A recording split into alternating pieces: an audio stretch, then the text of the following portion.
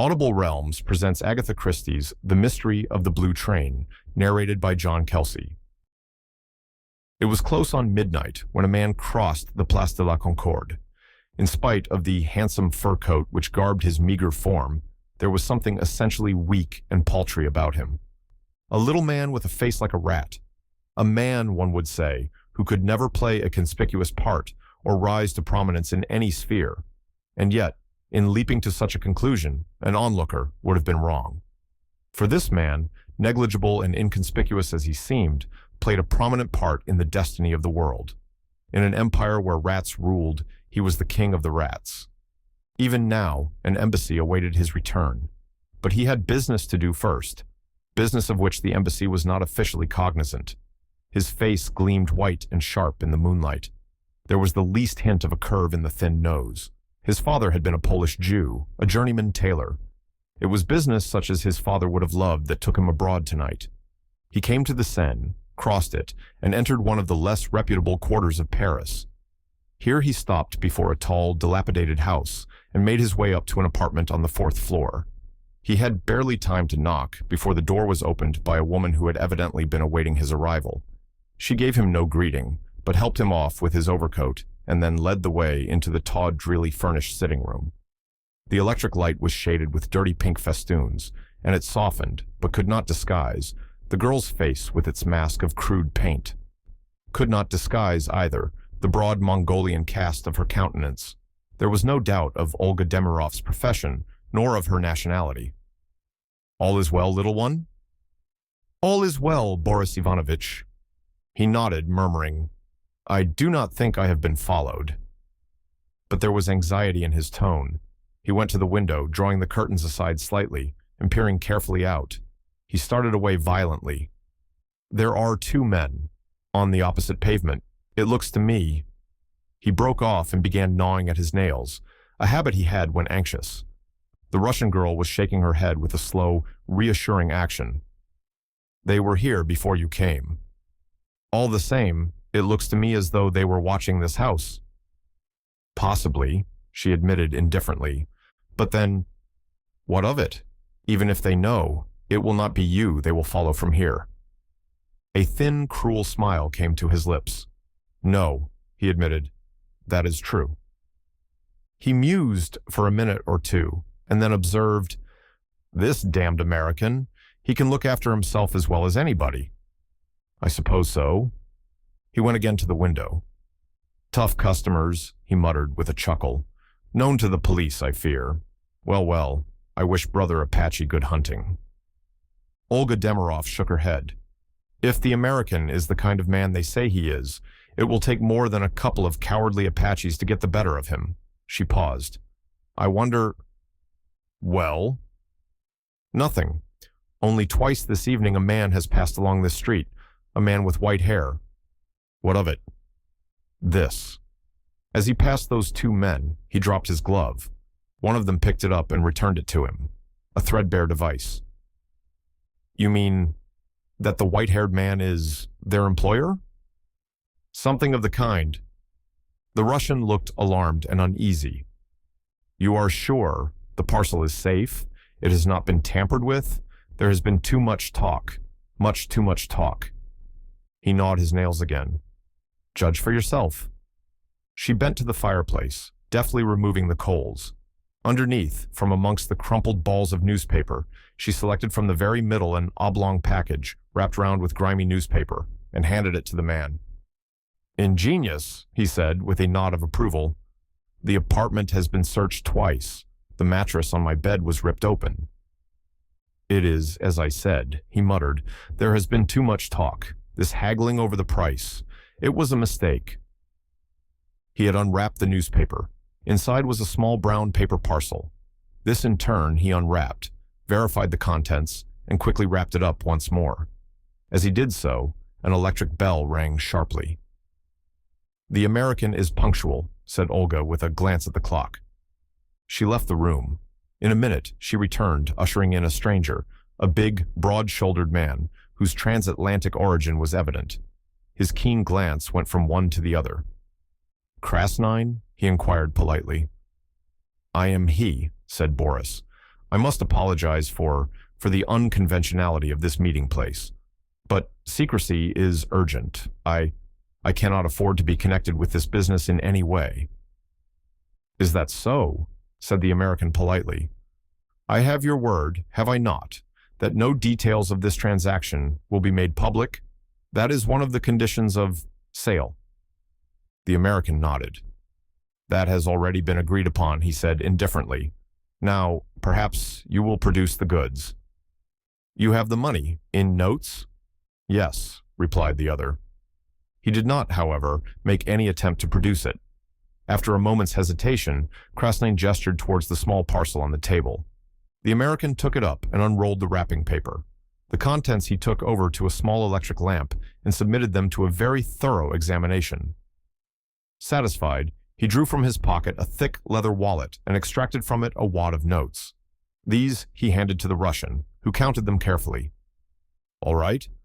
I thank you, monsieur. Everything is correct." "Ah," said the other. He slipped the brown paper parcel negligently into his pocket. He bowed to Olga. "Good evening, mademoiselle. Good evening, Krasnine." He went out, shutting the door behind him. The eyes of the two in the room met. The man passed his tongue over his dry lips. "I wonder, will he ever get back to his hotel?" he muttered. By common accord, they both turned to the window. They were just in time to see the American emerge into the street below. He turned to the left and marched along at a good pace without once turning his head. Two shadows stole from a doorway and followed noiselessly. Pursuers and pursued vanished into the night. Olga Demarov spoke.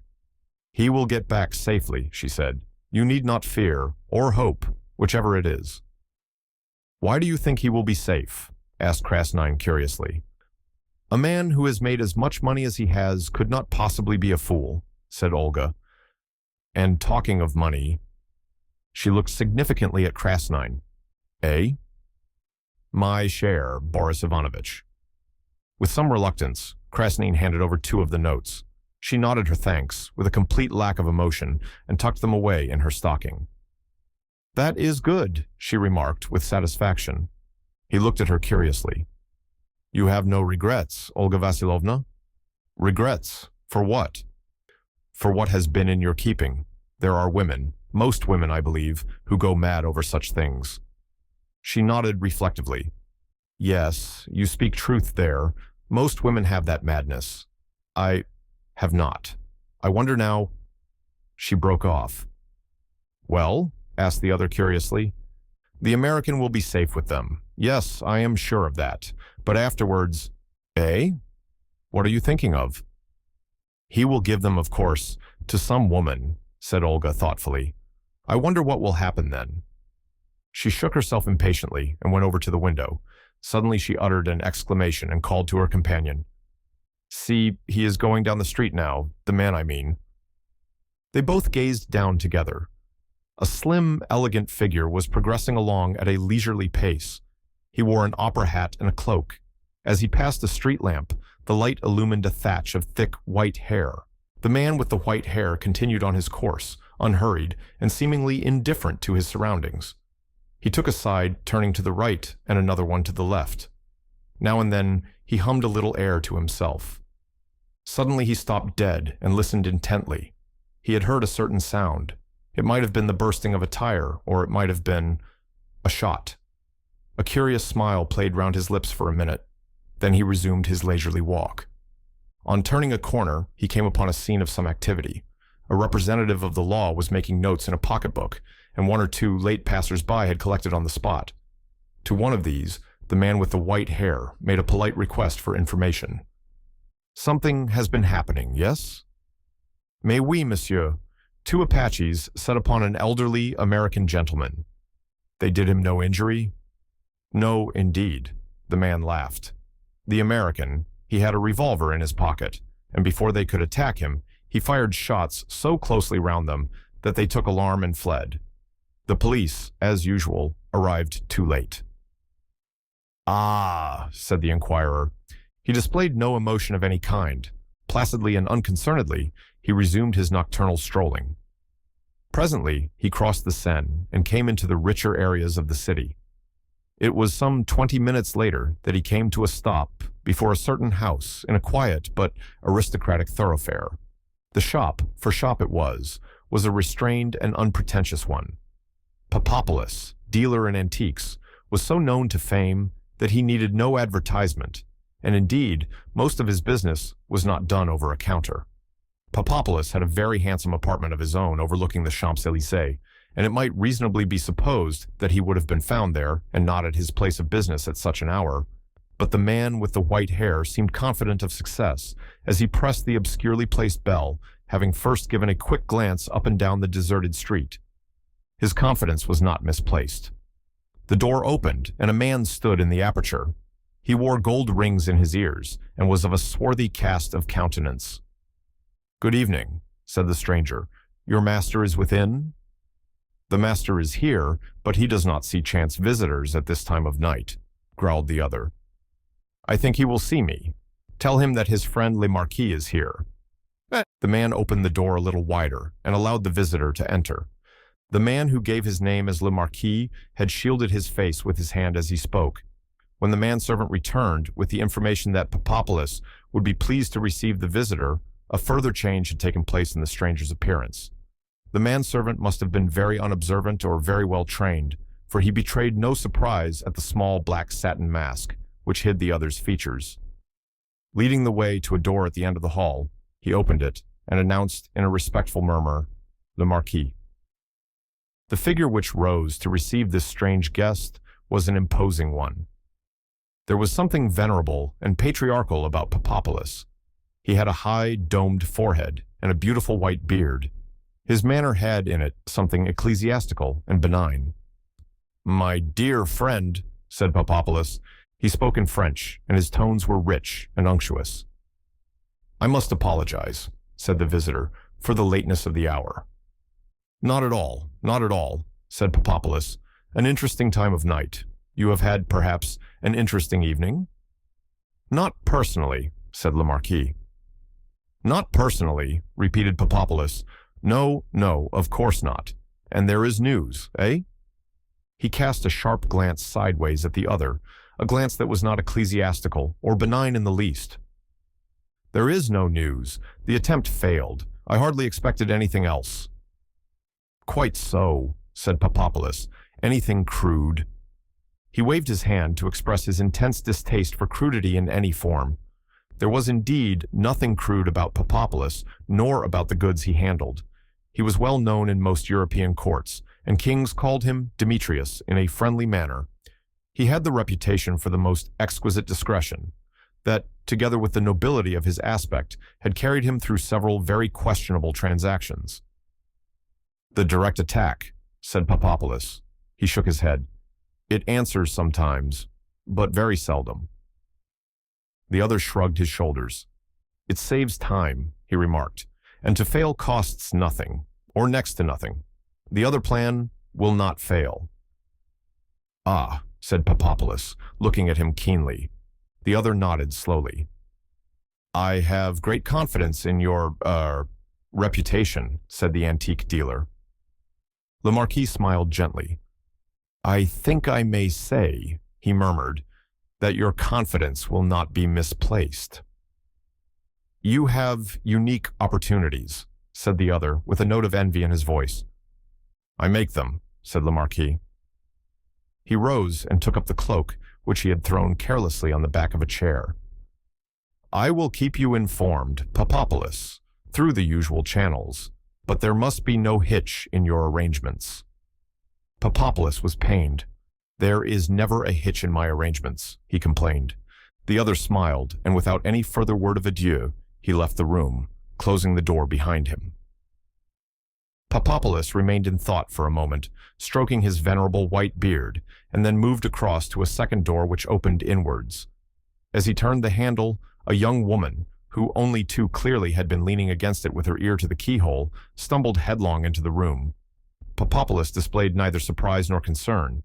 It was evidently all quite natural to him. "Well, Zia?" he asked. "I did not hear him go," explained Zia. She was a handsome young woman, built on Juno-esque lines, with dark flashing eyes and such a general air of resemblance to Papopolis that it was easy to see they were father and daughter. "It is annoying," she continued vexedly, "that one cannot see through a keyhole and hear through it at the same time." "It has often annoyed me," said Papopolis, with great simplicity. "So that is Le Marquis," said Zia slowly. "Does he always wear a mask, father?" "Always." There was a pause. "It is the rubies, I suppose?" asked Zia. Her father nodded. "What do you think, my little one?" he inquired, with a hint of amusement in his beady black eyes. "Of Le Marquis?" "Yes."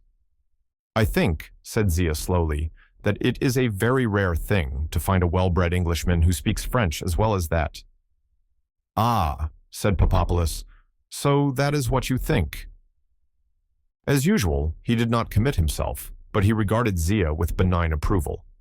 "I thought too," said Zia, "that his head was an odd shape." "Massive," said her father, "a trifle massive, but then that effect is always created by a wig." They both looked at each other and smiled.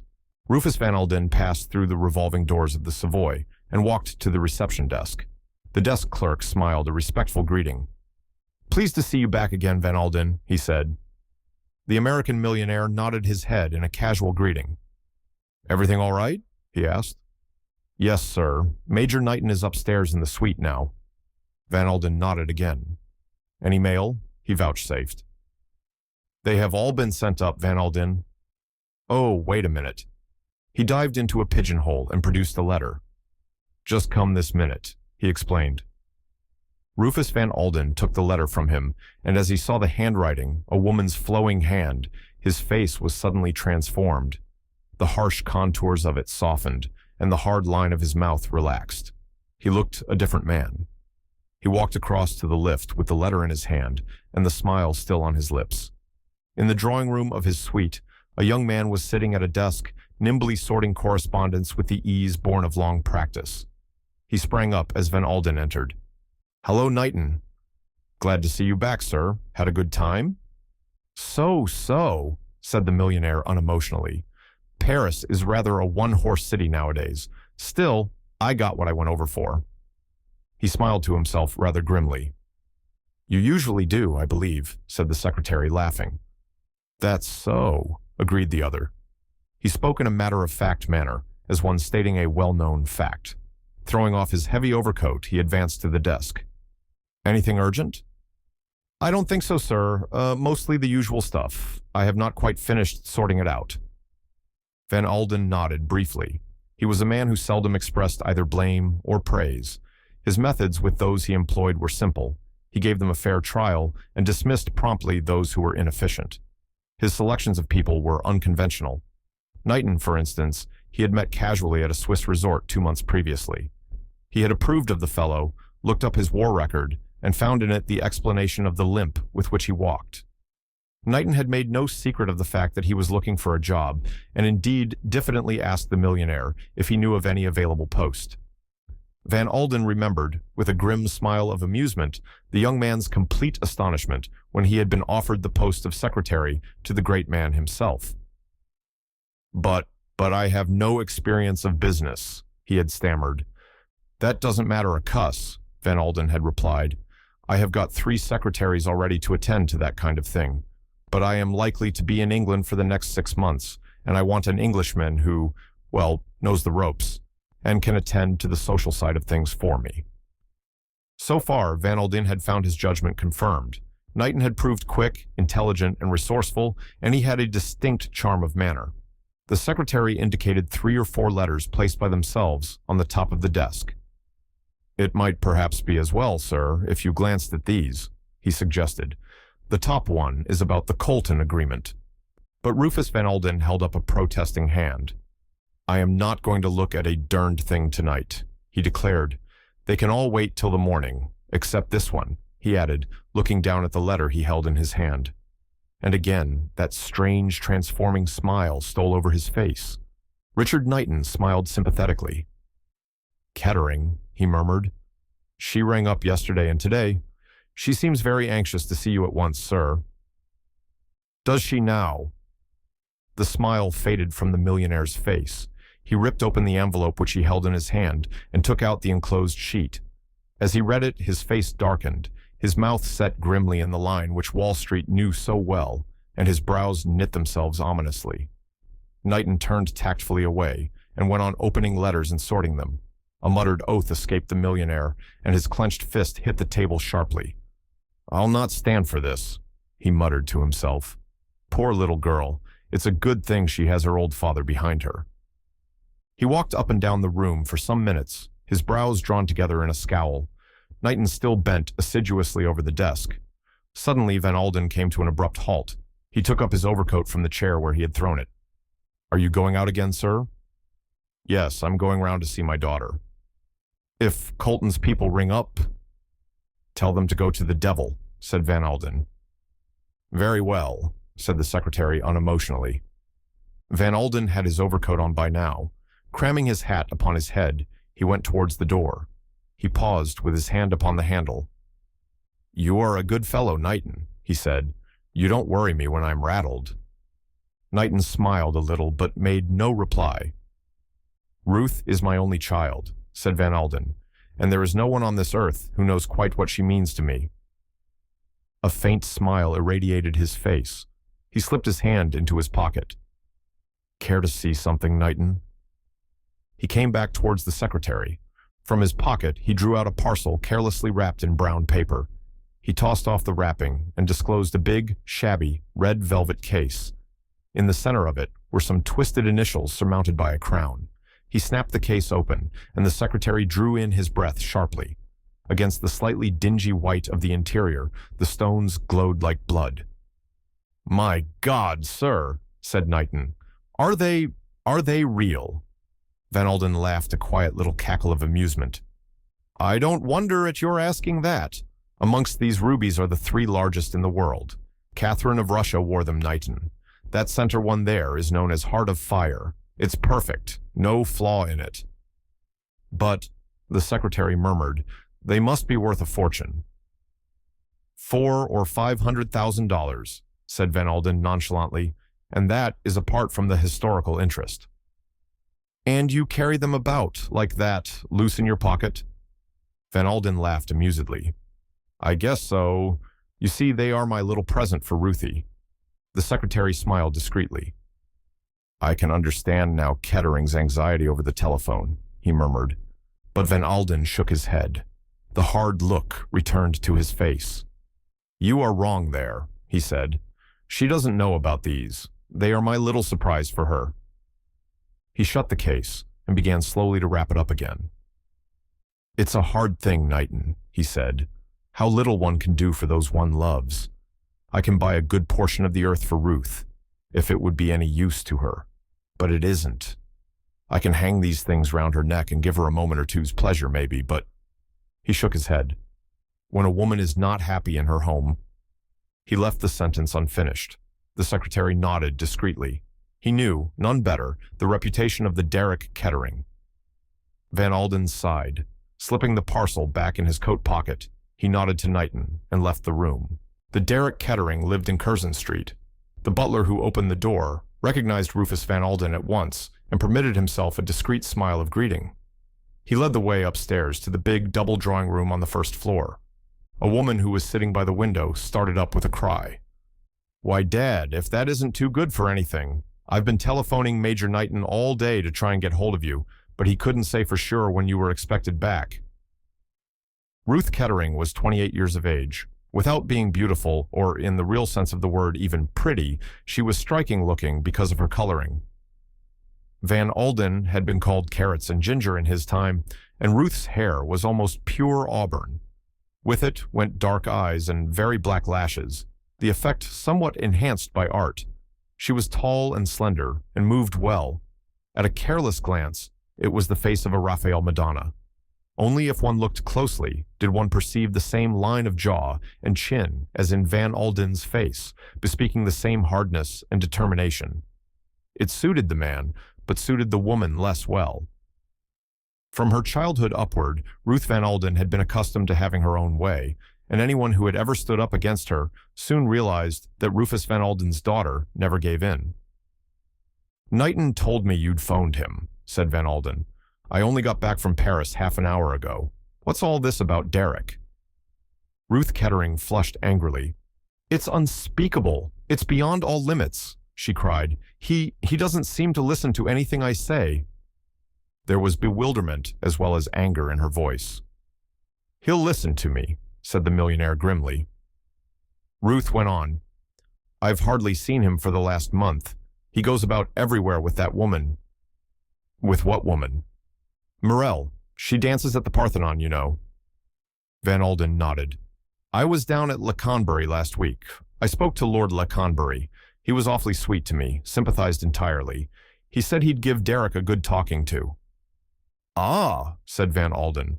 "What do you mean by 'ah,' Dad?" "Just what you think I mean, Ruthie. Poor old Laconbury is a washout. Of course he sympathized with you. Of course he tried to soothe you down. Having got his son and heir married to the daughter of one of the richest men in the States, he naturally doesn't want to mess the thing up. But he's got one foot in the grave already, everyone knows that, and anything he may say will cut darned little ice with Derek." "Can't you do anything, Dad?" urged Ruth, after a minute or two. "I might," said the millionaire. He waited a second reflectively, and then went on. "There are several things I might do, but there's only one that will be any real good. How much pluck have you got, Ruthie?" She stared at him. He nodded back at her. "I mean just what I say. Have you got the grit to admit to all the world that you've made a mistake? There's only one way out of this mess, Ruthie. Cut your losses and start afresh." "You mean divorce?" "Divorce?" Van Alden smiled dryly. "You say that word, Ruth, as though you'd never heard it before, and yet your friends are doing it all round you every day." "Oh, I know that, but—" She stopped, biting her lip. Her father nodded comprehendingly. "I know, Ruth. You're like me. You can't bear to let go. But I've learnt, and you've got to learn, that there are times when it's the only way. I might find ways of whistling Derek back to you, but it would all come to the same in the end. He's no good, Ruth. He's rotten through and through. And mind you, I blame myself for ever letting you marry him. But you were kind of set on having him, and he seemed in earnest about turning over a new leaf. And well, I'd crossed you once, honey." He did not look at her as he said the last words. Had he done so, he might have seen the swift color that came up in her face. "You did," she said in a hard voice. "I was too darned soft-hearted to do it a second time. I can't tell you how I wish I had, though. You've led a poor kind of life for the last few years, Ruth." "It has not been very agreeable," agreed Kettering. "That's why I say to you that this thing has got to stop." He brought his hand down with a bang on the table. "You may have a hankering after the fellow still. Cut it out. Face facts. Derek Kettering married you for your money. That's all there is to it. Get rid of him, Ruth." Ruth Kettering looked down at the ground for some moments. Then she said, without raising her head, "Supposing he doesn't consent?" Van Alden looked at her in astonishment. "He won't have a say in the matter." She flushed and bit her lip. No, of course not. I only meant—" She stopped. Her father eyed her keenly. "What did you mean?" "I meant—" She paused, choosing her words carefully. "He mayn't take it lying down." The millionaire's chin shot out grimly. "You mean he'll fight the case?" "Let him. But, as a matter of fact, you're wrong. He won't fight. Any solicitor he consults will tell him he hasn't a leg to stand upon." "You don't think—" She hesitated. "I mean, out of sheer spite against me, he might, well, try to make it awkward?" Her father looked at her in some astonishment. "Fight the case, you mean?" He shook his head. "Very unlikely. You see, he would have to have something to go upon." Kettering did not answer. Van Alden looked at her sharply. "Come, Ruth, out with it. There's something troubling you. What is it?" "Nothing. Nothing at all." But her voice was unconvincing. "You are dreading the publicity, eh? Is that it? You leave it to me. I'll put the whole thing through so smoothly that there will be no fuss at all." "Very well, Dad, if you really think it's the best thing to be done. Got a fancy for the fellow still, Ruth? Is that it?" "Number." The word came with no uncertain emphasis. Van Alden seemed satisfied. He patted his daughter on the shoulder. It will be all right, little girl. Don't you worry any. Now, let's forget about all this. I have brought you a present from Paris. For me? Something very nice? I hope you'll think so, said Van Alden, smiling. He took the parcel from his coat pocket and handed it to her. She unwrapped it eagerly and snapped open the case. A long-drawn "oh" came from her lips. Ruth Kettering loved jewels, always had done so. Dad, how wonderful. Rather in a class by themselves, aren't they? Said the millionaire with satisfaction. You like them, eh? Like them? Dad, they're unique. How did you get hold of them? Van Alden smiled. Ah, that's my secret. They had to be bought privately, of course. They are rather well known. See that big stone in the middle? You have heard of it, maybe. That's the historic Heart of Fire. Heart of Fire? Repeated Kettering. She had taken the stones from the case and was holding them against her breast. The millionaire watched her. He was thinking of the series of women who had worn the jewels, the heartaches, the despairs, the jealousies. Heart of Fire, like all famous stones, had left behind it a trail of tragedy and violence. Held in Ruth Kettering's assured hand, it seemed to lose its potency of evil. With her cool, equable poise, this woman of the Western world seemed a negation to tragedy or heart-burnings. Ruth returned the stones to their case. Then jumping up, she flung her arms round her father's neck. Thank you, thank you, thank you, Dad. They are wonderful. You do give me the most marvelous presents always. That's all right, said Van Alden, patting her shoulder. You are all I have, you know, Ruthie. You will stay to dinner, won't you, Father? I don't think so. You were going out, weren't you? Yes, but I can easily put that off. Nothing very exciting. No, said Van Alden. Keep your engagement. I have got a good deal to attend to. See you tomorrow, my dear. Perhaps if I phone you, we can meet at Galbraith's. Galbraith, Cuthbertson, and Galbraith were Van Alden's London solicitors. Very well, Dad, she hesitated. I suppose this won't keep me from going to the Riviera. When are you off? On the 14th. Oh, that will be all right. These things take a long time to mature. By the way, Ruth, I shouldn't take those rubies abroad if I were you. Leave them at the bank. Kettering nodded. We don't want to have you robbed and murdered for the sake of Heart of Fire, said the millionaire jocosely. And yet you carried it about in your pocket loose, retorted his daughter, smiling. Yes, dash. Some hesitation caught her attention. What is it, Dad? Nothing. He smiled, thinking of a little adventure of mine in Paris. An adventure? Yes, the night I bought these things. He made a gesture towards the jewel case. Oh, do tell me. Nothing to tell, Ruthie. Some Apache fellows got a bit fresh, and I shot at them and they got off. That's all. She looked at him with some pride. You're a tough proposition, Dad. You bet I am, Ruthie. He kissed her affectionately and departed.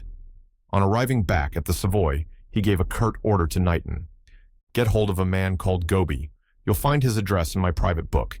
He's to be here tomorrow morning at 9:30. Yes, sir. I also want to see Kettering. Run him to earth for me if you can. Try his club, at any rate. Get hold of him somehow and arrange for me to see him here tomorrow morning. Better make it late-ish, about 12. His sort aren't early risers. The secretary nodded in comprehension of these instructions. Van Alden gave himself into the hands of his valet. His bath was prepared, and as he lay luxuriating in the hot water, his mind went back over the conversation with his daughter. On the whole, he was well satisfied. His keen mind had long since accepted the fact that divorce was the only possible way out. Ruth had agreed to the proposed solution with more readiness than he had hoped for. Yet, in spite of her acquiescence, he was left with a vague sense of uneasiness. Something about her manner, he felt, had not been quite natural. He frowned to himself. Maybe I'm fanciful, he muttered. And yet, I bet there's something she has not told me. Rufus Van Alden had just finished the sparse breakfast of coffee and dry toast, which was all he ever allowed himself, when Knighton entered the room. Goby is below, sir, waiting to see you. The millionaire glanced at the clock. It was just 9:30. All right, he said curtly. He can come up. A minute or two later, Goby entered the room. He was a small, elderly man, shabbily dressed, with eyes that looked carefully all round the room and never at the person he was addressing. "Good morning, Gobi," said the millionaire. "Take a chair." "Thank you, Van Alden." Gobi sat down with his hands on his knees and gazed earnestly at the radiator. "I have got a job for you." "Yes, Van Alden?" "My daughter is married to the Derek Kettering, as you may perhaps know." Gobi transferred his gaze from the radiator to the left-hand drawer of the desk and permitted a deprecating smile to pass over his face. Gobi knew a great many things, but he always hated to admit the fact. "By my advice, she is about to file a petition for divorce. That, of course, is a solicitor's business, but for private reasons, I want the fullest and most complete information." Gobi looked at the cornice and murmured, "About Kettering?" "About Kettering." "Very good, sir." Gobi rose to his feet. "When will you have it ready for me?" "Are you in a hurry, sir?" "I'm always in a hurry," said the millionaire. Gobi smiled understandingly at the fender. "Shall we say 2 o'clock this afternoon, sir?" he asked.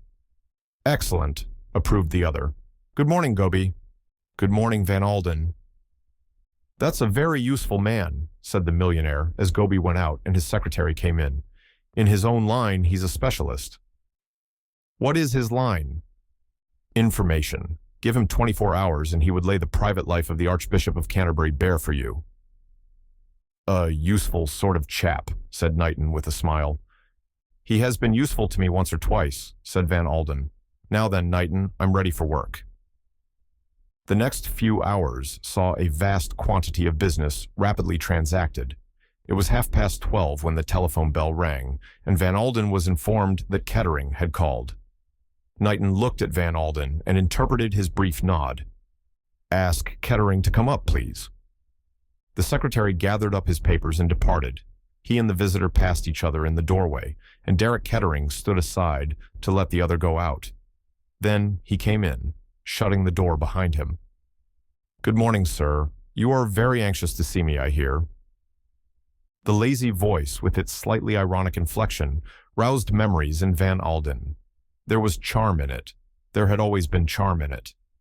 He looked piercingly at his son-in-law. Derek Kettering was 34, lean of build, with a dark, narrow face, which had even now something indescribably boyish in it. "Come in," said Van Alden curtly. "Sit down." Kettering flung himself lightly into an armchair. He looked at his father-in-law with a kind of tolerant amusement. "Not seen you for a long time, sir," he remarked pleasantly. "About 2 years, I should say. Seen Ruth yet?" "I saw her last night," said Van Alden. "Looking very fit, isn't she?" said the other lightly. "I didn't know you had had much opportunity of judging," said Van Alden dryly. Derek Kettering raised his eyebrows. "Oh, we sometimes meet at the same nightclub, you know," he said airily. "I am not going to beat about the bush," Van Alden said curtly. "I have advised Ruth to file a petition for divorce." Derek Kettering seemed unmoved. "How drastic," he murmured. "Do you mind if I smoke, sir?" He lit a cigarette and puffed out a cloud of smoke as he added nonchalantly, "And what did Ruth say?" "Ruth proposes to take my advice," said her father. "Does she really?" "Is that all you have got to say?" demanded Van Alden sharply. Kettering flicked his ash into the grate. "I think, you know," he said with a detached air, "that she's making a great mistake." "From your point of view, she doubtless is," said Van Alden grimly. "Oh, come now," said the other. "Don't let's be personal. I really wasn't thinking of myself at the moment. I was thinking of Ruth. You know my poor old governor really can't last much longer. All the doctors say so. Ruth had better give it a couple more years. Then I shall be Lord Leconbury, and she can be Chatelaine of Leconbury, which is what she married me for." "I won't have any of your darned impudence," roared Van Alden. Derek Kettering smiled at him quite unmoved. "I agree with you. It's an obsolete idea," he said. "There's nothing in a title nowadays. Still, Leconbury is a very fine old place, and after all, we are one of the oldest families in England. It will be very annoying for Ruth if she divorces me to find me marrying again, and some other woman queening it at Leconbury instead of her." "I am serious, young man," said Van Alden. "Oh, so am I," said Kettering. "I am in very low water financially. It will put me in a nasty hole if Ruth divorces me, and after all, if she has stood it for 10 years, why not stand it a little longer? I give you my word of honor that the old man can't possibly last out another 18 months. And, as I said before, it's a pity Ruth shouldn't get what she married me for." "You suggest that my daughter married you for your title and position?" Derek Kettering laughed a laugh that was not all amusement. "You don't think it was a question of a love match?" he asked. "I know," said Van Alden slowly, "that you spoke very differently in Paris 10 years ago." "Did I? Perhaps I did.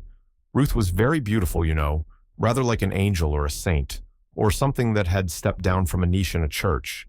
I had fine ideas, I remember, of turning over a new leaf, of settling down and living up to the highest traditions of English home life with a beautiful wife who loved me." He laughed again, rather more discordantly. "But you don't believe that, I suppose," he said. "I have no doubt at all that you married Ruth for her money," said Van Alden unemotionally. "And that she married me for love?" asked the other ironically. "Certainly," said Van Alden. Derek Kettering stared at him for a minute or two, then he nodded reflectively. "I see you believe that," he said. "So did I at the time. I can assure you, my dear father-in-law, I was very soon undeceived." "I don't know what you are getting at," said Van Alden, "and I don't care. You have treated Ruth darned badly." "Oh, I have," agreed Kettering lightly. "But she's tough, you know. She's your daughter. Underneath the pink and white softness of her, she's as hard as granite. You have always been known as a hard man, so I have been told. But Ruth is harder than you are. You, at any rate, love one person better than yourself. Ruth never has, and never will." "That is enough," said Van Alden. "I asked you here so that I could tell you fair and square what I meant to do. My girl has got to have some happiness, and remember this, I am behind her." Derek Kettering got up and stood by the mantelpiece. He tossed away his cigarette. When he spoke, his voice was very quiet. "What exactly do you mean by that, I wonder?" he said. "I mean," said Van Alden, "that you had better not try to defend the case." "Oh," said Kettering, "is that a threat?" "You can take it any way you please," said Van Alden. Kettering drew a chair up to the table. He sat down fronting the millionaire. "And supposing," he said softly, "that, just for argument's sake, I did defend the case?" Van Alden shrugged his shoulders. "You have not got a leg to stand upon, you young fool. Ask your solicitors, they will soon tell you. Your conduct has been notorious, the talk of London." "Ruth has been kicking up a row about Morel, I suppose. Very foolish of her. I don't interfere with her friends." "What do you mean?" said Van Alden sharply. Derek Kettering laughed. "I see you don't know everything, sir," he said. "You are, perhaps naturally, prejudiced." He took up his hat and stick and moved towards the door. "Giving advice is not much in my line." He delivered his final thrust. "But, in this case, I should advise most strongly perfect frankness between father and daughter." He passed quickly out of the room and shut the door behind him just as the millionaire sprang up. "Now, what the hell did he mean by that?" said Van Alden as he sank back into his chair again. All his uneasiness returned in full force. There was something here that he had not yet got to the bottom of. The telephone was by his elbow. He seized it and asked for the number of his daughter's house. Hello, is that Mayfair 81907? Kettering in?" "Oh, she's out, is she?" "Yes, out to lunch. What time will she be in? You don't know? Oh, very good. No, there's no message." He slammed the receiver down again angrily. At 2 o'clock, he was pacing the floor of his room, waiting expectantly for Goby. The latter was ushered in at 10 minutes past 2.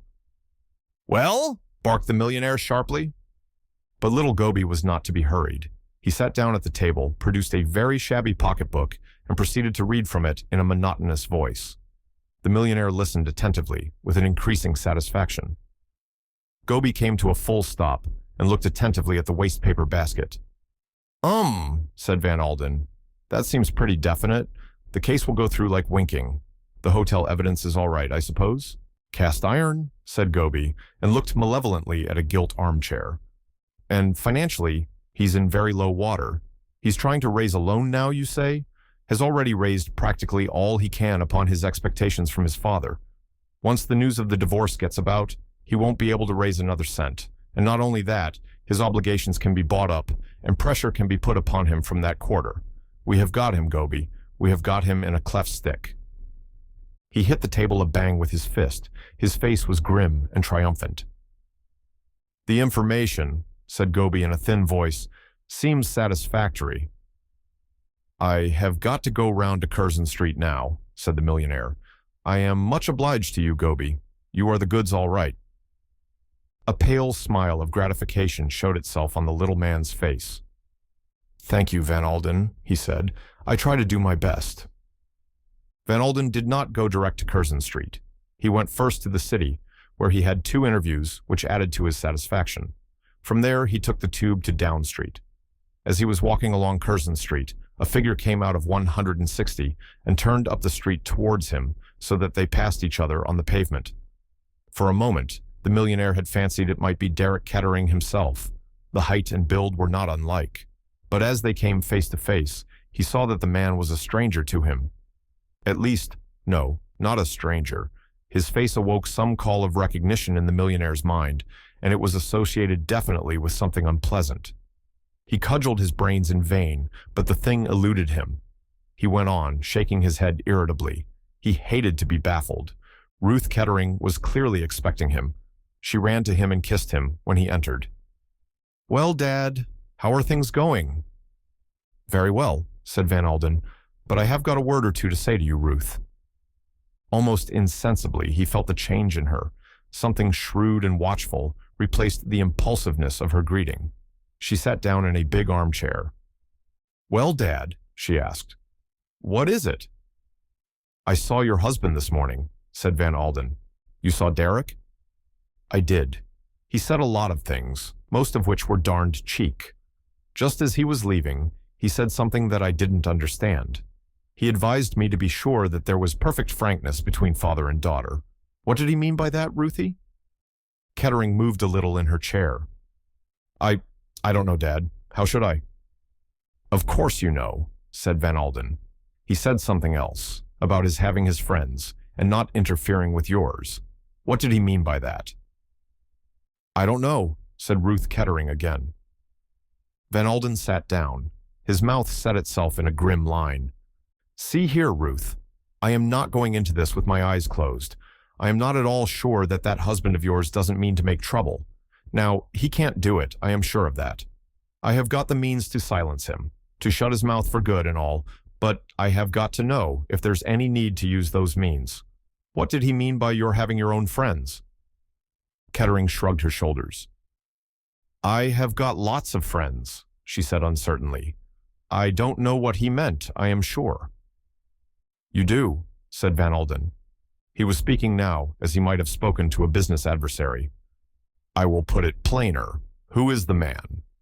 What man? The man. That's what Derek was driving at. Some special man who is a friend of yours. You needn't worry, honey. I know there is nothing in it. But we have got to look at everything as it might appear to the court. They can twist these things about a good deal, you know.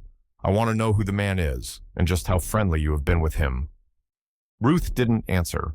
Her hands were kneading themselves together in intense, nervous absorption. Come, honey, said Van Alden in a softer voice. Don't be afraid of your old dad. I was not too harsh, was I? Even that time in Paris? By gosh! He stopped, thunderstruck. That's who it was, he murmured to himself. I thought I knew his face. What are you talking about, Dad? I don't understand. The millionaire strode across to her and took her firmly by the wrist.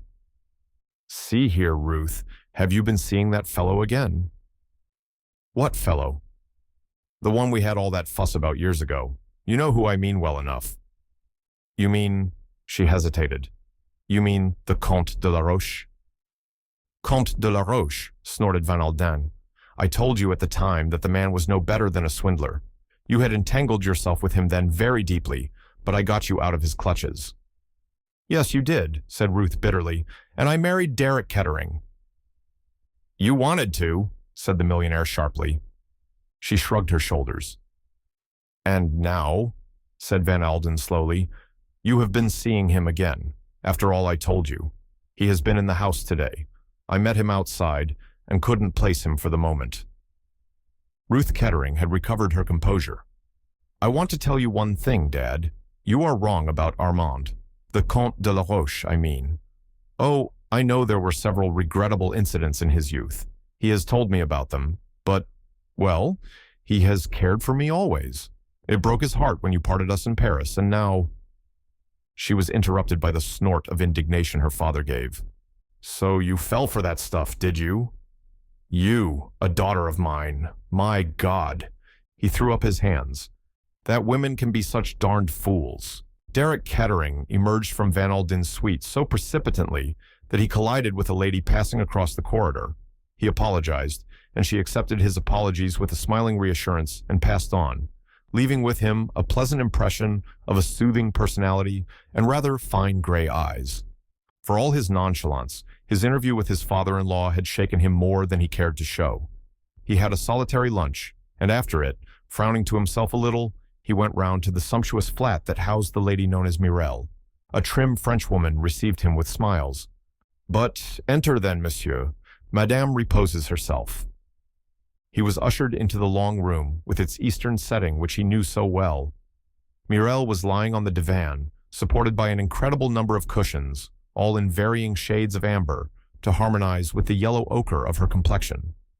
The dancer was a beautifully made woman, and if her face, beneath its mask of yellow, was in truth somewhat haggard, it had a bizarre charm of its own, and her orange lips smiled invitingly at Derek Kettering. He kissed her and flung himself into a chair. "What have you been doing with yourself? Just got up, I suppose." The orange mouth widened into a long smile. "No," said the dancer, "I have been at work." She flung out a long, pale hand towards the piano, which was littered with untidy music scores. "Ambrose has been here. He has been playing me the new opera." Kettering nodded without paying much attention. He was profoundly uninterested in Claude Ambrose and the latter's operatic setting of Ibsen's Peer Gynt. So was Morel, for that matter, regarding it merely as a unique opportunity for her own presentation as Anitra. "It is a marvelous dance," she murmured. "I shall put all the passion of the desert into it. I shall dance hung over with jewels. Ah, and, by the way, mon ami, there is a pearl that I saw yesterday in Bond Street, a black pearl." She paused, looking at him invitingly. "My dear girl," said Kettering, "it's no use talking of black pearls to me. At the present minute, as far as I am concerned, the fat is in the fire." She was quick to respond to his tone. She sat up, her big black eyes widening. "What is that you say, Derek? What has happened?" "My esteemed father-in-law," said Kettering, "is preparing to go off the deep end." "Eh? In other words, he wants Ruth to divorce me." "How stupid," said Morel. "Why should she want to divorce you?" Derek Kettering grinned. "Mainly because of you, chérie," he said. Morel shrugged her shoulders. "That is foolish," she observed in a matter-of-fact voice. "Very foolish," agreed Derek. "What are you going to do about it?" demanded Morel. "My dear girl, what can I do? On the one side, the man with unlimited money. On the other side, the man with unlimited debts. There is no question as to who will come out on top." "They are extraordinary, these Americans," commented Morel. "It is not as though your wife were fond of you." "Well," said Derek, "what are we going to do about it?" She looked at him inquiringly. He came over and took both her hands in his. "Are you going to stick to me?" "What do you mean? After—" "Yes," said Kettering. "After, when the creditors come down like wolves on the fold. I am damned fond of you, Morel. Are you going to let me down?" She pulled her hands away from him. "You know I adore you, Derek." He caught the note of evasion in her voice. "So that's that, is it? The rats will leave the sinking ship." "Ah, Derek." "Out with it," he said violently. "You will fling me over. Is that it? She shrugged her shoulders. I am fond of you, mon ami. Indeed, I am fond of you. You are very charming, un beau garçon, but ce n'est pas pratique. You are a rich man's luxury, eh? Is that it? If you like to put it that way. She leaned back on the cushions, her head flung back. All the same, I am fond of you, Derek. He went over to the window and stood there some time looking out, with his back to her. Presently the dancer raised herself on her elbow and stared at him curiously. What are you thinking of, mon ami? He grinned at her over his shoulder, a curious grin that made her vaguely uneasy. As it happened, I was thinking of a woman, my dear. A woman, eh? Morel pounced on something that she could understand. You are thinking of some other woman, is that it? Oh, you needn't worry, it is purely a fancy portrait of a lady with gray eyes. Morel said sharply, When did you meet her? Derek Kettering laughed, and his laughter had a mocking, ironical sound. I ran into the lady in the corridor of the Savoy Hotel. Well, what did she say? As far as I can remember, I said, I beg your pardon, and she said, it doesn't matter, or words to that effect. And then, persisted the dancer. Kettering shrugged his shoulders. And then, nothing. That was the end of the incident. I don't understand a word of what you're talking about, declared the dancer. Portrait of a lady with gray eyes, murmured Derek reflectively. Just as well, I am never likely to meet her again. Why? She might bring me bad luck. Women do. Morel slipped quietly from her couch and came across to him, laying one long, snake-like arm round his neck. You are foolish, Derek, she murmured. You are very foolish. You are beau garçon, and I adore you. But I am not made to be poor. No, decidedly, I am not made to be poor. Now listen to me. Everything is very simple. You must make it up with your wife. I am afraid that's not going to be actually in the sphere of practical politics, said Derek dryly. How do you say? I do not understand. Van Elden, my dear, is not taking any. He is the kind of man who makes up his mind and sticks to it. I have heard of him, nodded the dancer. He is very rich, is he not? Almost the richest man in America. A few days ago, in Paris, he bought the most wonderful ruby in the world. Heart of Fire, it is called. Kettering did not answer. The dancer went on musingly. It is a wonderful stone, a stone that should belong to a woman like me. I love jewels, Derek. They say something to me. Ah, to wear a ruby like Heart of Fire. She gave a little sigh and then became practical once more. You don't understand these things, Derek. You are only a man. Van Alden will give these rubies to his daughter, I suppose. Is she his only child? Yes. Then when he dies, she will inherit all his money. She will be a rich woman. She is a rich woman already, said Kettering dryly. He settled a couple of millions on her at her marriage. A couple of million, but that is immense. And if she died suddenly, eh? That would all come to you? As things stand at present, said Kettering slowly, it would. As far as I know, she has not made a will. Mon Dieu, said the dancer, if she were to die, what a solution that would be. There was a moment's pause, and then Derek Kettering laughed outright. I like your simple, practical mind, Morel, but I am afraid what you desire won't come to pass. My wife is an extremely healthy person. Eh bien, said Morel, there are accidents. He looked at her sharply but did not answer. She went on. But you are right, mon ami. We must not dwell on possibilities. See now, my little Derek, there must be no more talk of this divorce. Your wife must give up the idea. And if she won't? The dancer's eyes narrowed to slits. I think she will, my friend. She is one of those who would not like the publicity. There are one or two pretty stories that she would not like her friends to read in the newspapers. What do you mean? Asked Kettering sharply. Morel laughed, her head thrown back. Parbleu! I mean the gentleman who calls himself the Comte de la Roche. I know all about him. I am Parisian, you remember. He was her lover before she married you, was he not?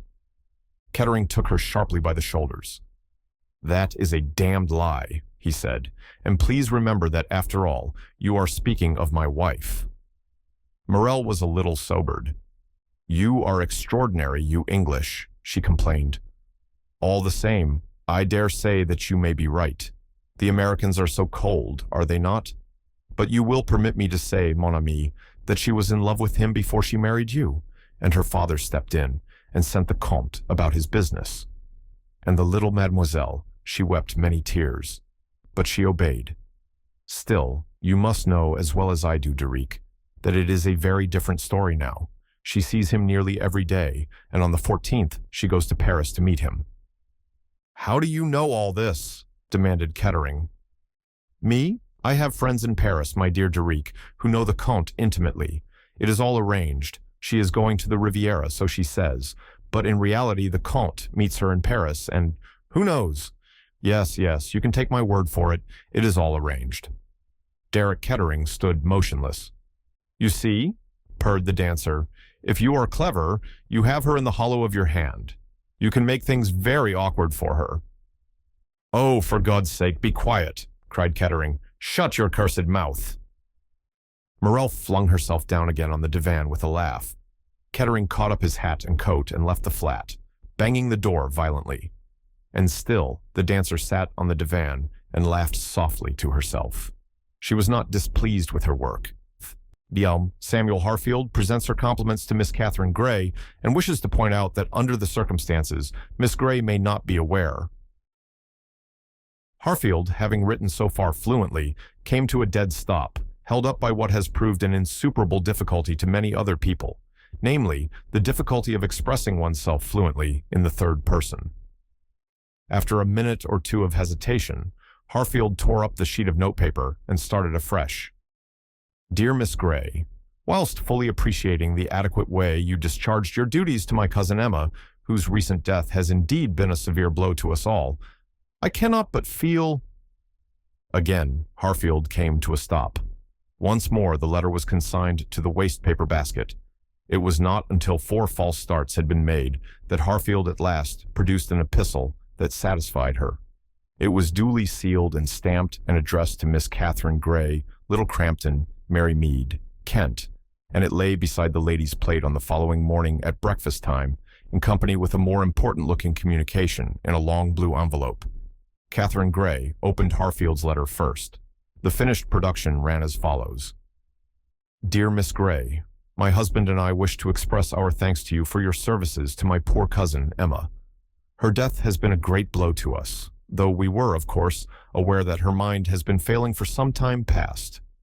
I understand that her latter testamentary dispositions have been of a most peculiar character, and they would not hold good, of course, in any court of law.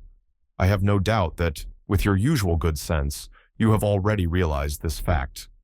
If these matters can be arranged privately, it is always so much better, my husband says. We shall be pleased to recommend you most highly for a similar post, and hope that you will also accept a small present. Believe me, dear Miss Grey, yours cordially, Marianne Harfield." Catherine Grey read the letter through, smiled a little, and read it a second time. Her face, as she laid the letter down after the second reading, was distinctly amused. Then she took up the second letter. After one brief perusal, she laid it down and stared very straight in front of her. This time, she did not smile. Indeed, it would have been hard for anyone watching her to guess what emotions lay behind that quiet, reflective gaze. Catherine Grey was 33. She came of good family, but her father had lost all his money, and Catherine had had to work for her living from an early age. She had been just 23 when she had come to old Harfield as companion. It was generally recognized that old Harfield was difficult. Companions came and went with startling rapidity. They arrived full of hope, and they usually left in tears. But from the moment Catherine Grey set foot in Little Crampton 10 years ago, perfect peace had reigned. No one knows how these things come about. Snake charmers, they say, are born, not made. Catherine Grey was born with the power of managing old ladies, dogs, and small boys, and she did it without any apparent sense of strain. At 23, she had been a quiet girl with beautiful eyes. At 33, she was a quiet woman with those same gray eyes, shining steadily out on the world with a kind of happy serenity that nothing could shake. Moreover, she had been born with, and still possessed, a sense of humor. As she sat at the breakfast table staring in front of her, there was a ring at the bell, accompanied by a very energetic rat-a-tat-tat at the knocker. In another minute, the little maid-servant opened the door and announced rather breathlessly, "Harrison." The big middle-aged doctor came bustling in with the energy and breeziness that had been foreshadowed by his onslaught on the knocker. "Good morning, Miss Grey." "Good morning, Harrison." "I dropped in early," began the doctor, "in case you should have heard from one of those Harfield cousins. Samuel, she calls herself, a perfectly poisonous person." Without a word, Catherine picked up Harfield's letter from the table and gave it to him. With a good deal of amusement, she watched his perusal of it, the drawing together of the bushy eyebrows, the snorts and grunts of violent disapproval. He dashed it down again on the table. "Perfectly monstrous," he fumed. "Don't you let it worry you, my dear. They're talking through their hat. Harfield's intellect was as good as yours or mine, and you won't get anyone to say the contrary. They wouldn't have a leg to stand upon, and they know it. All that talk of taking it into court is pure bluff. Hence this attempt to get round you in a hole-and-corner way. And look here, my dear, don't let them get round you with soft soap either. Don't get fancying it's your duty to hand over the cash, or any tomfoolery of conscientious scruples." "I'm afraid it hasn't occurred to me to have scruples," said Catherine. "All these people are distant relatives of Harfield's husband, and they never came near her or took any notice of her in her lifetime." "You're a sensible woman," said the doctor. "I know, none better, that you've had a hard life of it for the last 10 years. You're fully entitled to enjoy the old lady's savings, such as they were." Catherine smiled thoughtfully. "Such as they were," she repeated. "You've no idea of the amount, doctor?" "Well, enough to bring in 500 a year or so, I suppose." Catherine nodded. "That's what I thought," she said. "Now read this." She handed him the letter she had taken from the long blue envelope. The doctor read and uttered an exclamation of utter astonishment. "Impossible," he muttered. "Impossible." She was one of the original shareholders in Mortal's. 40 years ago, she must have had an income of 8,000 or 10,000 a year. She has never, I am sure, spent more than 400 a year. She was always terribly careful about money. I always believed that she was obliged to be careful about every penny. And all the time, the income has accumulated at compound interest. My dear, you're going to be a very rich woman. Catherine Grey nodded. "Yes," she said, "I am." She spoke in a detached, impersonal tone, as though she were looking at the situation from outside. "Well," said the doctor, preparing to depart, "you have all my congratulations." He flicked Samuel Harfield's letter with his thumb. "Don't worry about that woman and her odious letter." "It really isn't an odious letter," said Miss Grey tolerantly. "Under the circumstances, I think it's really quite a natural thing to do." "I have the gravest suspicions of you sometimes," said the doctor. "Why?" "The things that you find perfectly natural." Catherine Grey laughed. Dr. Harrison retailed the great news to his wife at lunchtime. She was very excited about it. "Fancy old Harfield, with all that money. I'm glad she left it to Catherine Grey. That girl's a saint." The doctor made a wry face. "Saints, I always imagined must have been difficult people. Catherine Grey is too human for a saint." "She's a saint with a sense of humor," said the doctor's wife, twinkling. "And, though I don't suppose you've ever noticed the fact, she's extremely good-looking." "Catherine Grey?" The doctor was honestly surprised. "She's got very nice eyes, I know." "Oh, you men!" cried his wife. "Blind as bats. Catherine's got all the makings of a beauty in her. All she wants is clothes." "Clothes? What's wrong with her clothes? She always looks very nice." Harrison gave an exasperated sigh, and the doctor rose preparatory to starting on his rounds. "You might look in on her, Polly," he suggested. "I'm going to," said Harrison promptly. She made her call about 3 o'clock. "My dear, I'm so glad," she said warmly as she squeezed Catherine's hand. "And everyone in the village will be glad too." It's very nice of you to come and tell me, said Catherine. I hoped you would come in because I wanted to ask about Johnny. Oh, Johnny, well. Johnny was Harrison's youngest son. In another minute, she was off, retailing a long history in which Johnny's adenoids and tonsils bulked largely. Catherine listened sympathetically. Habits die hard. Listening had been her portion for 10 years now. My dear, I wonder if I ever told you about the naval ball at Portsmouth, when Lord Charles admired my gown? And composedly, kindly, Catherine would reply, I rather think you have, Harfield, but I've forgotten about it. Won't you tell it me again? And then the old lady would start off full swing, with numerous corrections, and stops, and remembered details, and half of Catherine's mind would be listening, saying the right things mechanically when the old lady paused. Now, with the same curious feeling of duality to which she was accustomed, she listened to Harrison. At the end of half an hour, the latter recalled herself suddenly. I've been talking about myself all this time, she exclaimed, and I came here to talk about you and your plans. I don't know that I've got any yet. My dear, you're not going to stay on here. Catherine smiled at the horror in the other's tone. No, I think I want to travel. I've never seen much of the world, you know. I should think not. It must have been an awful life for you cooped up here all these years. I don't know, said Catherine. It gave me a lot of freedom. She caught the other's gasp and reddened a little. It must sound foolish, saying that. Of course, I hadn't much freedom in the downright physical sense. I should think not, breathed Harrison, remembering that Catherine had seldom had that useful thing, a day off. But in a way, being tied physically gives you lots of scope mentally. You're always free to think. I've had a lovely feeling always of mental freedom. Harrison shook her head. I can't understand that. Oh, you would if you'd been in my place. But all the same, I feel I want a change. I want things to happen. Oh, not to me. I don't mean that. But to be in the midst of things, exciting things, even if I'm only the looker-on. You know, things don't happen in merry mead. They don't indeed, said Harrison with fervor. I shall go to London first, said Catherine. I have to see the solicitors anyway. After that, I shall go abroad, I think.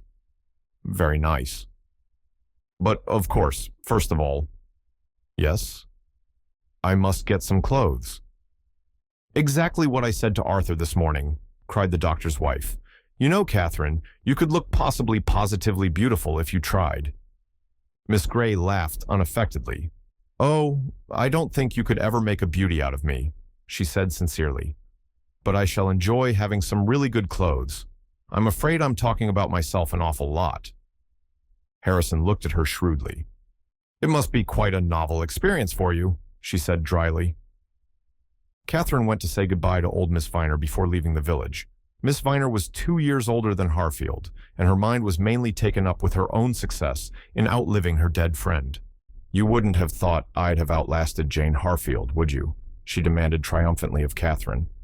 We were at school together, she and I, and here we are, she taken, and I left. Who would have thought it? You've always eaten brown bread for supper, haven't you? Murmured Catherine mechanically. Fancy your remembering that, my dear.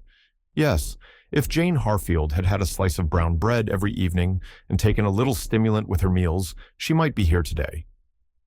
The old lady paused, nodding her head triumphantly, then added in sudden remembrance, And so you've come into a lot of money, I hear. Well, take care of it. And you're going up to London to have a good time? Don't think you'll get married, though, my dear, because you won't. You're not the kind to attract the men. And besides, you're getting on. How old are you now?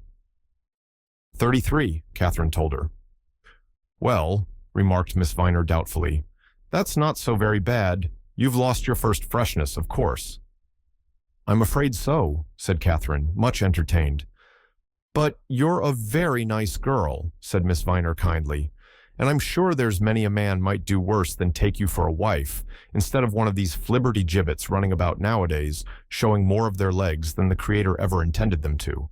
Goodbye, my dear, and I hope you'll enjoy yourself, but things are seldom what they seem in this life. Heartened by these prophecies, Catherine took her departure. Half the village came to see her off at the station, including the little maid of all work, Alice, who brought a stiff wired nosegay and cried openly.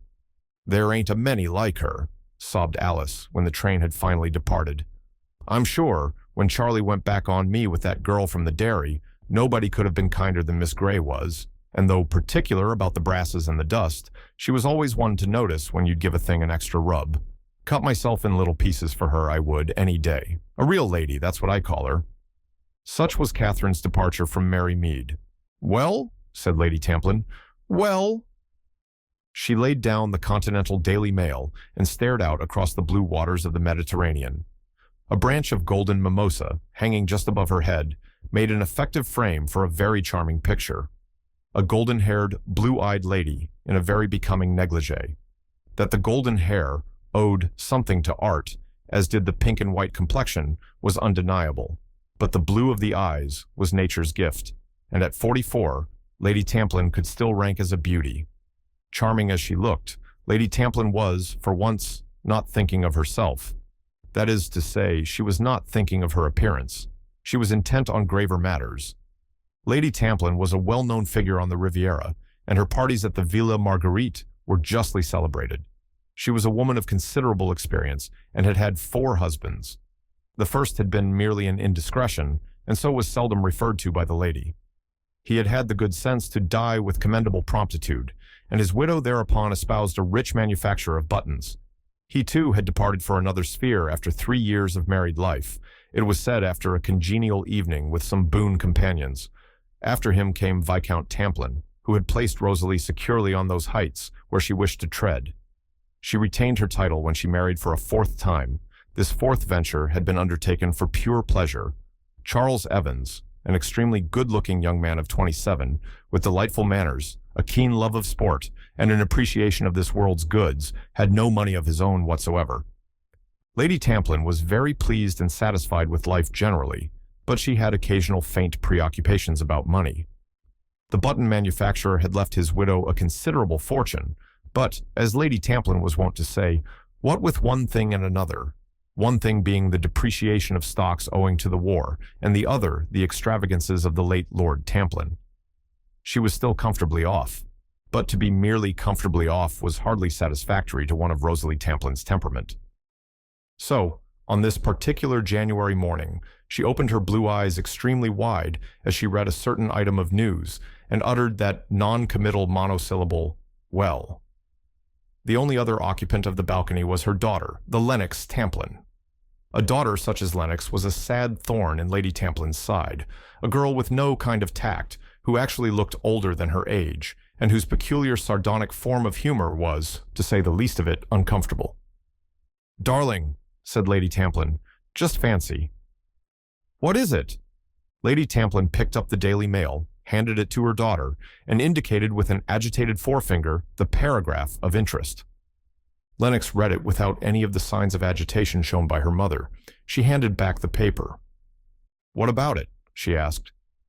"It is the sort of thing that is always happening. Cheese-paring old women are always dying in villages and leaving fortunes of millions to their humble companions." "Yes, dear, I know," said her mother, "and I dare say the fortune is not anything like as large as they say it is. Newspapers are so inaccurate, but even if you cut it down by half—" "Well," said Lennox, "it has not been left to us." "Not exactly, dear," said Lady Tamplin, "but this girl, this Catherine Gray, is actually a cousin of mine, one of the Worcestershire Grays, the Edgeworth lot. My very own cousin. Fancy." "Ah-ha," said Lennox. "And I was wondering," said her mother. "What there is in it for us," finished Lennox, with that sideways smile that her mother always found difficult to understand. "Oh, darling," said Lady Tamplin on a faint note of reproach.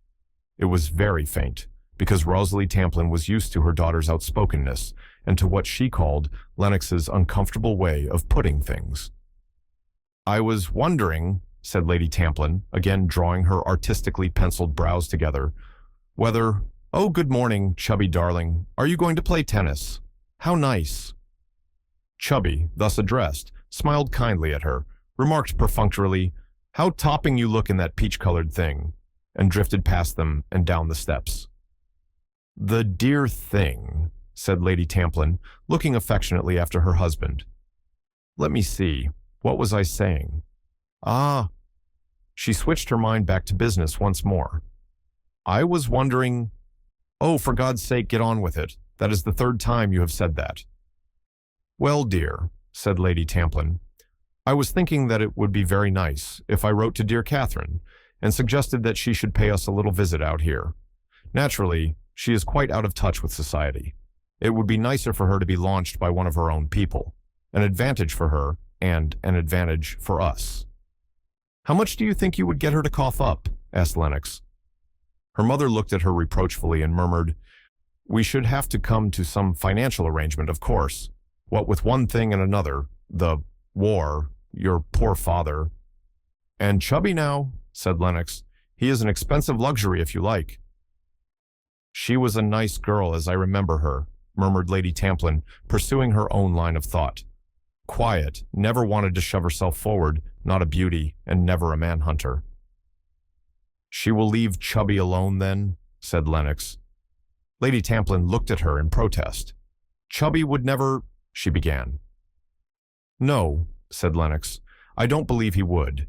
He knows a jolly sight too well which way his bread is buttered." "Darling," said Lady Tamplin, "you have such a coarse way of putting things." "Sorry," said Lennox. Lady Tamplin gathered up the Daily Mail and her negligee, a vanity bag, and various odd letters. "I shall write to dear Catherine at once," she said, "and remind her of the dear old days at Edgeworth." She went into the house, a light of purpose shining in her eyes. Unlike Samuel Harfield, correspondence flowed easily from her pen. She covered 4 sheets without pause or effort, and on rereading it, found no occasion to alter a word. Catherine received it on the morning of her arrival in London. Whether she read between the lines of it or not is another matter. She put it in her handbag and started out to keep the appointment she had made with Harfield's lawyers.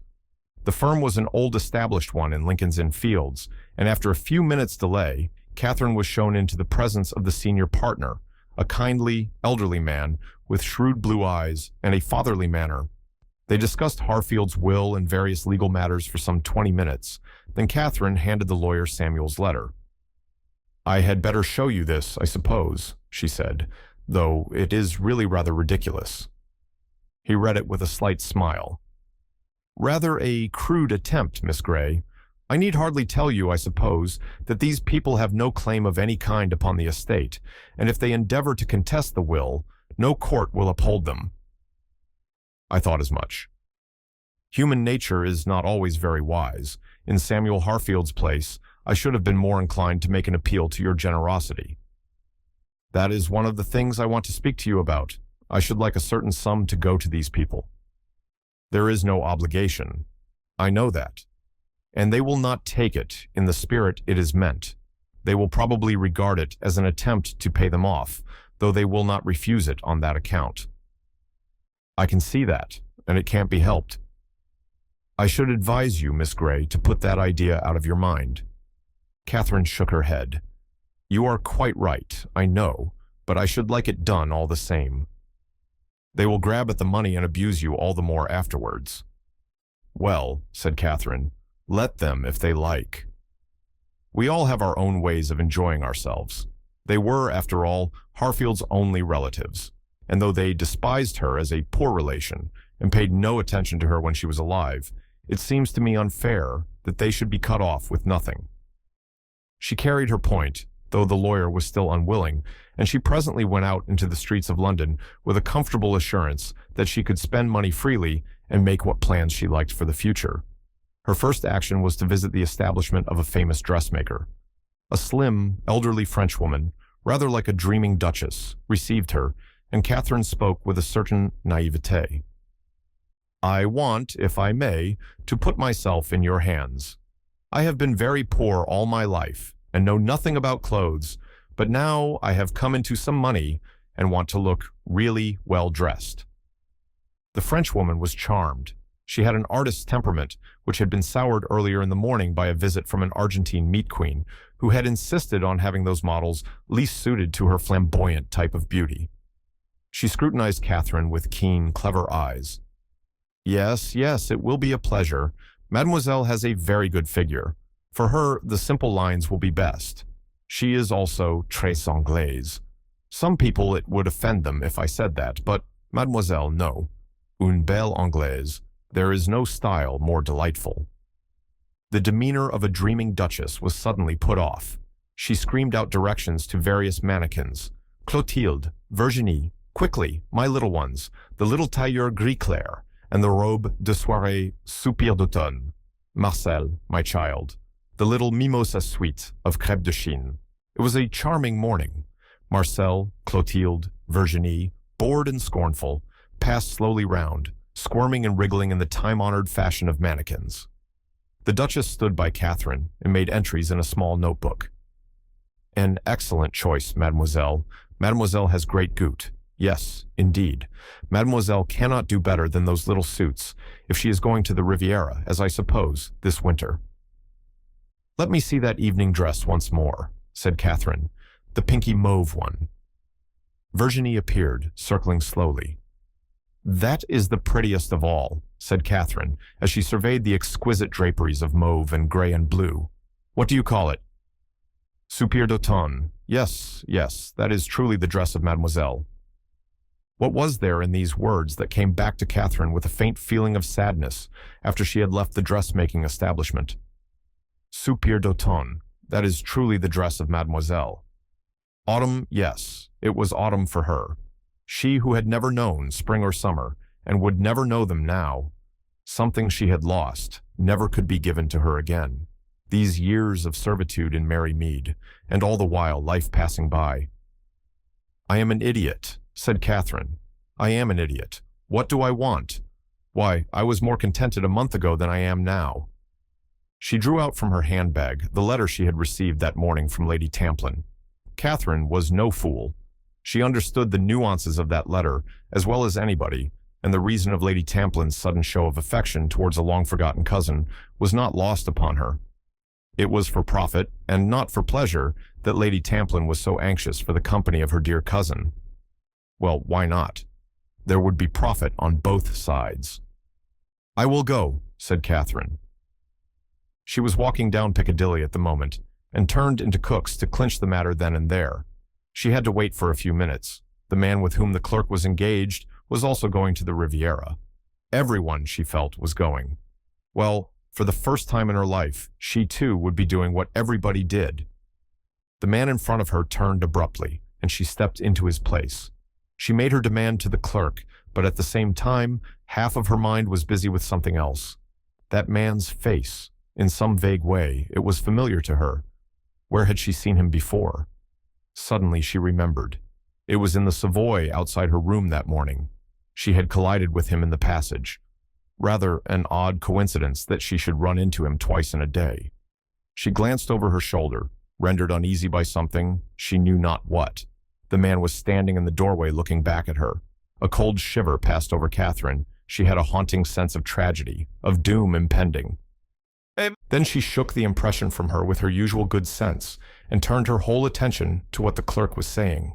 It was rarely that Derek Kettering allowed his temper to get the better of him.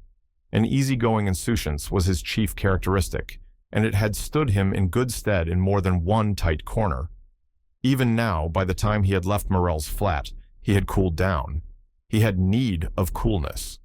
The corner he was in now was a tighter one than he had ever been in before, and unforeseen factors had arisen with which, for the moment, he did not know how to deal. He strolled along deep in thought.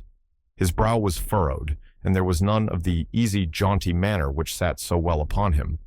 Various possibilities floated through his mind. It might have been said of Derek Kettering that he was less of a fool than he looked. He saw several roads that he might take, one in particular. If he shrank from it, it was for the moment only.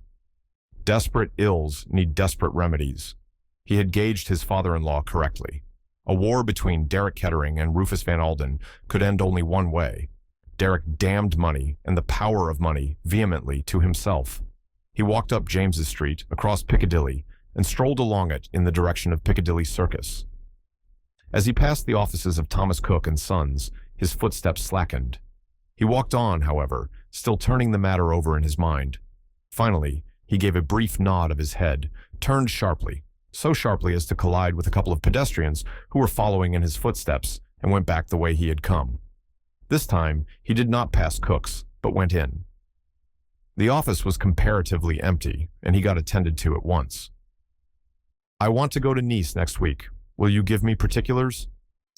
"What date, sir?" "The 14th. What is the best train?" "Well, of course, the best train is what they call the Blue Train. You avoid the tiresome customs business at Calais." Derek nodded. He knew all this. None better. "The 14th, murmured the clerk. "That is rather soon. The Blue Train is nearly always all booked up." "See if there is a berth left," said Derek. "If there is not—" He left the sentence unfinished, with a curious smile on his face. The clerk disappeared for a few minutes and presently returned. "That is all right, sir. Still 3 berths left. I will book you one of them. What name?" "Pavitt," said Derek. He gave the address of his rooms in Jermyn Street. The clerk nodded, finished writing it down, wished Derek good morning politely, and turned his attention to the next client. "I want to go to Nice on the 14th. Isn't there a train called the Blue Train?" Derek looked round sharply. Coincidence. A strange coincidence. He remembered his own half-whimsical words to Morel. "Portrait of a lady with gray eyes. I don't suppose I shall ever see her again." But he had seen her again, and, what was more, she proposed to travel to the Riviera on the same day as he did. Just for a moment, a shiver passed over him. In some ways, he was superstitious. He had said, half-laughingly, that this woman might bring him bad luck. Suppose that should prove to be true. From the doorway, he looked back at her as she stood talking to the clerk. For once, his memory had not played him false. A lady in every sense of the word, not very young, not singularly beautiful, but with something, gray eyes that might perhaps see too much. He knew as he went out of the door that in some way he was afraid of this woman. He had a sense of fatality. He went back to his rooms in Jermyn Street and summoned his man. "Take this check, Pavitt, cash it first thing in the morning, and go round to Cook in Piccadilly. They will have some tickets there booked in your name. Pay for them and bring them back." "Very good, sir." Pavitt withdrew. Derek strolled over to a side table and picked up a handful of letters. They were of a type only too familiar. Bills, small bills, and large bills, one and all pressing for payment. The tone of the demands was still polite. Derek knew how soon that polite tone would change if certain news became public property. He flung himself moodily into a large, leather-covered chair. A damned hole. That was what he was in. Yes, a damned hole. And ways of getting out of that damned hole were not too promising. Pavitt appeared with a discreet cough. "A gentleman to see you, sir. Major Knighton." "Knighton, eh?" Derek sat up, frowned, became suddenly alert. He said in a softer tone, almost to himself, "Knighton, I wonder what is in the wind now. Shall I, show him in, sir?" His master nodded. When Knighton entered the room, he found a charming and genial host awaiting him. "Very good of you to look me up," said Derek. Knighton was nervous. The other's keen eyes noticed that at once. The errand on which the secretary had come was clearly distasteful to him. He replied almost mechanically to Derek's easy flow of conversation. He declined a drink, and, if anything, his manner became stiffer than before. Derek appeared at last to notice it. "Well," he said cheerfully, "what does my esteemed father-in-law want with me? You have come on his business, I take it?" Knighton did not smile in reply. "I have, yes," he said carefully. I wish Van Alden had chosen someone else." Derek raised his eyebrows in mock dismay. "Is it as bad as all that? I am not very thin-skinned, I can assure you, Knighton." "No," said Knighton, "but this—" He paused. Derek eyed him keenly. "Go on, out with it," he said kindly. "I can imagine my dear father-in-law's errands might not always be pleasant ones." Knighton cleared his throat. He spoke formally in tones that he strove to render free of embarrassment. "I am directed by Van Alden to make you a definite offer." "An offer?" For a moment, Derek showed his surprise. Knighton's opening words were clearly not what he had expected. He offered a cigarette to Knighton, lit one himself, and sank back in his chair, murmuring in a slightly sardonic voice, "An offer? That sounds rather interesting. Shall I go on? Please, you must forgive my surprise, but it seems to me that my dear father-in-law has rather climbed down since our chat this morning. And climbing down is not what one associates with strong men. Napoleons of finance, I think it shows that he finds his position weaker than he thought it." Knighton listened politely to the easy, mocking voice, but no sign of any kind showed itself on his rather stolid countenance. He waited until Derek had finished, and then he said quietly, "I will state the proposition in the fewest possible words." "Go on." Knighton did not look at the other. His voice was curt and matter-of-fact. "The matter is simply this. Kettering, as you know, is about to file a petition for divorce. If the case goes undefended, you will receive 100,000 on the day that the decree is made absolute." Derek, in the act of lighting his cigarette, suddenly stopped dead.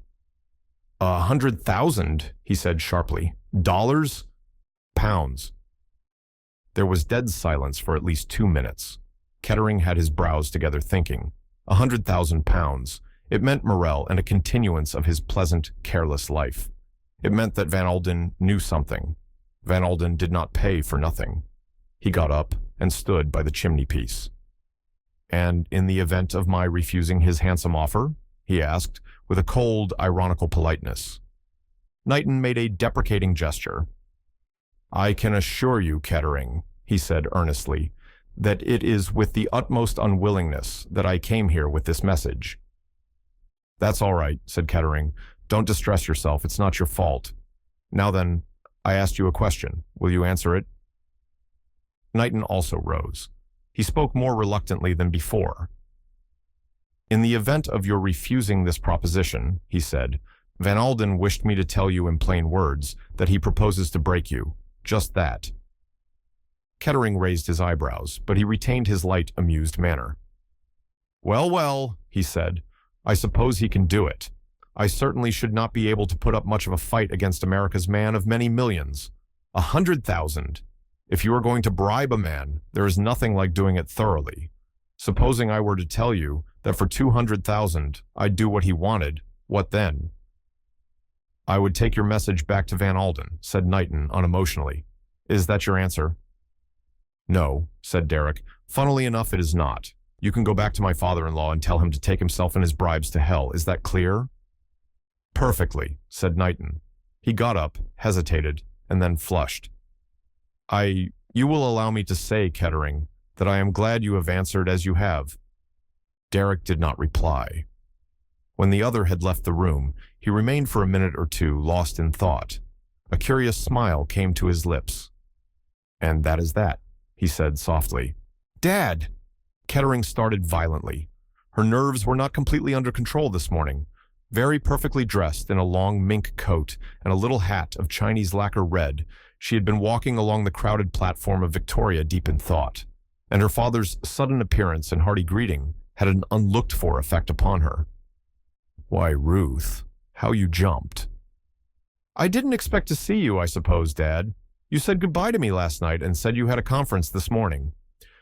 "So I have," said Van Alden, "but you are more to me than any number of darned conferences. I came to take a last look at you, since I am not going to see you for some time." "That is very sweet of you, Dad. I wish you were coming too."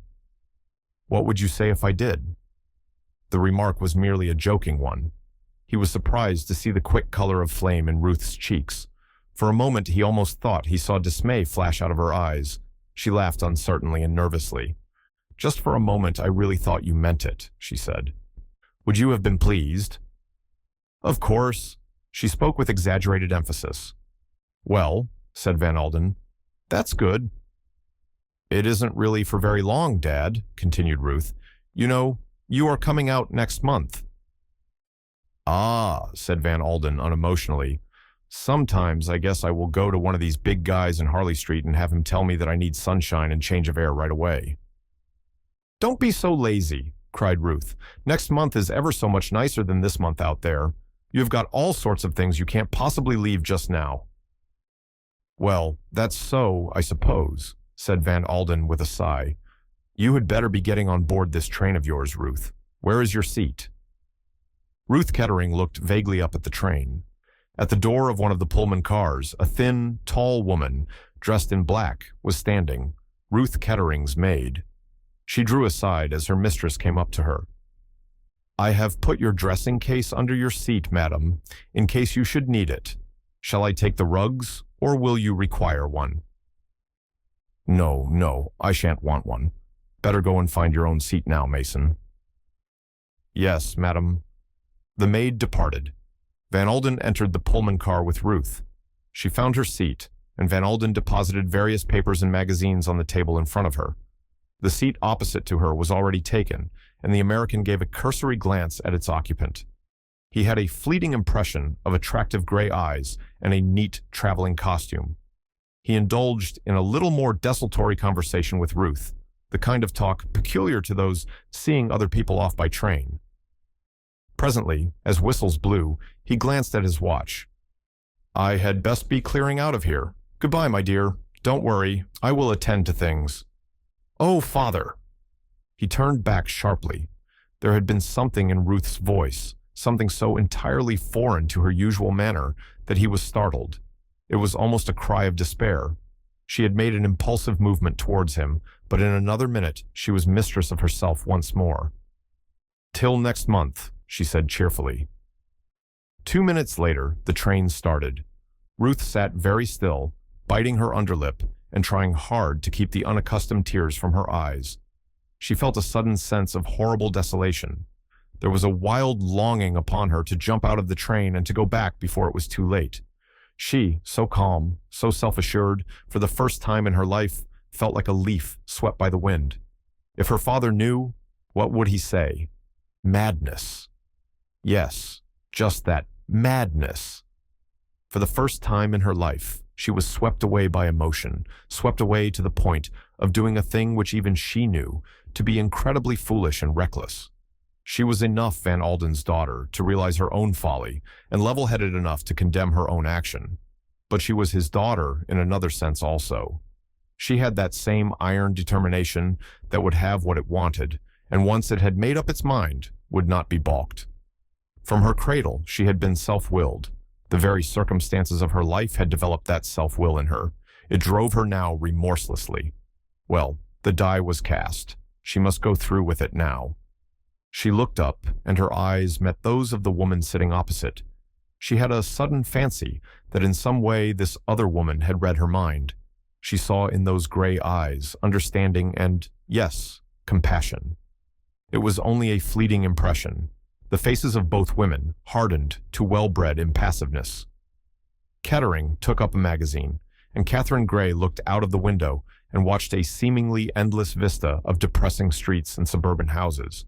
Ruth found an increasing difficulty in fixing her mind on the printed page in front of her. In spite of herself, 1,000 apprehensions preyed on her mind. What a fool she had been! What a fool she was! Like all cool and self-sufficient people, when she did lose her self-control, she lost it thoroughly. It was too late. Was it too late? Oh, for someone to speak to, for someone to advise her. She had never before had such a wish. She would have scorned the idea of relying on any judgment other than her own. But now, what was the matter with her? Panic. Yes, that would describe it best. Panic. She, Ruth Kettering, was completely and utterly panic-stricken. She stole a covert glance at the figure opposite. If only she knew someone like that, some nice, cool, calm, sympathetic creature. That was the sort of person one could talk to. But you can't, of course, confide in a stranger. And Ruth smiled to herself a little at the idea. She picked up the magazine again. Really, she must control herself. After all, she had thought all this out. She had decided of her own free will. What happiness had she ever had in her life up to now? She said to herself restlessly, "Why shouldn't I be happy? No one will ever know." It seemed no time before Dover was reached. Ruth was a good sailor. She disliked the cold and was glad to reach the shelter of the private cabin she had telegraphed for. Although she would not have admitted the fact, Ruth was in some ways superstitious. She was of the order of people to whom coincidence appeals. After disembarking at Calais and settling herself down with her maid in her double compartment in the blue train, she went along to the luncheon car. It was with a little shock of surprise that she found herself set down to a small table with, opposite her, the same woman who had been her vis-a-vis in the Pullman. A faint smile came to the lips of both women. "This is quite a coincidence," said Kettering. "I know," said Catherine. "It is odd, the way things happen." A flying attendant shot up to them with the wonderful velocity always displayed by the Compagnie Internationale des Wagons-Lits and deposited 2 cups of soup. By the time the omelette succeeded, the soup they were chatting together in friendly fashion. "It will be heavenly to get into the sunshine," sighed Ruth. "I am sure it will be a wonderful feeling." "You know the Riviera well?" "No, this is my first visit." "Fancy that. You go every year, I expect?" "Practically. January and February in London are horrible." "I have always lived in the country. They are not very inspiring months there either. Mostly mud. What made you suddenly decide to travel?" "Money," said Catherine. "For 10 years I have been a paid companion with just enough money of my own to buy myself strong country shoes. Now I have been left what seems to me a fortune, though I dare say it would not seem so much to you." "Now, I wonder why you said that it would not seem so to me." Catherine laughed. "I don't really know. I suppose one forms impressions without thinking of it. I put you down in my own mind as one of the very rich of the earth. It was just an impression. I dare say I am wrong." "No," said Ruth. "You are not wrong." She had suddenly become very grave. "I wish you would tell me what other impressions you formed about me." Ruth swept on, disregarding the other's embarrassment. "Oh, please, don't be conventional. I want to know. As we left Victoria, I looked across at you, and I had the sort of feeling that you, well, understood what was going on in my mind." "I can assure you I am not a mind reader," said Catherine, smiling. "No, but will you tell me, please, just what you thought?" Ruth's eagerness was so intense and so sincere that she carried her point. "I will tell you if you like, but you must not think me impertinent. I thought that for some reason you were in great distress of mind, and I was sorry for you." "You are right. You are quite right. I am in terrible trouble. I should like to tell you something about it, if I may." "Oh dear," Catherine thought to herself, "how extraordinarily alike the world seems to be everywhere. People were always telling me things in Merry Mead, and it is just the same thing here, and I don't really want to hear anybody's troubles." She replied politely, "Do tell me." They were just finishing their lunch.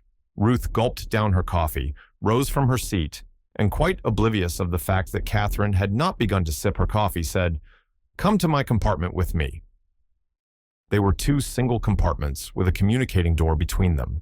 In the second of them, a thin maid, whom Catherine had noticed at Victoria, was sitting very upright on the seat, clutching a big scarlet morocco case with the initials on it. Kettering pulled the communicating door to and sank down on the seat. Catherine sat down beside her. "I am in trouble and I don't know what to do. There is a man whom I am fond of. Very fond of indeed. We cared for each other when we were young, and we were thrust apart most brutally and unjustly. Now we have come together again." "Yes?" I am going to meet him now. Oh, I dare say you think it is all wrong, but you don't know the circumstances. My husband is impossible. He has treated me disgracefully." "Yes," said Catherine again. "What I feel so badly about is this. I have deceived my father. It was he who came to see me off at Victoria today. He wishes me to divorce my husband, and, of course, he has no idea that I am going to meet this other man. He would think it extraordinarily foolish." "Well, don't you think it is?" I suppose it is." Ruth Kettering looked down at her hands. They were shaking violently. "But I can't draw back now."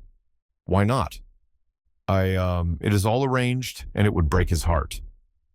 "Don't you believe it," said Catherine robustly. "Hearts are pretty tough." "He will think I have no courage, no strength of purpose." "It seems to me an awfully silly thing that you are going to do," said Catherine.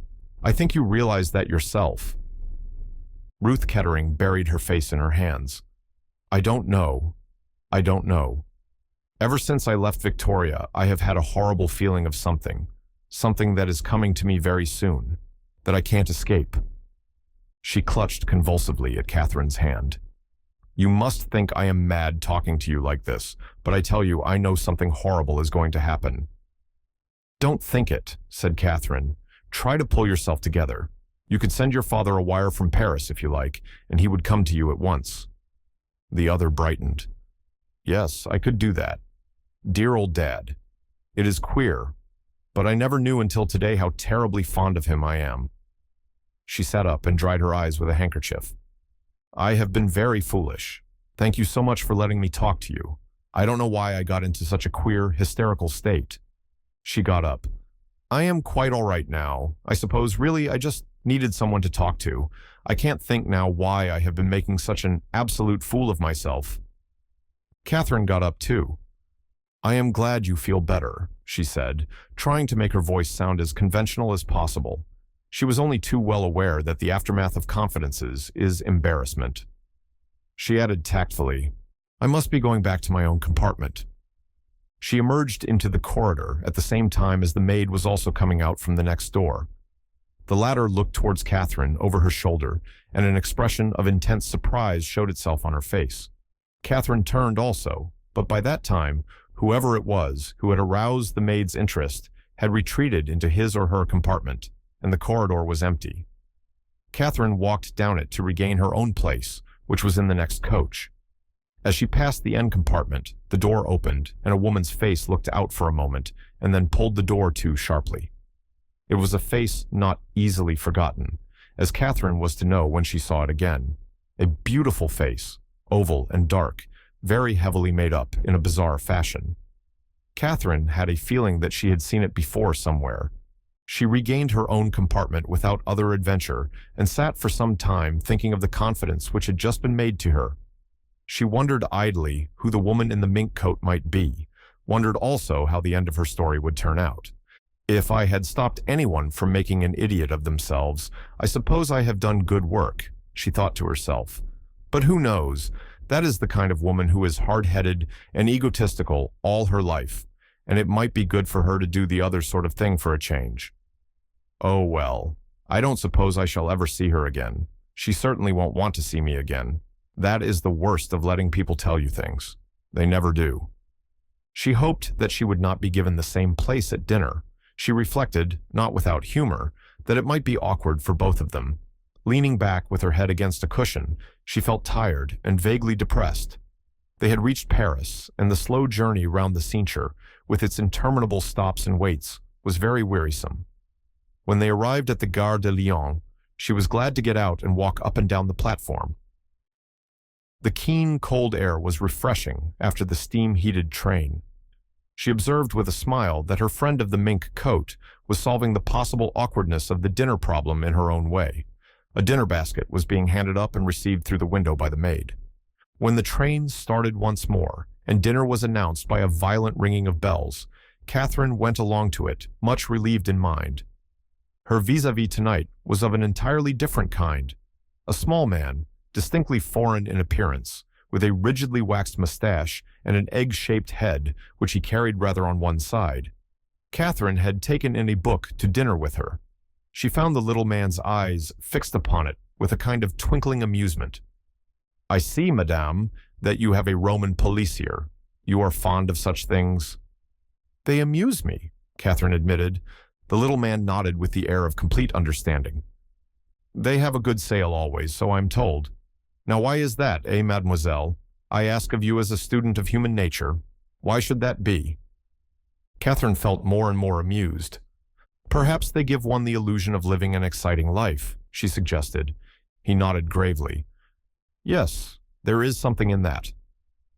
Of course, one knows that such things don't really happen, Catherine was continuing, but he interrupted her sharply. Sometimes, mademoiselle, sometimes, I who speak to you, they have happened to me. She threw him a quick, interested glance. Someday, who knows, you might be in the thick of things, he went on. It is all chance. I don't think it is likely, said Catherine. Nothing of that kind ever happens to me. He leaned forward. Would you like it to? The question startled her, and she drew in her breath sharply. "It is my fancy, perhaps," said the little man as he dexterously polished one of the forks. "But I think that you have a yearning in you for interesting happenings. Eh bien, mademoiselle, all through my life I have observed one thing. All one wants one gets. Who knows?" His face screwed itself up comically. "You may get more than you bargain for." "Is that a prophecy?" asked Catherine, smiling as she rose from the table. The little man shook his head.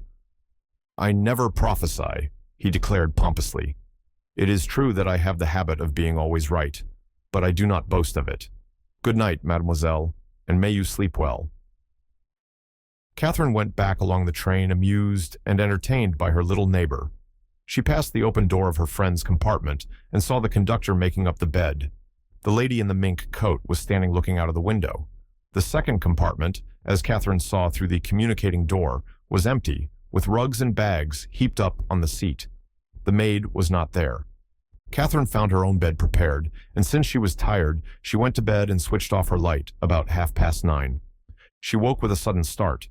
How much time had passed, she did not know. Glancing at her watch, she found that it had stopped. A feeling of intense uneasiness pervaded her and grew stronger moment by moment. At last, she got up, threw her dressing gown round her shoulders, and stepped out into the corridor. The whole train seemed wrapped in slumber. Catherine let the window down and sat by it for some minutes, drinking in the cool night air and trying vainly to calm her uneasy fears. She presently decided that she would go along to the end and ask the conductor for the right time so that she could set her watch. She found, however, that his little chair was vacant. She hesitated for a moment and then walked through into the next coach. She looked down the long, dim line of the corridor and saw, to her surprise, that a man was standing with his hand on the door of the compartment occupied by the lady in the mink coat. That is to say, she thought it was the compartment. Probably, however, she was mistaken. He stood there for a moment or two with his back to her, seeming uncertain and hesitating in his attitude. Then he slowly turned, and with an odd feeling of fatality, Catherine recognized him as the same man whom she had noticed twice before, once in the corridor of the Savoy Hotel and once in Cook's offices. Then he opened the door of the compartment and passed in, drawing it to behind him. An idea flashed across Catherine's mind. Could this be the man of whom the other woman had spoken, the man she was journeying to meet? Then Catherine told herself that she was romancing. In all probability, she had mistaken the compartment. She went back to her own carriage. 5 minutes later, the train slackened speed. There was the long, plaintive hiss of the Westinghouse brake, and a few minutes later, the train came to a stop at Lyons. Catherine wakened the next morning to brilliant sunshine. She went along to breakfast early, but met none of her acquaintances of the day before. When she returned to her compartment, it had just been restored to its daytime appearance by the conductor, a dark man with a drooping mustache and melancholy face. "Madame is fortunate," he said. "The sun shines. It is always a great disappointment to passengers when they arrive on a gray morning." "I should have been disappointed, certainly," said Catherine. The man prepared to depart. "We are rather late, madame," he said. "I will let you know just before we get to Nice." Catherine nodded. She sat by the window, entranced by the sunlit panorama. The palm trees, the deep blue of the sea, the bright yellow mimosa, came with all the charm of novelty to the woman who for 14 years had known only the drab winters of England. When they arrived at Cannes, Catherine got out and walked up and down the platform. She was curious about the lady in the mink coat and looked up at the windows of her compartment. The blinds were still drawn down, the only ones to be so on the whole train. Catherine wondered a little, and when she re-entered the train, she passed along the corridor and noticed that these two compartments were still shuttered and closed. The lady of the mink coat was clearly no early riser. Presently the conductor came to her and told her that in a few minutes the train would arrive at Nice. Catherine handed him a tip. The man thanked her, but still lingered. There was something odd about him. Catherine, who had at first wondered whether the tip had not been big enough, was now convinced that something far more serious was amiss. His face was of a sickly pallor. He was shaking all over, and looked as if he had been frightened out of his life. He was eyeing her in a curious manner. Presently he said abruptly, "Madame will excuse me, But is she expecting friends to meet her at Nice? Probably, said Catherine. Why? But the man merely shook his head and murmured something that Catherine could not catch and moved away, not reappearing until the train came to rest at the station, when he started handing her belongings down from the window. Catherine stood for a moment or two on the platform, rather at a loss, but a fair young man with an ingenuous face came up to her and said rather hesitatingly, "Miss Grey, is it not?" Catherine said that it was, and the young man beamed upon her seraphically and murmured, "I am Chubby, you know, Lady Tamplin's husband.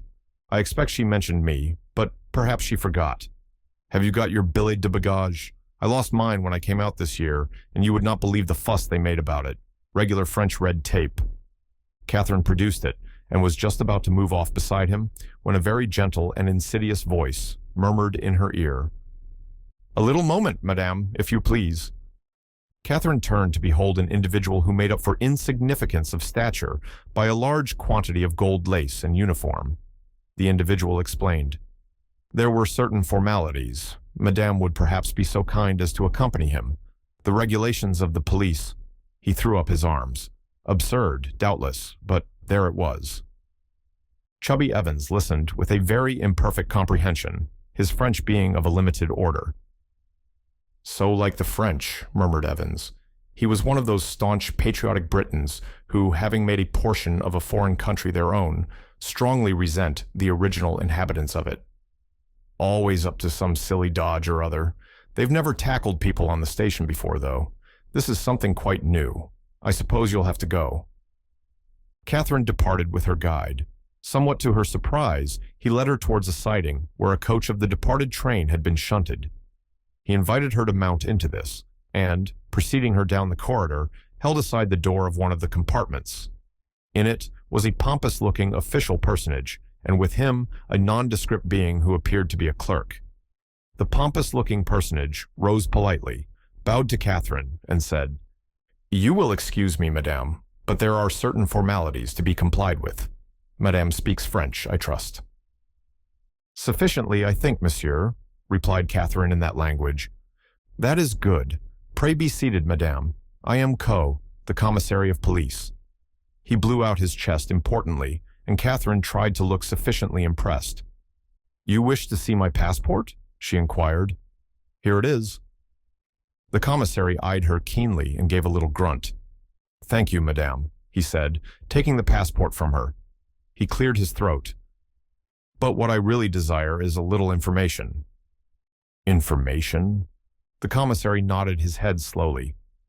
"About a lady who has been a fellow passenger of yours. You lunched with her yesterday." "I am afraid I can't tell you anything about her.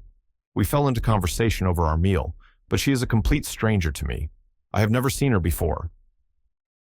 "And yet," said the commissary sharply, "you returned to her compartment with her after lunch and sat talking for some time." "Yes," said Catherine, "that is true." The commissary seemed to expect her to say something more. He looked at her encouragingly. "Yes, madame?"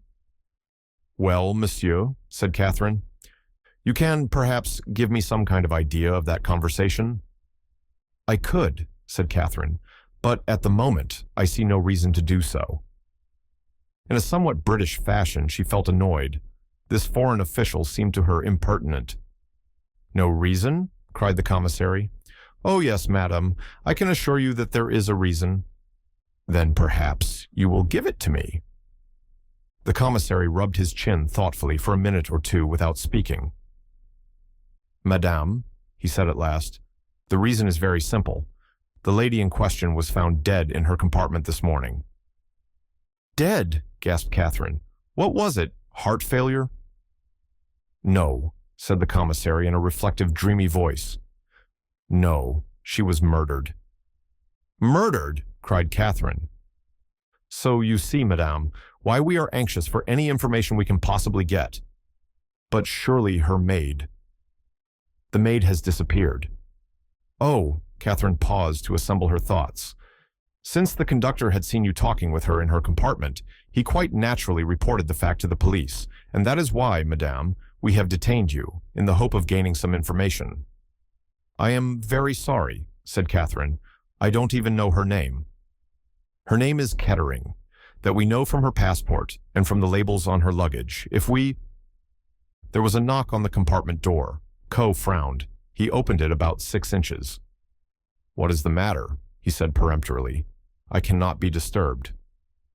The egg-shaped head of Catherine's dinner acquaintance showed itself in the aperture. On his face was a beaming smile. My name, he said, is Hercule Poirot. Not, the commissary stammered, not the Hercule Poirot. The same, said Poirot.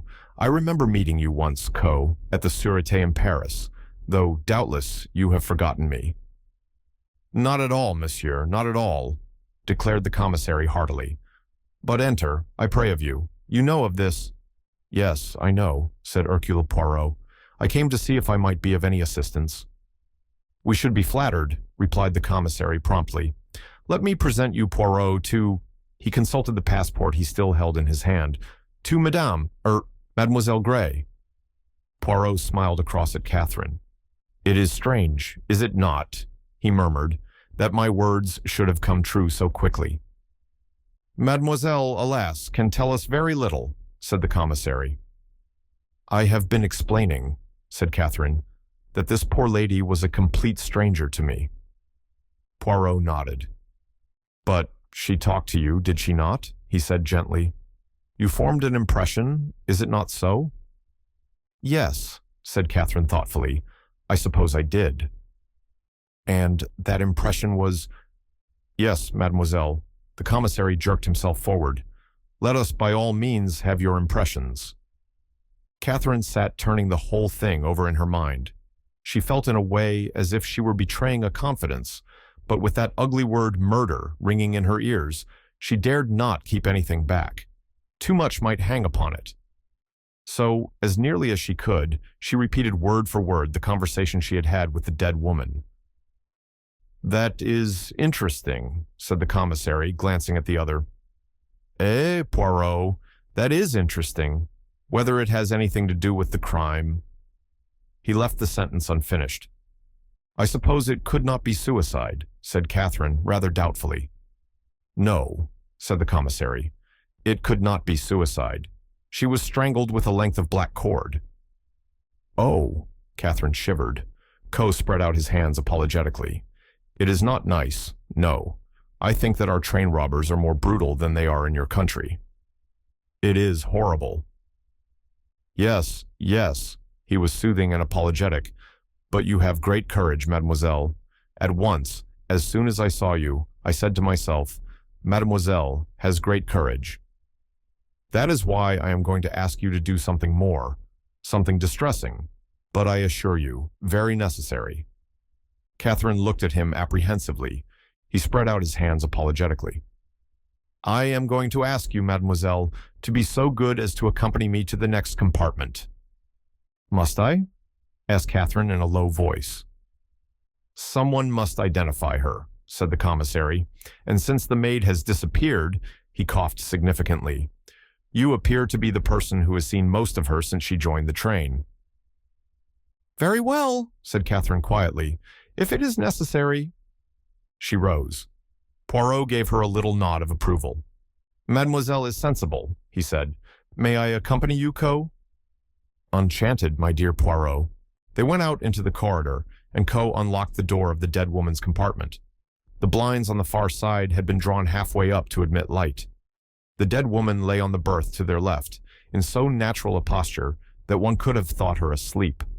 The bedclothes were drawn up over her, and her head was turned to the wall, so that only the red auburn curls showed.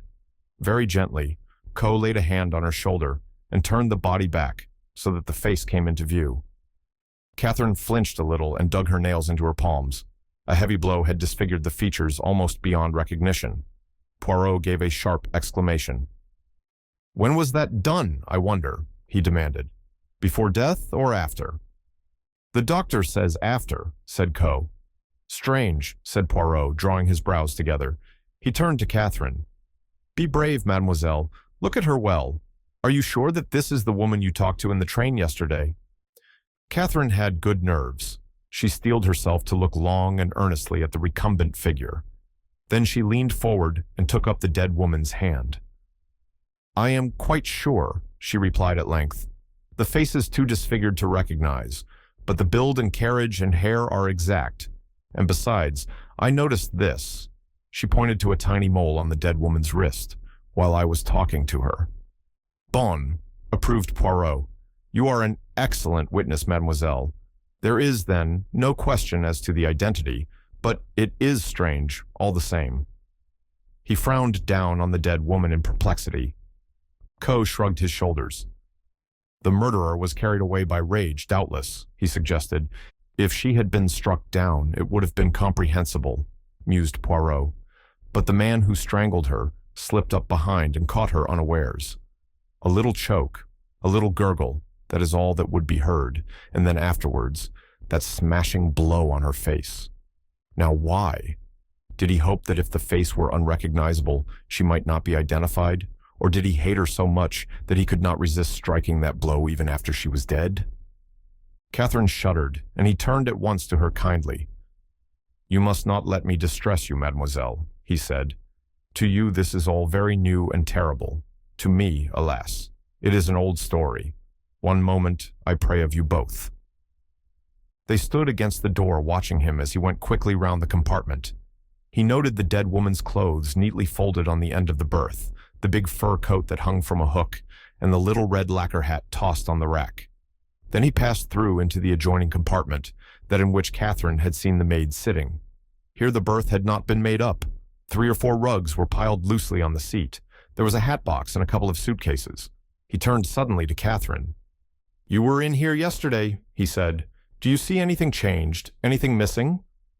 Catherine looked carefully round both compartments.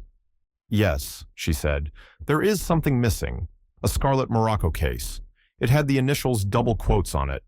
It might have been a small dressing case or a big jewel case. When I saw it, the maid was holding it." "Ah," said Poirot. "But surely," said Catherine, Of course, I don't know anything about such things, but surely it is plain enough if the maid and the jewel case are missing." "You mean that it was the maid who was the thief?" "No, mademoiselle, there is a very good reason against that." "What?" "The maid was left behind in Paris." He turned to Poirot. "I should like you to hear the conductor's story yourself," he murmured confidentially. "It is very suggestive." "Mademoiselle would doubtless like to hear it also," said Poirot. "You do not object, Monsieur le Commissaire?" "No," said the commissary, who clearly did object very much. "No, certainly, Poirot, if you say so. You have finished here?" "I think so. One little minute." He had been turning over the rugs, and now he took one to the window and looked at it, picking something off it with his fingers. "What is it?" demanded Coe sharply. 4 auburn hairs." He bent over the dead woman. "Yes, they are from the head of Madame." "And what of it? Do you attach importance to them?" Poirot let the rug drop back on the seat. "What is important? What is not? One cannot say at this stage, but we must note each little fact carefully." They went back again into the first compartment, and in a minute or two the conductor of the carriage arrived to be questioned. "Your name is Pierre Michel?" said the commissary. "Yes, Monsieur le Commissaire." "I should like you to repeat to this gentleman," he indicated Poirot, "the story that you told me as to what happened in Paris." "Very good, Monsieur le Commissaire. It was after we had left the Gare de Lyon. I came along to make the beds, thinking that Madame would be at dinner, but she had a dinner basket in her compartment. She said to me that she had been obliged to leave her maid behind in Paris, so that I only need make up 1 berth. She took her dinner basket into the adjoining compartment and sat there while I made up the bed. Then she told me that she did not wish to be wakened early in the morning, that she liked to sleep on. I told her I quite understood, and she wished me good night." "You yourself did not go into the adjoining compartment?" "No, monsieur." "Then you did not happen to notice if a scarlet morocco case was amongst the luggage there?" "No, monsieur, I did not." "Would it have been possible for a man to have been concealed in the adjoining compartment?" The conductor reflected. "The door was half open," he said. If a man had stood behind that door, I should not have been able to see him, but he would, of course, have been perfectly visible to Madame when she went in there." "Quite so," said Poirot. "Is there anything more you have to tell us?" "I think that is all, monsieur. I can remember nothing else." "And now, this morning?" prompted Poirot. "As Madame had ordered, I did not disturb her. It was not until just before Cannes that I ventured to knock at the door. Getting no reply, I opened it. The lady appeared to be in her bed asleep. I took her by the shoulder to rouse her, and then—" "And then you saw what had happened," volunteered Poirot. "Très bien. I think I know all I want to know." "I hope, Monsieur le Commissaire, it is not that I have been guilty of any negligence," said the man piteously. "Such an affair to happen on the blue train. It is horrible." "Console yourself," said the commissary.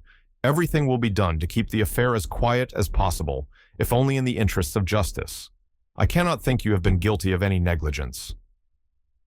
"And Monsieur le Commissaire will report as much to the company?" But certainly," said Coe impatiently. "That will do now." The conductor withdrew. "According to the medical evidence," said the commissary, "the lady was probably dead before the train reached Lyons. Who then was the murderer? From Mademoiselle's story, it seems clear that somewhere on her journey, she was to meet this man of whom she spoke.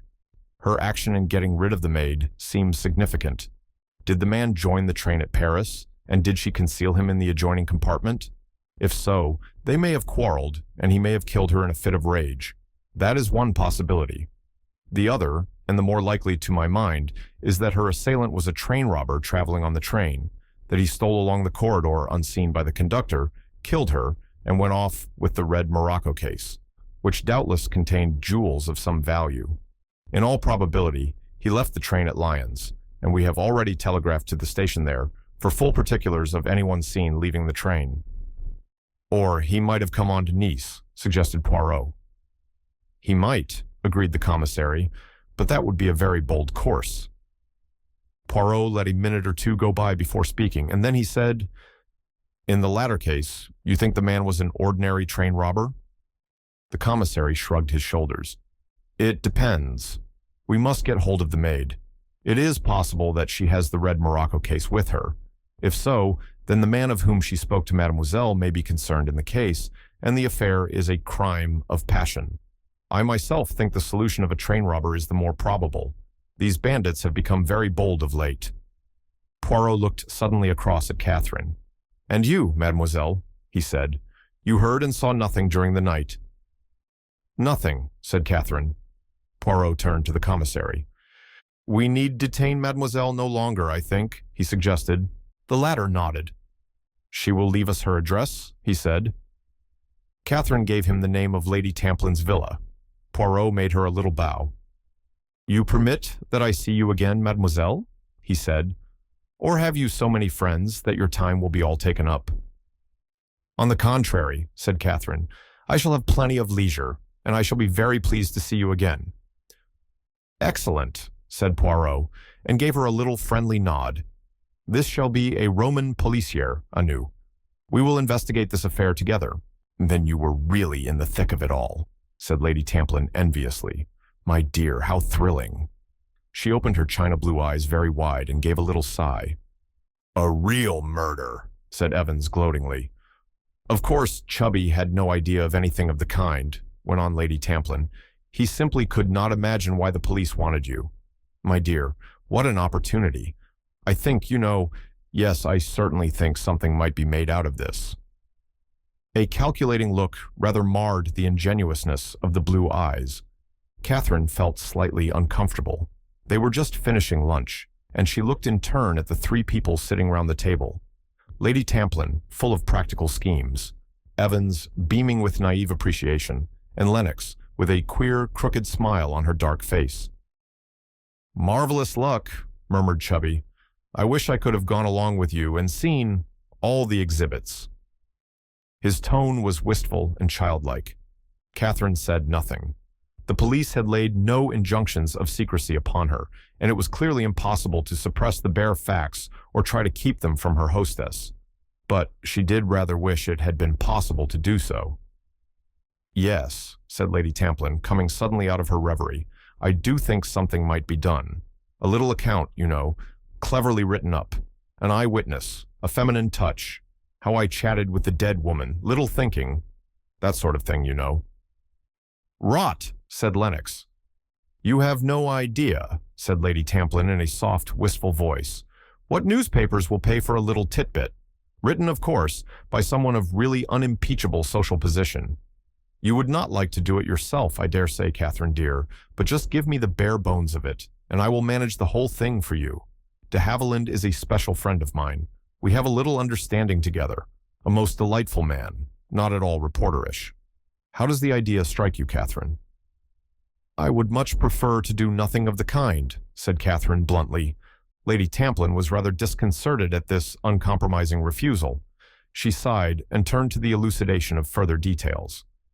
A very striking-looking woman, you said. I wonder now who she could have been. You didn't hear her name?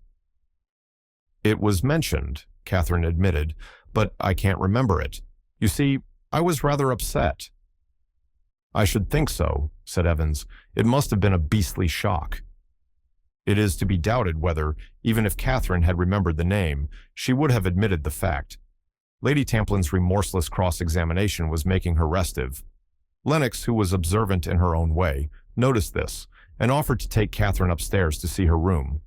She left her there, remarking kindly before she went, You mustn't mind Mother. She would make a few pennies profit out of her dying grandmother if she could. Lennox went down again to find her mother and her stepfather discussing the newcomer. Presentable, said Lady Tamplin. Quite presentable. Her clothes are all right. That gray thing is the same model that Gladys Cooper wore in palm trees in Egypt. Have you noticed her eyes? What? Interposed Evans. Never mind her eyes, Chubby, said Lady Tamplin tartly. We are discussing the things that really matter. Oh, quite, said Evans, and retired into his shell. She doesn't seem to me very malleable, said Lady Tamplin, rather hesitating to choose the right word. She has all the instincts of a lady, as they say in books, said Lennox with a grin. Narrow-minded, murmured Lady Tamplin. Inevitable under the circumstances, I suppose.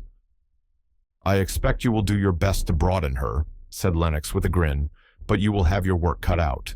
Just now, you noticed, she stuck down her forefeet and laid back her ears and refused to budge. Anyway, said Lady Tamplin hopefully, she doesn't look to me at all mean. Some people, when they come into money, seem to attach undue importance to it. Oh, you'll easily touch her for what you want, said Lennox. And after all, that is all that matters, isn't it? That is what she is here for. She is my own cousin, said Lady Tamplin with dignity. Cousin, eh? Said Evans, waking up again. I suppose I call her Catherine, don't I? It is of no importance at all what you call her, Chubby, said Lady Tamplin. Good, said Evans. Then I will. Do you suppose she plays tennis? He added hopefully. Of course not, said Lady Tamplin. She has been a companion, I tell you. Companions don't play tennis or golf. They might possibly play golf croquet, but I have always understood that they wind wool and wash dogs most of the day. Oh, God, said Evans. Do they really? Lennox drifted upstairs again to Catherine's room. Can I help you? She asked, rather perfunctorily. On Catherine's disclaimer, Lennox sat on the edge of the bed and stared thoughtfully at her guest. Why did you come? She said at last. To us, I mean. We're not your sort. Oh, I am anxious to get into society.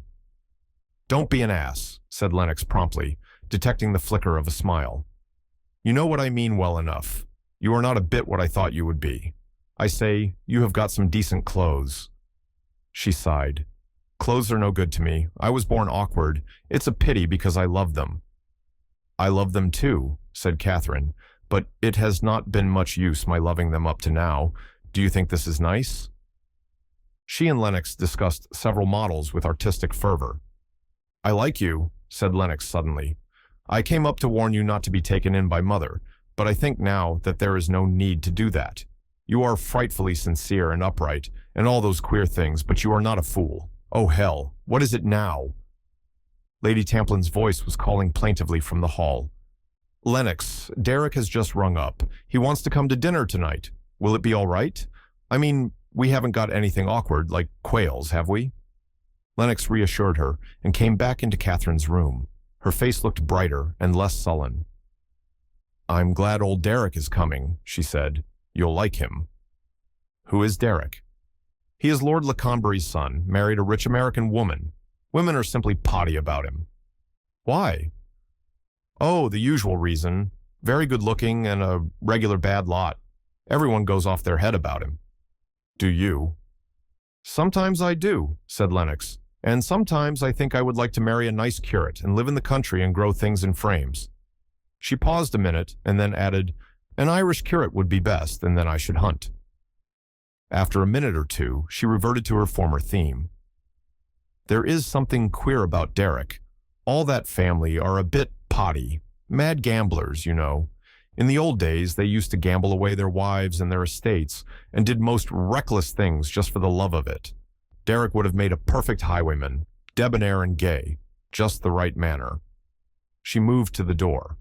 Well, come down when you feel like it. Left alone, Catherine gave herself up to thought. Just at present, she felt thoroughly ill at ease and jarred by her surroundings.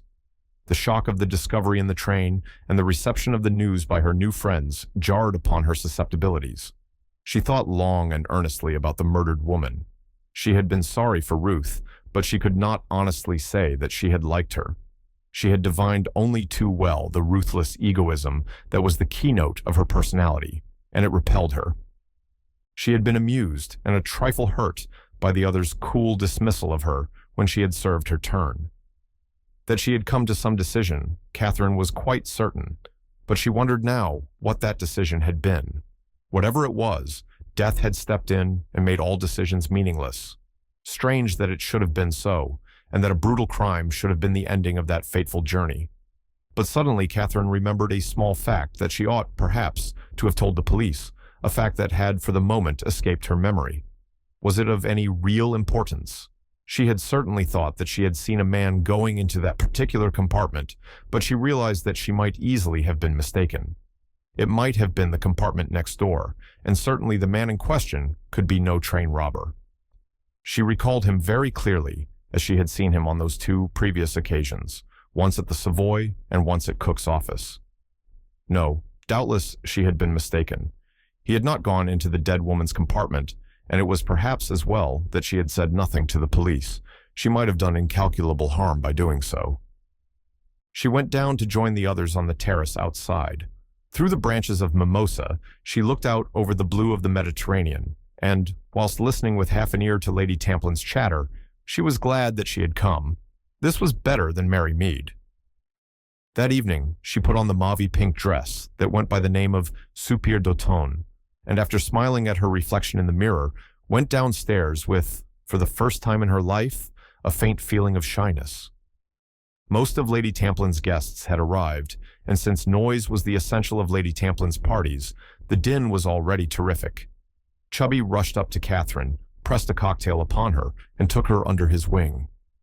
"Oh, here you are, Derek," cried Lady Tamplin, as the door opened to admit the last comer. "Now at last we can have something to eat. I am starving." Catherine looked across the room. She was startled.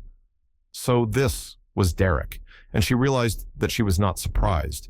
She had always known that she would someday meet the man whom she had seen 3 times by such a curious chain of coincidences. She thought, too, that he recognized her. He paused abruptly in what he was saying to Lady Tamplin, and went on again as though with an effort. They all went in to dinner, and Catherine found that he was placed beside her. He turned to her at once with a vivid smile. "I knew I was going to meet you soon," he remarked, "but I never dreamt that it would be here. It had to be, you know, once at the Savoy and once at Cook's. Never twice without 3 times. Don't say you can't remember me or never noticed me. I insist upon your pretending that you noticed me anyway." "Oh, I did," said Catherine, "but this is not the 3rd time. It is the 4th. I saw you on the blue train." On the blue train. Something undefinable came over his manner. She could not have said just what it was. It was as though he had received a check, a setback. Then he said carelessly, "What was the rumpus this morning?" Somebody had died, hadn't they? Yes, said Catherine slowly. Somebody had died. You shouldn't die on a train, remarked Derek flippantly. I believe it causes all sorts of legal and international complications, and it gives the train an excuse for being even later than usual. Kettering? A stout American lady who was sitting opposite leaned forward and spoke to him with the deliberate intonation of her race. Kettering, I do believe you have forgotten me, and I thought you such a perfectly lovely man. Derek leaned forward, answering her, and Catherine sat, almost dazed. Kettering. That was the name, of course. She remembered it now, but what a strange, ironical situation. Here was this man whom she had seen go into his wife's compartment last night, who had left her alive and well, and now he was sitting at dinner, quite unconscious of the fate that had befallen her. Of that there was no doubt. He did not know. A servant was leaning over Derek, handing him a note and murmuring in his ear. With a word of excuse to Lady Tamplin, he broke it open, and an expression of utter astonishment came over his face as he read. Then he looked at his hostess. This is most extraordinary. I say, Rosalie, I am afraid I will have to leave you. The prefect of police wants to see me at once. I can't think what about. Your sins have found you out, remarked Lennox. They must have, said Derek. Probably some idiotic nonsense, but I suppose I shall have to push off to the prefecture. How dare the old boy rout me out from dinner? It ought to be something deadly serious to justify that. And he laughed as he pushed back his chair and rose to leave the room. On the afternoon of the 15th February, a thick yellow fog had settled down on London. Rufus Van Alden was in his suite at the Savoy and was making the most of the atmospheric conditions by working double time. Knighton was overjoyed. He had found it difficult of late to get his employer to concentrate on the matters in hand. When he had ventured to urge certain courses, Van Alden had put him off with a curt word. But now Van Alden seemed to be throwing himself into work with redoubled energy, and the secretary made the most of his opportunities. Always tactful, he plied the spur so unobtrusively that Van Alden never suspected it. Yet, in the middle of this absorption in business matters, one little fact lay at the back of Van Alden's mind. A chance remark of Knighton's, uttered by the secretary in all unconsciousness, had given rise to it.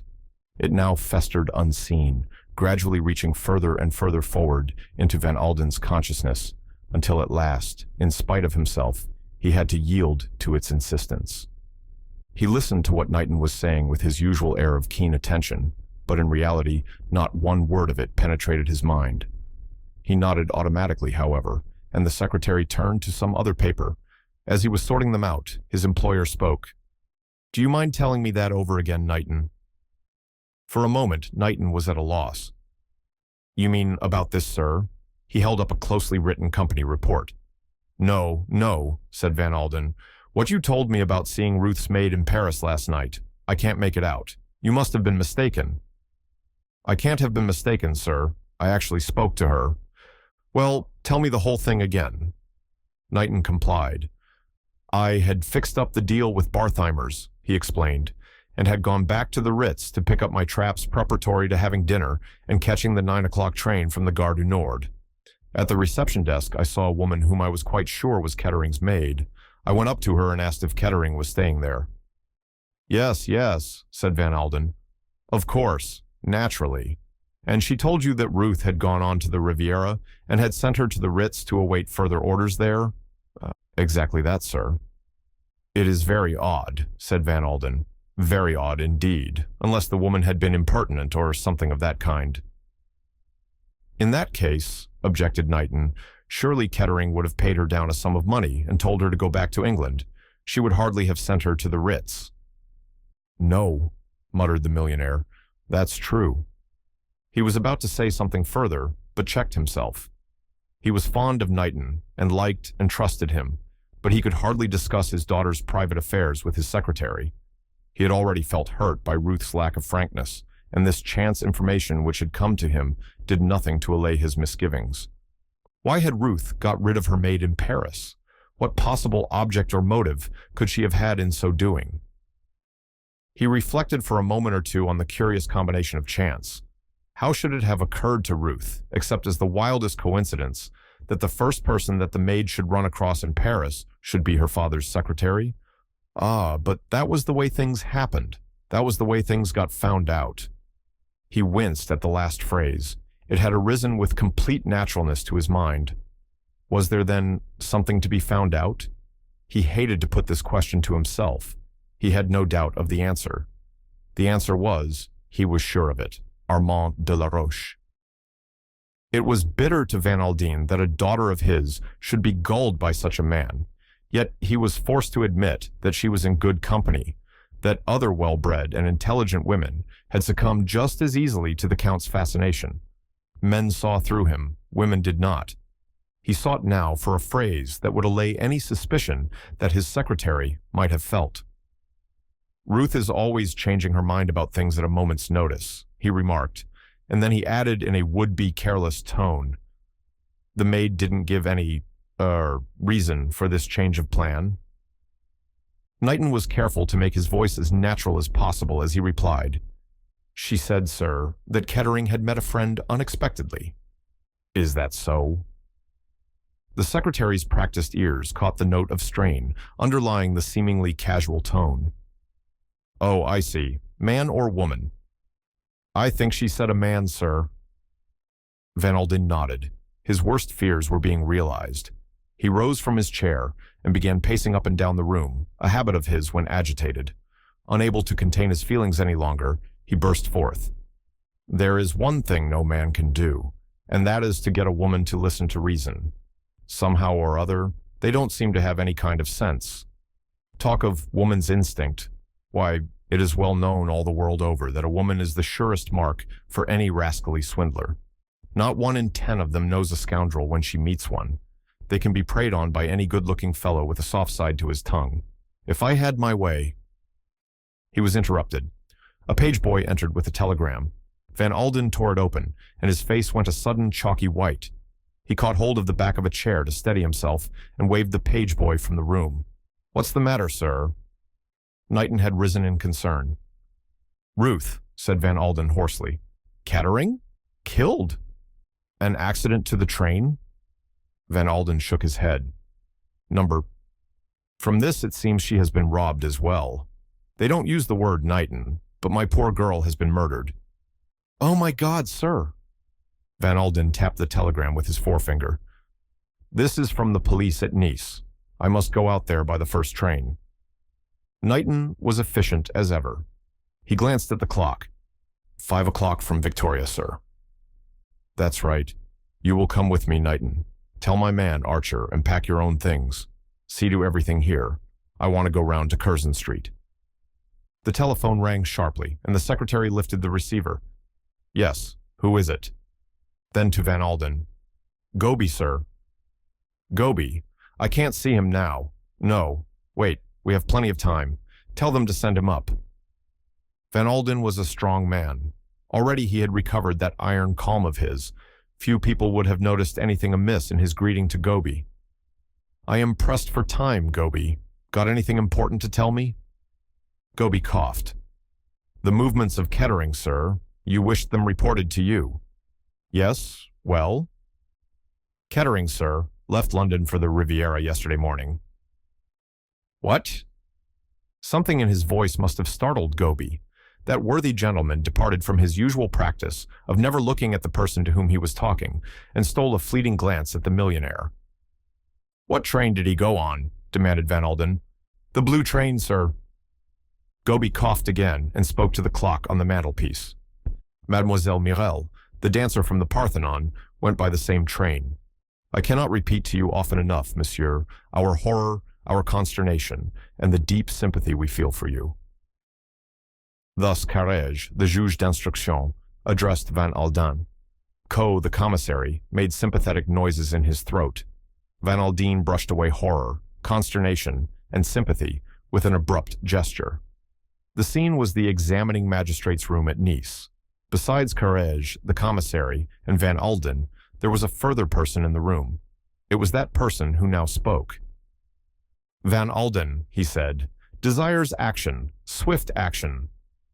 Ah, cried the commissary, I have not yet presented you. Van Aldine, this is Hercule Poirot. You have doubtless heard of him.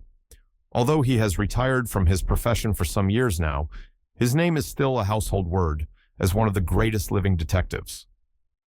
"Pleased to meet you, Poirot," said Van Alden, falling back mechanically on a formula that he had discarded some years ago. "You have retired from your profession?" "That is so, monsieur. Now I enjoy the world." The little man made a grandiloquent gesture. "Poirot happened to be traveling on the blue train," explained the commissary, "and he has been so kind as to assist us out of his vast experience." The millionaire looked at Poirot keenly. Then he said unexpectedly, "I am a very rich man, Poirot. It is usually said that a rich man labors under the belief that he can buy everything and everyone. That is not true. I am a big man in my way, and one big man can ask a favor from another big man." Poirot nodded a quick appreciation. "That is very well said, Van Alden. I place myself entirely at your service." "Thank you," said Van Alden. "I can only say call upon me at any time, and you will not find me ungrateful. And now, gentlemen, to business." "I propose," said Carriage, "to interrogate the maid, Ada Mason. You have her here, I understand?" "Yes," said Van Alden. "We picked her up in Paris in passing through. She was very upset to hear of her mistress's death, but she tells her story coherently enough." "We will have her in, then," said Carriage. He rang the bell on his desk, and in a few minutes Ada Mason entered the room. She was very neatly dressed in black, and the tip of her nose was red. She had exchanged her gray traveling gloves for a pair of black suede ones. She cast a look round the examining magistrate's office in some trepidation, and seemed relieved at the presence of her mistress's father. The examining magistrate prided himself on his geniality of manner, and did his best to put her at her ease. He was helped in this by Poirot, who acted as interpreter, and whose friendly manner was reassuring to the Englishwoman. "Your name is Ada Mason, is that right?" "Ada Beatrice. I was christened, sir," said Mason primly. "Just so. And we can understand, Mason, that this has all been very distressing." "Oh, indeed it has, sir. I have been with many ladies, and always given satisfaction, I hope, and I never dreamt of anything of this kind happening in any situation where I was." "No, no," said Carriage. "Naturally, I have read of such things, of course, in the Sunday papers, and then I always have understood that those foreign trains—" She suddenly checked her flow, remembering that the gentlemen who were speaking to her were of the same nationality as the trains. "Now, let us talk this affair over," said Carriage. "There was, I understand, no question of your staying in Paris when you started from London?" "Oh, no, sir. We were to go straight through to Nice." "Have you ever been abroad with your mistress before?" "No, sir. I had only been with her 2 months, you see." "Did she seem quite as usual when starting on this journey?" "She was worried-like and a bit upset, and she was rather irritable and difficult to please." Carriage nodded. "Now then, Mason, what was the first you heard of your stopping in Paris?" "It was at the place they call the Gare de Lyon, sir. My mistress was thinking of getting out and walking up and down the platform. She was just going out into the corridor when she gave a sudden exclamation and came back into her compartment with a gentleman. She shut the door between her carriage and mine so that I didn't see or hear anything, till she suddenly opened it again and told me that she had changed her plans. She gave me some money and told me to get out and go to the Ritz. They knew her well there, she said, and would give me a room. I was to wait there until I heard from her. She would wire me what she wanted me to do. I had just time to get my things together and jump out of the train before it started off. It was a rush." "While Kettering was telling you this, where was the gentleman?" "He was standing in the other compartment, sir, looking out of the window."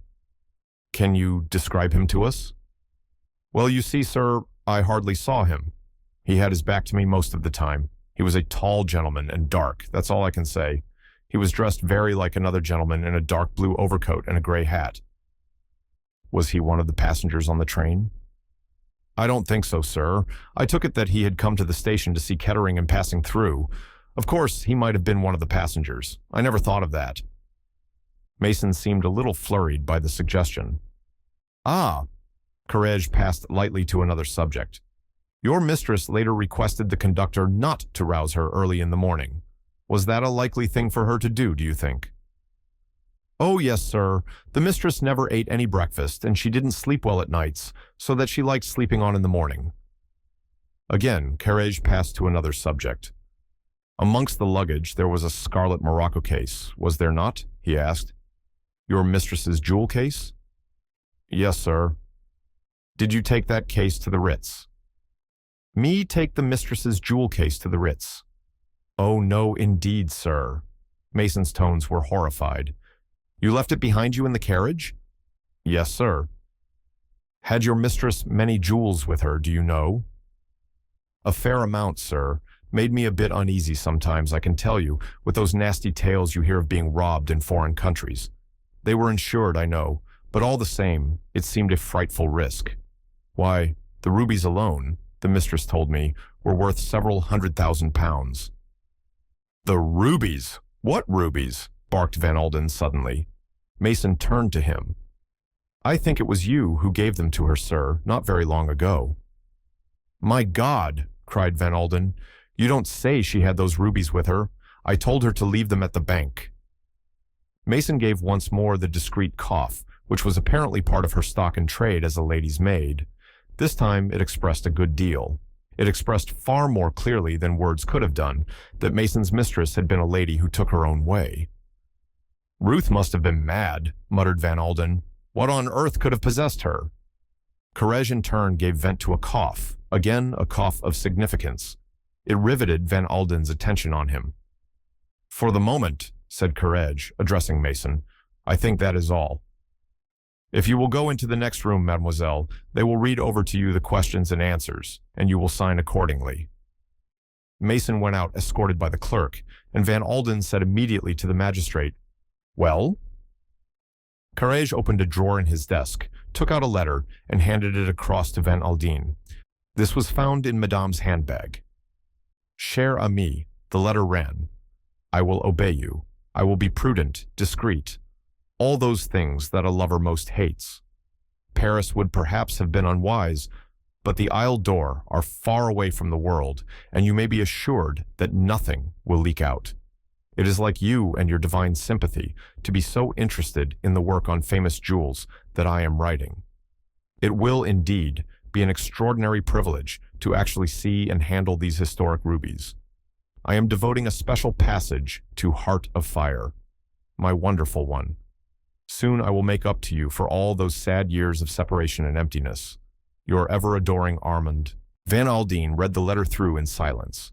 His face turned a dull, angry crimson.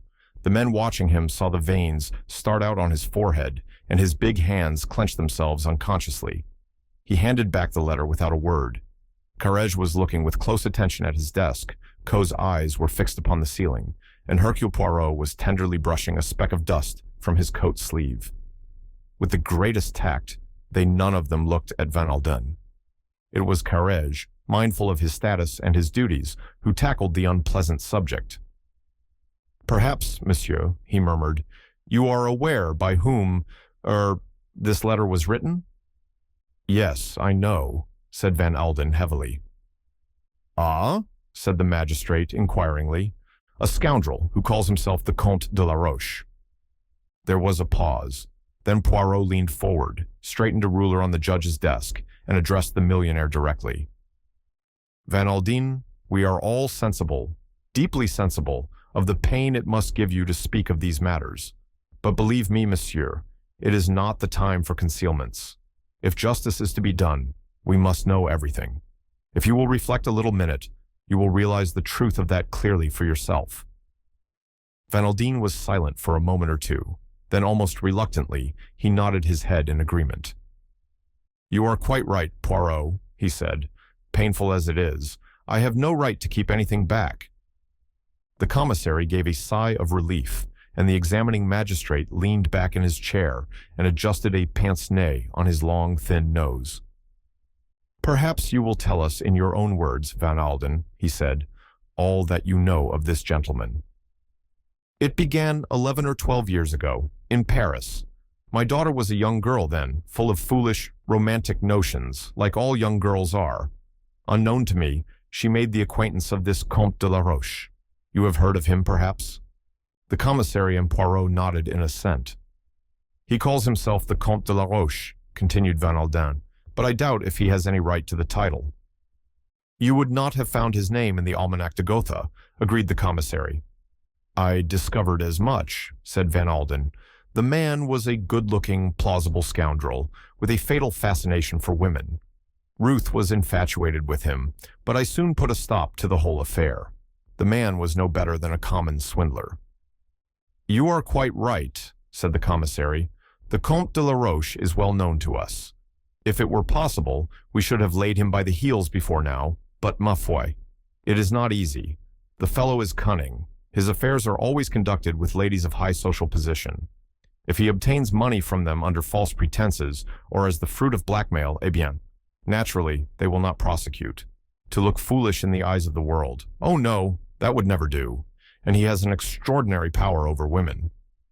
That is so, said the millionaire heavily. Well, as I told you, I broke the affair up pretty sharply. I told Ruth exactly what he was, and she had, perforce, to believe me. About a year afterwards, she met her present husband and married him. As far as I knew, that was the end of the matter, but only a week ago, I discovered, to my amazement, that my daughter had resumed her acquaintance with the Comte de la Roche. She had been meeting him frequently in London and Paris.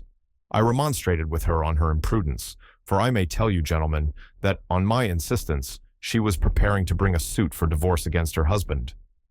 That is interesting, murmured Poirot softly, his eyes on the ceiling. Van Alden looked at him sharply and then went on. I pointed out to her the folly of continuing to see the Comte under the circumstances. I thought she agreed with me. The examining magistrate coughed delicately, but according to this letter, he began and then stopped. Van Alden's jaw set itself squarely. I know, it's no good mincing matters. However unpleasant, we have got to face facts. It seems clear that Ruth had arranged to go to Paris and meet de la Roche there. After my warnings to her, however, she must have written to the Count suggesting a change of rendezvous. The Isles d'Or, said the commissary thoughtfully, are situated just opposite Hyères, a remote and idyllic spot. Van Alden nodded. My God, how could Ruth be such a fool? He exclaimed bitterly. All this talk about writing a book on jewels. Why, he must have been after the rubies from the first. There are some very famous rubies, said Poirot, originally part of the crown jewels of Russia. They are unique in character, and their value is almost fabulous. There has been a rumor that they have lately passed into the possession of an American. Are we right in concluding, monsieur, that you were the purchaser? Yes, said Van Alden. They came into my possession in Paris about 10 days ago. Pardon me, monsieur, but you have been negotiating for their purchase for some time? A little over 2 months. Why? These things become known, said Poirot. There is always a pretty formidable crowd on the track of jewels such as these. A spasm distorted the other's face. I remember, he said brokenly, a joke I made to Ruth when I gave them to her. I told her not to take them to the Riviera with her, as I could not afford to have her robbed and murdered for the sake of the jewels. My God, the things one says, never dreaming or knowing they will come true. There was a sympathetic silence, and then Poirot spoke in a detached manner. Let us arrange our facts with order and precision. According to our present theory, this is how they run. The Comte de la Roche knows of your purchase of these jewels. By an easy stratagem, he induces Madame Kettering to bring the stones with her. He, then, is the man Mason saw in the train at Paris. The other three nodded in agreement. Madame is surprised to see him, but he deals with the situation promptly. Mason is got out of the way. A dinner basket is ordered. We know from the conductor that he made up the berth for the first compartment, but he did not go into the second compartment, and that a man could quite well have been concealed from him. So far, the Comte could have been hidden to a marvel. No one knows of his presence on the train except Madame. He has been careful that the maid did not see his face. All that she could say is that he was tall and dark. It is all most conveniently vague. They are alone, and the train rushes through the night. There would be no outcry, no struggle, for the man is, so she thinks, her lover. He turned gently to Van Alden. Death, monsieur, must have been almost instantaneous. We will pass over that quickly. The Comte takes the jewel case which lies ready to his hand. Shortly afterwards, the train draws into Lyon. Courage nodded his approval. Precisely. The conductor without descends. It would be easy for our man to leave the train unseen. It would be easy to catch a train back to Paris, or anywhere he pleases, and the crime would be put down as an ordinary train robbery. But for the letter found in Madame's bag, the Comte would not have been mentioned. It was an oversight on his part not to search that bag, declared the commissary. Without doubt, he thought she had destroyed that letter. It was, pardon me, monsieur, it was an indiscretion of the first water to keep it. And yet, murmured Poirot, it was an indiscretion the Comte might have foreseen. You mean? I mean, we are all agreed on one point, and that is that the Comte de la Roche knows one subject à fond, women. How was it that, knowing women as he does, he did not foresee that Madame would have kept that letter? Yes, yes, said the examining magistrate doubtfully. There is something in what you say, but at such times, you understand, a man is not master of himself. He does not reason calmly. Mon Dieu, he added with feeling. If our criminals kept their heads and acted with intelligence, how should we capture them? Poirot smiled to himself. It seems to me a clear case, said the other, but a difficult one to prove. The Comte is a slippery customer, and unless the maid can identify him, which is most unlikely, said Poirot. True, true. The examining magistrate rubbed his chin. It is going to be difficult. If he did indeed commit the crime, began Poirot. Coe interrupted. If, you say if? Yes, monsieur le commissaire. I say if. The other looked at him sharply. You are right, he said at last. We go too fast. It is possible that the Comte may have an alibi. Then we should look foolish. Ah, ça par exemple, replied Poirot. That is of no importance whatever. Naturally, if he committed the crime, he will have an alibi. A man with the Comte's experience does not neglect to take precautions. No, I said, if for a very definite reason. And what was that? Poirot wagged an emphatic forefinger. The psychology. Eh? Said the commissary. The psychology is at fault. The Comte is a scoundrel. Yes. The Comte is a swindler. Yes. The Comte preys upon women. Yes. He proposes to steal Madame's jewels. Again, yes. Is he the kind of man to commit murder? I say no. A man of the type of the Comte is always a coward. He takes no risks. He plays the safe, the mean, what the English call the low-down game. But murder, 100 times no. He shook his head in a dissatisfied manner. The examining magistrate, however, did not seem disposed to agree with him. The day always comes when such gentry lose their heads and go too far, he observed sagely. Doubtless that is the case here. Without wishing to disagree with you, Poirot.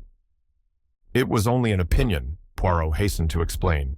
The case is, of course, in your hands, and you will do what seems fit to you. I am satisfied in my own mind. The Comte de la Roche is the man we need to get hold of, said Courage. You agree with me, monsieur le commissaire? Perfectly. And you, Van Aldine? Yes, said the millionaire. Yes, the man is a thorough-paced villain, no doubt about it. It will be difficult to lay hands on him, I am afraid, said the magistrate, but we will do our best.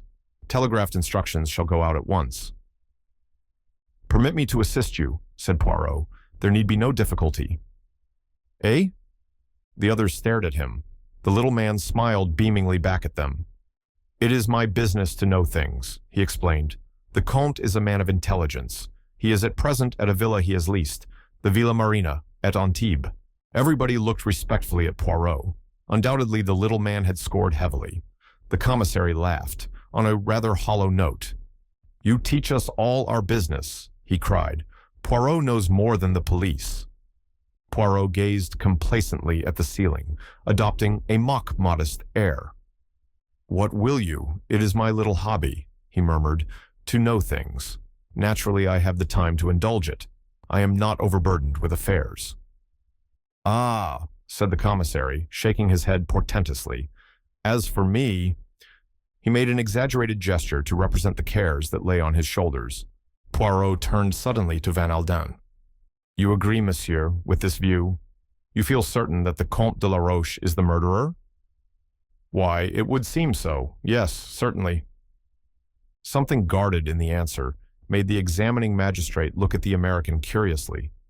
Van Alden seemed aware of his scrutiny and made an effort as though to shake off some preoccupation.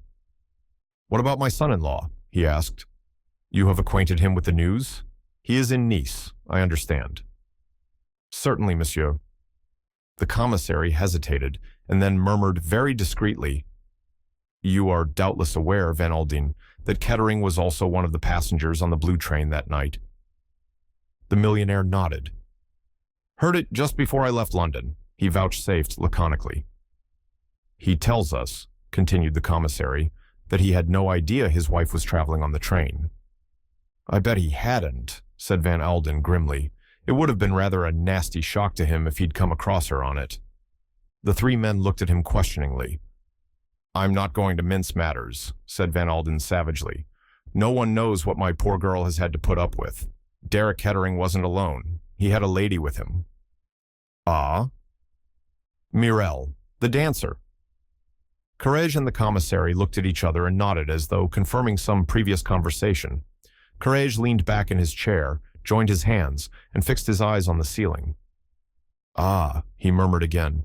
"One wondered." He coughed. "One has heard rumors."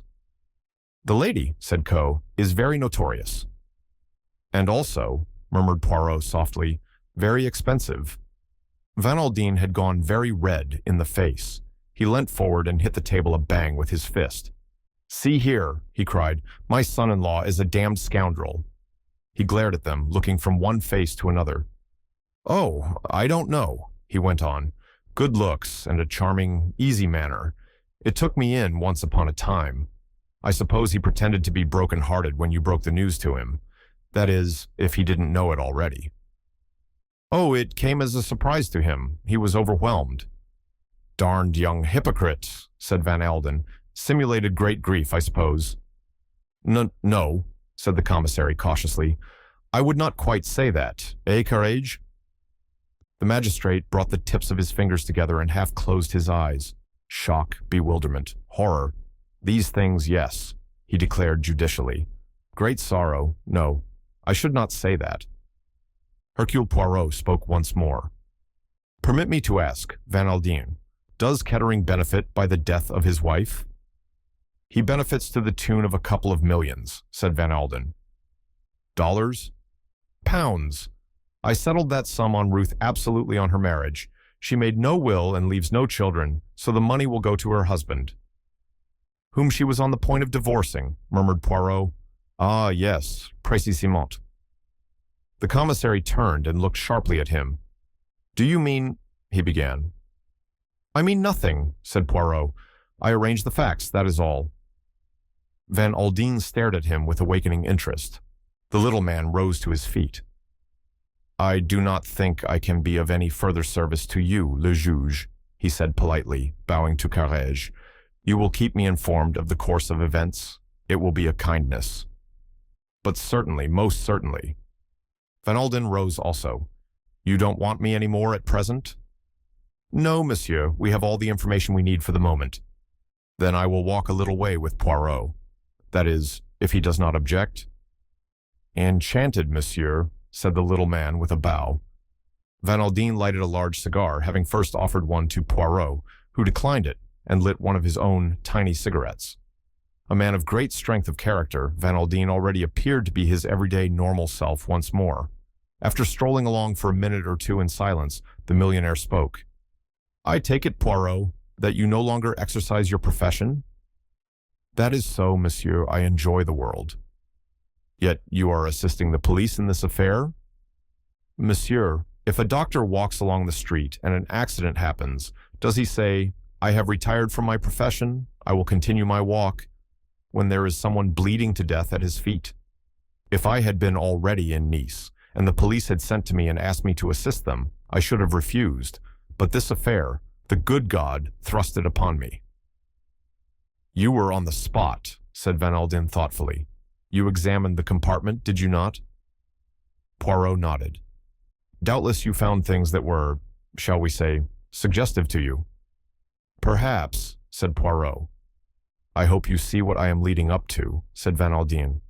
It seems to me that the case against this Comte de la Roche is perfectly clear, but I am not a fool. I have been watching you for this last hour or so, and I realize that for some reason of your own you don't agree with that theory." Poirot shrugged his shoulders. "I may be wrong. So we come to the favor I want to ask you. Will you act in this matter for me?" "For you, personally?" "That was my meaning." Poirot was silent for a moment or two. Then he said, "You realize what you're asking?" "I guess so," said Van Alden. "Very well," said Poirot. "I accept, but in that case I must have frank answers to my questions." "Why, certainly, that is understood." Poirot's manner changed. He became suddenly brusque and businesslike. "This question of a divorce," he said. "It was you who advised your daughter to bring the suit?" "Yes." "When?" "About 10 days ago. I had had a letter from her complaining of her husband's behavior, and I put it to her very strongly that divorce was the only remedy." "In what way did she complain of his behavior?" "He was being seen about with a very notorious lady, the one we have been speaking of, Morel." "The dancer. Aha! And Madame Kettering objected. Was she very devoted to her husband?" "I would not say that," said Van Alden, hesitating a little. "It was not her heart that suffered. It was her pride. Is that what you would say?" "Yes, I suppose you might put it like that." "I gather that the marriage has not been a happy one from the beginning?" "Derek Kettering is rotten to the core," said Van Alden. "He is incapable of making any woman happy." "He is, as you say in England, a bad lot. That is right, is it not?" Van Alden nodded. "Très bien. You advise Madame to seek a divorce, she agrees. You consult your solicitors. When does Kettering get news of what is in the wind?" "I sent for him myself, and explained the course of action I propose to take." "And what did he say?" murmured Poirot softly. Van Alden's face darkened at the remembrance. He was infernally impudent. "Excuse the question, monsieur, but did he refer to the Comte de la Roche?" "Not by name," growled the other unwillingly, "but he showed himself cognizant of the affair." "What, if I may ask, was Kettering's financial position at the time?" "How do you suppose I should know that?" asked Van Alden, after a very brief hesitation. "It seemed likely to me that you would inform yourself on that point." "Well, you are quite right, I did. I discovered that Kettering was on the rocks. And now he has inherited £2,000,000. La vie, it is a strange thing, is it not?" Van Alden looked at him sharply. "What do you mean?" "I moralize," said Poirot. "I reflect, I speak the philosophy. But to return to where we were. Surely Kettering did not propose to allow himself to be divorced without making a fight for it?" Van Alden did not answer for a minute or two. Then he said, "I don't exactly know what his intentions were." "Did you hold any further communications with him?" Again a slight pause. Then Van Alden said, "No." Poirot stopped dead, took off his hat, and held out his hand. "I must wish you good day, monsieur. I can do nothing for you." "What are you getting at?" demanded Van Alden angrily. "If you do not tell me the truth, I can do nothing." "I don't know what you mean." "I think you do. You may rest assured, Van Alden, that I know how to be discreet." "Very well, then," said the millionaire. "I'll admit that I was not speaking the truth just now. I did have further communication with my son-in-law." "Yes?" "To be exact, I sent my secretary, Major Knighton, to see him, with instructions to offer him the sum of £100,000 in cash if the divorce went through undefended." "A pretty sum of money," said Poirot appreciatively. "And the answer of monsieur your son-in-law?" "He sent back word that I could go to hell," replied the millionaire succinctly. "Ah," said Poirot. He betrayed no emotion of any kind. At the moment, he was engaged in methodically recording facts. "Monsieur Kettering has told the police that he neither saw nor spoke to his wife on the journey from England. Are you inclined to believe that statement, monsieur?" "Yes, I am," said Van Alden. "He would take particular pains to keep out of her way, I should say." "Why?" "Because he had got that woman with him." "Morel?" "Yes." "How did you come to know that fact?" A man of mine, whom I had put on to watch him, reported to me that they both left by that train." "I see," said Poirot. "In that case, as you said before, he would not be likely to attempt to hold any communication with Madame Kettering." The little man fell silent for some time. Van Aldine did not interrupt his meditation. "You have been to the Riviera before, George?" said Poirot to his valet the following morning. George was an intensely English, rather wooden-faced individual.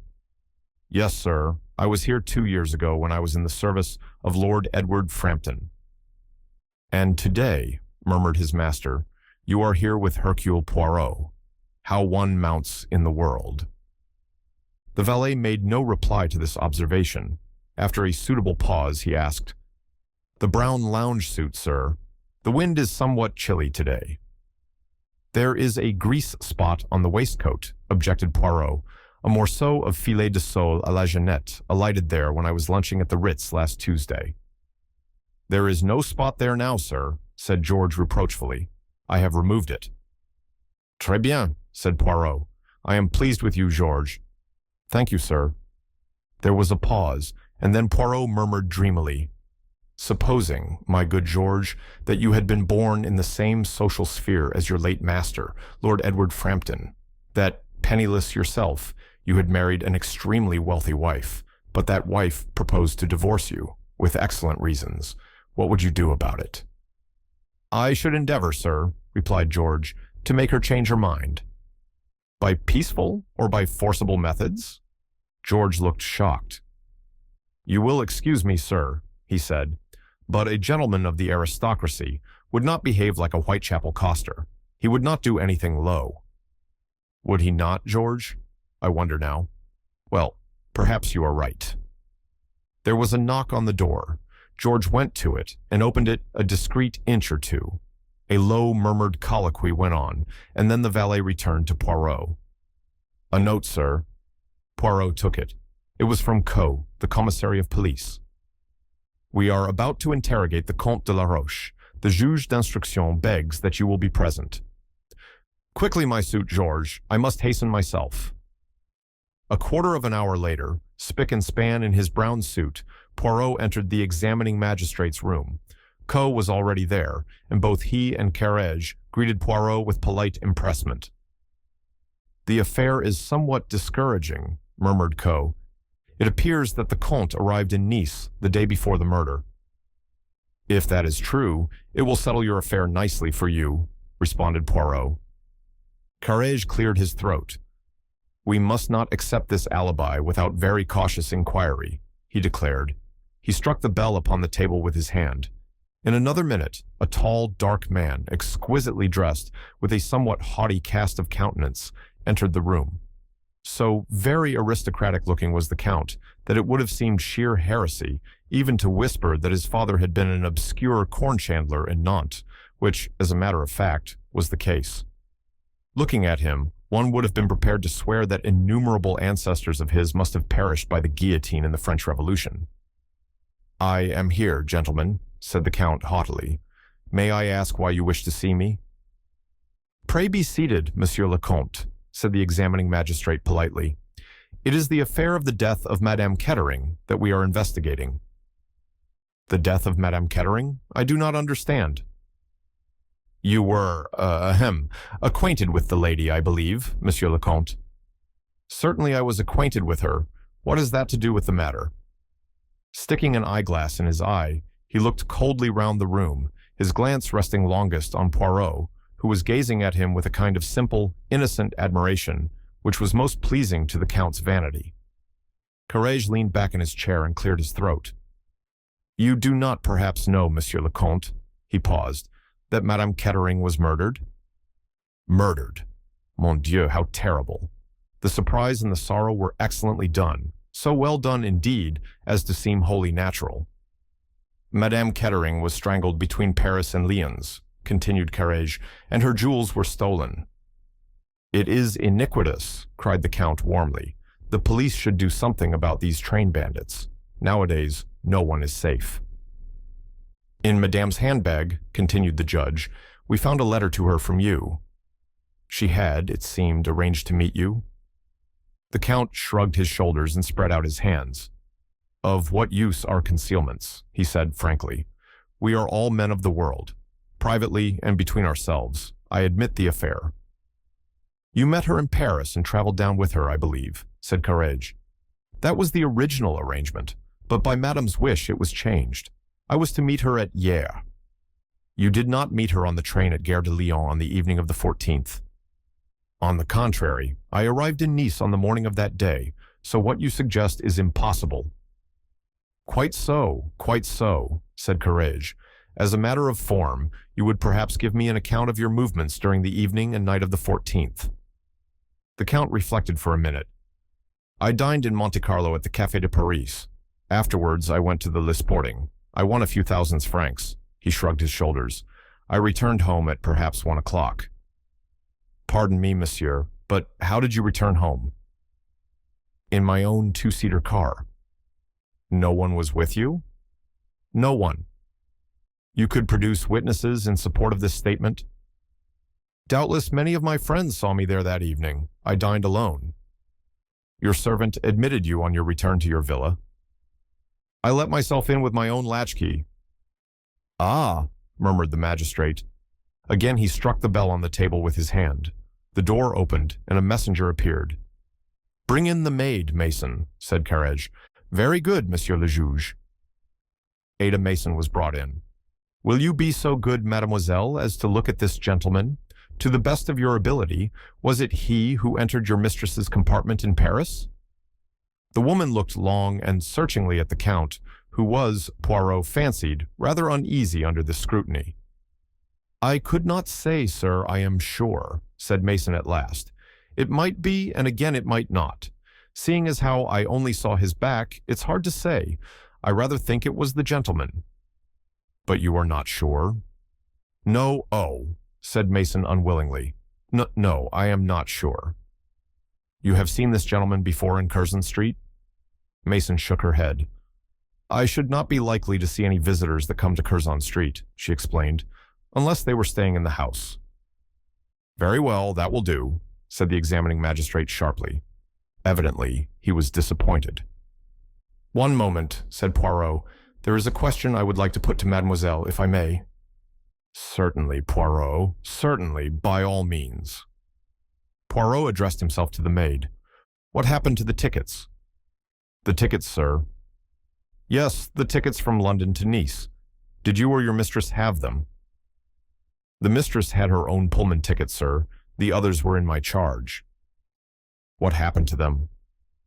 "I gave them to the conductor on the French train, sir. He said it was usual. I hope I did right, sir." "Oh, quite right, quite right. A mere matter of detail." Both Coe and the examining magistrate looked at him curiously. Mason stood uncertainly for a minute or two, and then the magistrate gave her a brief nod of dismissal, and she went out.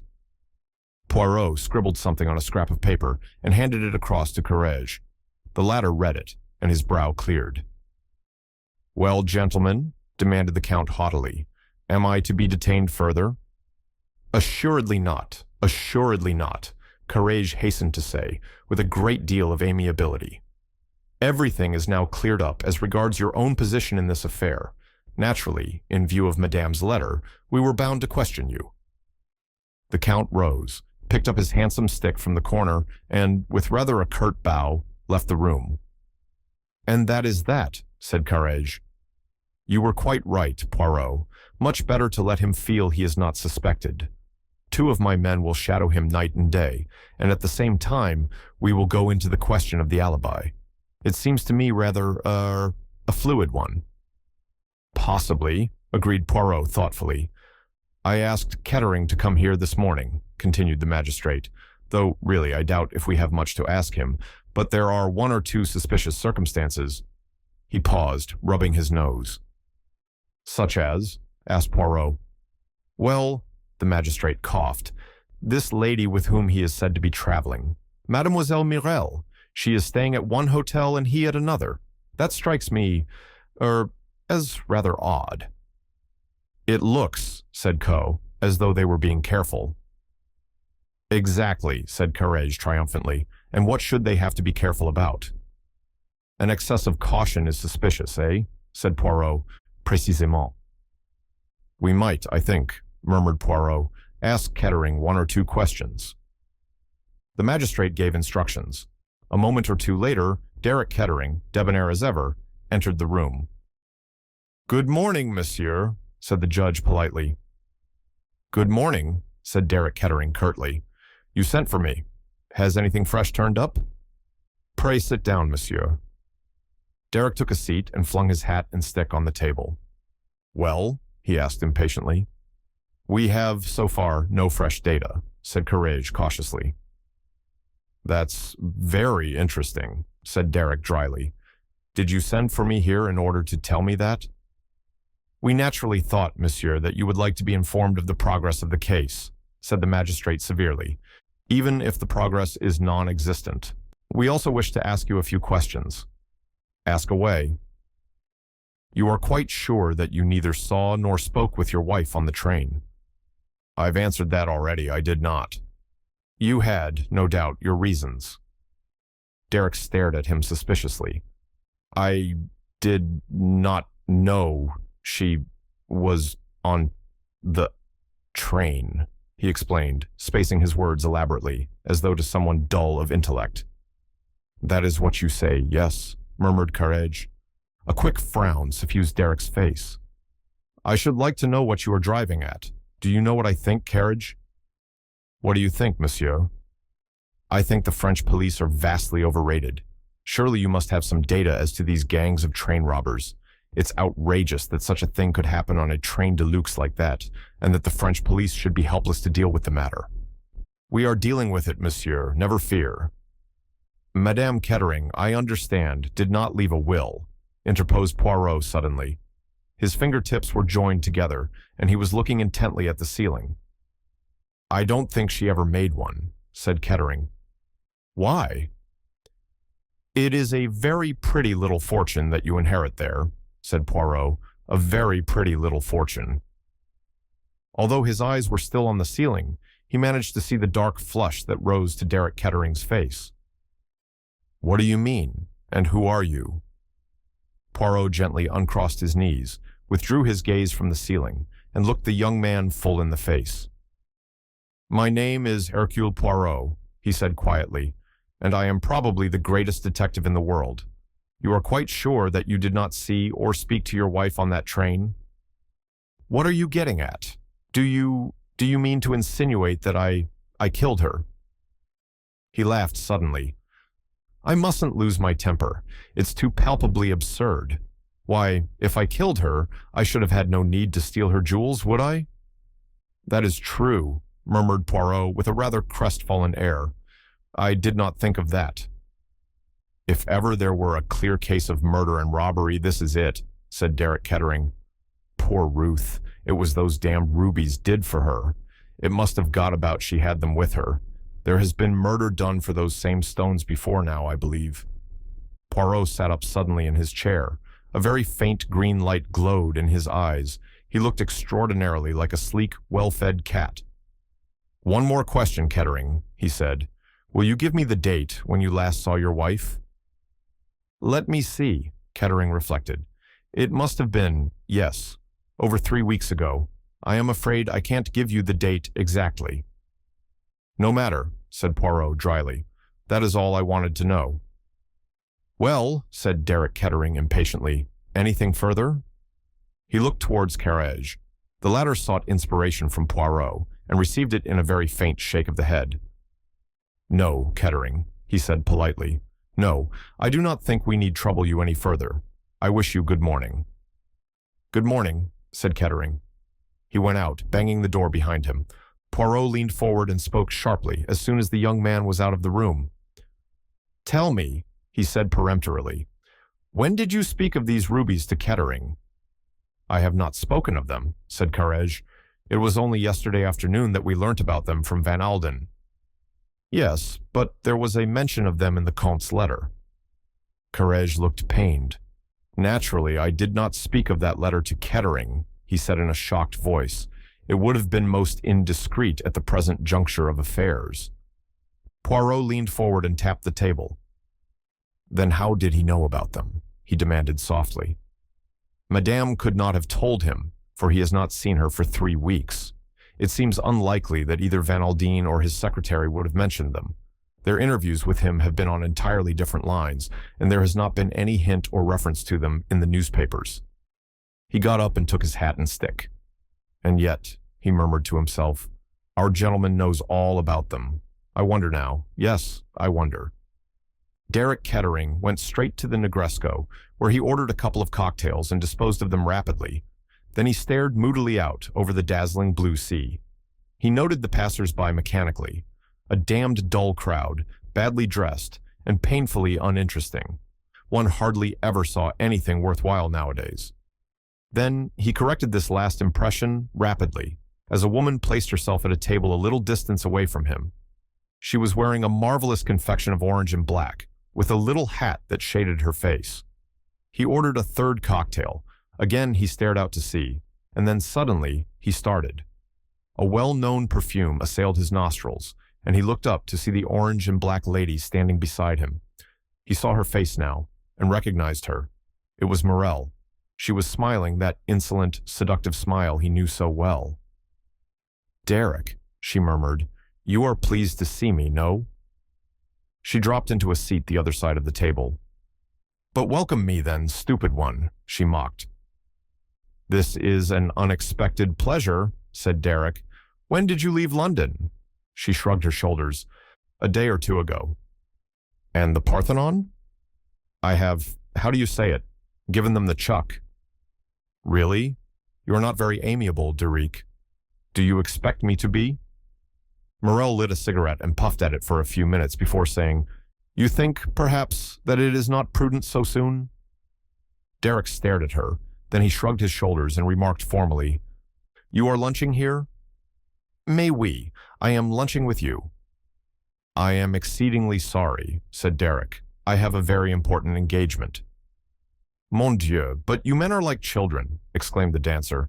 "But yes, it is the spoilt child that you act to me.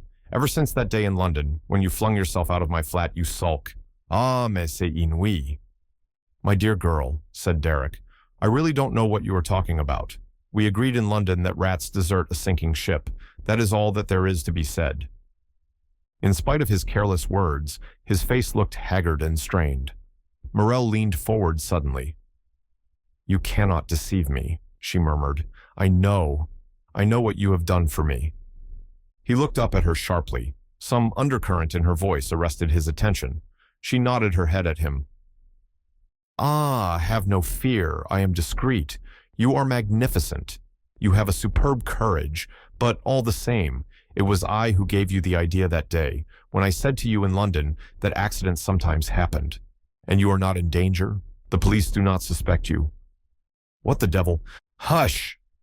She held up a slim olive hand with one big emerald on the little finger. "You are right. I should not have spoken so in a public place. We will not speak of the matter again, but our troubles are ended. Our life together will be wonderful, wonderful." Derek laughed suddenly, a harsh, disagreeable laugh. "So the rats come back, do they? 2 million makes a difference. Of course it does. I ought to have known that." He laughed again. "You will help me to spend that 2 million, won't you, Morel?" "You know how? No woman better." He laughed again. "Hush!" cried the dancer. "What is the matter with you, Derek? See, people are turning to stare at you." "Me? I will tell you what is the matter. I have finished with you, Morel. Do you hear? Finished." Morel did not take it as he expected her to do. She looked at him for a minute or two, and then she smiled softly. "But what a child! You are angry, you are sore, and all because I am practical. Did I not always tell you that I adored you?" She leaned forward. "But I know you, Derek. Look at me. See, it is Morel who speaks to you. You cannot live without her, you know it. I loved you before. I will love you 100 times more now. I will make life wonderful for you, but wonderful. There is no one like Morel." Her eyes burned into his. She saw him grow pale and draw in his breath, and she smiled to herself contentedly. She knew her own magic and power over men. "That is settled," she said softly, and gave a little laugh. "And now, Derek, will you give me lunch?" "No." He drew in his breath sharply and rose to his feet. "I am sorry, but I told you, I have got an engagement." "You are lunching with someone else?" "Bah, I don't believe it." "I am lunching with that lady over there." He crossed abruptly to where a lady in white had just come up the steps. He addressed her a little breathlessly. "Miss Grey, will you have lunch with me? You met me at Lady Tamplin's, if you remember." Catherine looked at him for a minute or two, with those thoughtful gray eyes that said so much. "Thank you," she said, after a moment's pause. "I should like to, very much." The Comte de la Roche had just finished déjeuner, consisting of an omelette, fiends herbe, an entrecôte béarnaise, and a savarin au rhum. Wiping his fine black moustache delicately with his table napkin, the Comte rose from the table. He passed through the salon of the villa, noting with appreciation the few objets d'art which were carelessly scattered about. The Louis XV snuff-box, the satin shoe worn by Marie Antoinette, and the other historic trifles were part of the Comte's mise-en-scène. They were, he would explain to his fair visitors, heirlooms in his family. Passing through onto the terrace, the Comte looked out onto the Mediterranean with an unseeing eye. He was in no mood for appreciating the beauties of scenery. A fully matured scheme had been rudely brought to naught, and his plans had to be cast afresh. Stretching himself out in a basket chair, a cigarette held between his white fingers, the Comte pondered deeply. Presently, Hippolyte, his manservant, brought out coffee and a choice of liqueurs. The Comte selected some very fine old brandy. As the manservant was preparing to depart, the Comte arrested him with a slight gesture. Hippolyte stood respectfully to attention. His countenance was hardly a prepossessing one, but the correctitude of his demeanor went far to obliterate the fact. He was now the picture of respectful attention. "It is possible," said the Comte, "that in the course of the next few days, various strangers may come to the house. They will endeavor to scrape acquaintance with you and with Marie. They will probably ask you various questions concerning me." "Yes, Monsieur le Comte." "Perhaps this has already happened." "Non, Monsieur le Comte." "There have been no strangers about the place. You are certain?" "There has been no one, Monsieur le Comte." "That is well," said the Comte drearily. "Nevertheless, they will come, I am sure of it. They will ask questions." Hippolyte looked at his master in intelligent anticipation. The Comte spoke slowly, without looking at Hippolyte. "As you know, I arrived here last Tuesday morning. If the police or any other inquirer should question you, do not forget that fact. I arrived on Tuesday, the 14th, not Wednesday, the 15th. You understand?" "Perfectly, Monsieur le Comte. In an affair where a lady is concerned, it is always necessary to be discreet. I feel certain, Hippolyte, that you can be discreet." "I can be discreet, monsieur." "And Marie?" "Marie also. I will answer for her." "That is well, then," murmured the Comte. When Hippolyte had withdrawn, the Comte sipped his black coffee with a reflective air. Occasionally he frowned. Once he shook his head slightly. Twice he nodded it. Into the midst of these cogitations came Hippolyte once more. "A lady, monsieur." "A lady?" The Comte was surprised. Not that a visit from a lady was an unusual thing at the Villa Marina, but at this particular moment the Comte could not think who the lady was likely to be. "She is, I think, a lady not known to monsieur," murmured the valet helpfully. The Comte was more and more intrigued. "Show her out here, Hippolyte," he commanded. A moment later, a marvelous vision in orange and black stepped out on the terrace, accompanied by a strong perfume of exotic blossoms. "Monsieur le Comte de la Roche." "At your service, mademoiselle," said the Comte, bowing. "My name is Mirel. You may have heard of me." "Ah, indeed, mademoiselle. But who has not been enchanted by the dancing of Mademoiselle Mirel? Exquisite!" The dancer acknowledged this compliment with a brief mechanical smile. "My descent upon you is unceremonious," she began. "But seat yourself, I beg of you, mademoiselle," cried the Comte, bringing forward a chair. Behind the gallantry of his manner, he was observing her narrowly. There were very few things that the Comte did not know about women. True, his experience had not lain much in ladies of Mirel's class, who were themselves predatory. He and the dancer were, in a sense, birds of a feather. His arts, the Comte knew, would be thrown away on Mireille. She was a Parisienne, and a shrewd one. Nevertheless, there was one thing that the Comte could recognize infallibly when he saw it. He knew at once that he was in the presence of a very angry woman, and an angry woman, as the Comte was well aware, always says more than is prudent, and is occasionally a source of profit to a level-headed gentleman who keeps cool. "It is most amiable of you, mademoiselle, to honor my poor abode thus." "We have mutual friends in Paris," said Mireille. "I have heard of you from them, but I come to see you today for another reason. I have heard of you since I came to Nice. In a different way, you understand." "Ah?" said the Comte softly. "I will be brutal," continued the dancer. "Nevertheless, believe that I have your welfare at heart. They are saying in Nice, Monsieur le Comte, that you are the murderer of the English lady, Madame Kettering." "I, the murderer of Madame Kettering? Bah, but how absurd." He spoke more languidly than indignantly, knowing that he would thus provoke her further. "But yes," she insisted, "it is as I tell you." "It amuses people to talk," murmured the Comte indifferently. "It would be beneath me to take such wild accusations seriously." "You do not understand." Mireille bent forward, her dark eyes flashing. "It is not the idle talk of those in the streets. It is the police." "The police? Huh?" The Comte sat up, alert once more. Mireille nodded her head vigorously several times. "Yes, yes. You comprehend me. I have friends everywhere. The prefect himself." She left the sentence unfinished, with an eloquent shrug of the shoulders. "Who is not indiscreet where a beautiful woman is concerned?" murmured the Count politely. "The police believe that you killed Madame Kettering, but they are wrong." "Certainly they are wrong," agreed the Comte easily. "You say that, but you do not know the truth. I do." The Comte looked at her curiously. "You know who killed Madame Kettering? Is that what you would say, mademoiselle?" Mireille nodded vehemently. "Yes." "Who was it?"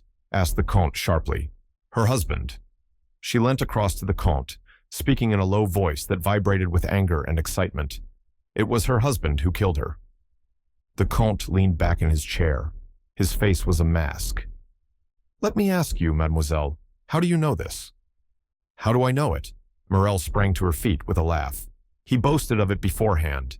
He was ruined, bankrupt, dishonored. Only the death of his wife could save him. He told me so. He traveled on the same train, but she was not to know it.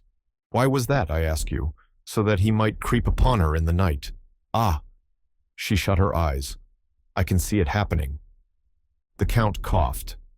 Perhaps," he murmured. "But surely, mademoiselle, in that case he would not steal the jewels."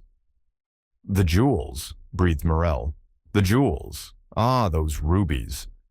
Her eyes grew misty, a faraway light in them. The Comte looked at her curiously, wondering for the 100th time at the magical influence of precious stones on the female sex. He recalled her to practical matters. "What do you want me to do, mademoiselle?" Mireille became alert and businesslike once more. "Surely it is simple. You will go to the police. You will say to them that Kettering committed this crime." "And if they do not believe me? If they ask for proof?" He was eyeing her closely. Mireille laughed softly and drew her orange and black wrap closer around her. "Send them to me, Monsieur le Comte," she said softly. "I will give them the proof they want." Upon that she was gone, an impetuous whirlwind, her errand accomplished. The Comte looked after her, his eyebrows delicately raised. "She is in a fury," he murmured. "What has happened now to upset her? But she shows her hand too plainly. Does she really believe that Kettering killed his wife? She would like me to believe it. She would even like the police to believe it." He smiled to himself. He had no intention whatsoever of going to the police. He saw various other possibilities, to judge by his smile, an agreeable vista of them. Presently, however, his brow clouded. According to Mireille, he was suspected by the police. That might be true, or it might not. An angry woman of the type of the dancer was not likely to bother about the strict veracity of her statements. On the other hand, she might easily have obtained inside information. In that case, his mouth set grimly. In that case, he must take certain precautions. He went into the house and questioned Hippolyte closely once more as to whether any strangers had been to the house. The valet was positive in his assurances that this was not the case. The Comte went up to his bedroom and crossed over to an old bureau that stood against the wall. He let down the lid of this, and his delicate fingers sought for a spring at the back of one of the pigeonholes. A secret drawer flew out. In it was a small brown paper package. The Comte took this out and weighed it in his hand carefully for a minute or two. Raising his hand to his head, with a slight grimace, he pulled out a single hair. This he placed on the lip of the drawer and shut it carefully. Still carrying the small parcel in his hand, he went downstairs and out of the house to the garage, where stood a scarlet two-seater car. 10 minutes later, he had taken the road for Monte Carlo. He spent a few hours at the casino, then sauntered out into the town. Presently, he re-entered the car and drove off in the direction of Mentone. Earlier in the afternoon, he had noticed an inconspicuous gray car some little distance behind him. He noticed it again now. He smiled to himself. The road was climbing steadily upwards. The Comte's foot pressed hard on the accelerator. The little red car had been specially built to the Comte's design and had a far more powerful engine than would have been suspected from its appearance. It shot ahead. Presently he looked back and smiled. The gray car was following behind. Smothered in dust, the little red car leaped along the road. It was traveling now at a dangerous pace, but the Comte was a first-class driver. Now they were going downhill, twisting and curving unceasingly. Presently, the car slackened speed and finally came to a standstill before a bureau de poste. The Comte jumped out, lifted the lid of the tool chest, extracted the small brown paper parcel, and hurried into the post office. 2 minutes later, he was driving once more in the direction of Mentone. When the gray car arrived there, the Comte was drinking English 5 o'clock tea on the terrace of one of the hotels. Later, he drove back to Monte Carlo, dined there, and reached home once more at 11 o'clock. Hippolyte came out to meet him with a disturbed face. "Ah, Monsieur le Comte has arrived. Monsieur le Comte did not telephone me by any chance?" The Comte shook his head. "And yet at 3 o'clock I received a summons from Monsieur le Comte to present myself to him at Nice, at the Negresco." "Really?" said the Comte. "And you went?" "Certainly, monsieur, but at the Negresco they knew nothing of Monsieur le Comte. He had not been there." "Ah," said the Comte. "Doubtless at that hour Marie was out doing her afternoon marketing?" "That is so, Monsieur le Comte." "Ah, well," said the Comte, "it is of no importance. A mistake." He went upstairs, smiling to himself. Once within his own room, he bolted his door and looked sharply round. Everything seemed as usual. He opened various drawers and cupboards. Then he nodded to himself. Things had been replaced almost exactly as he had left them, but not quite.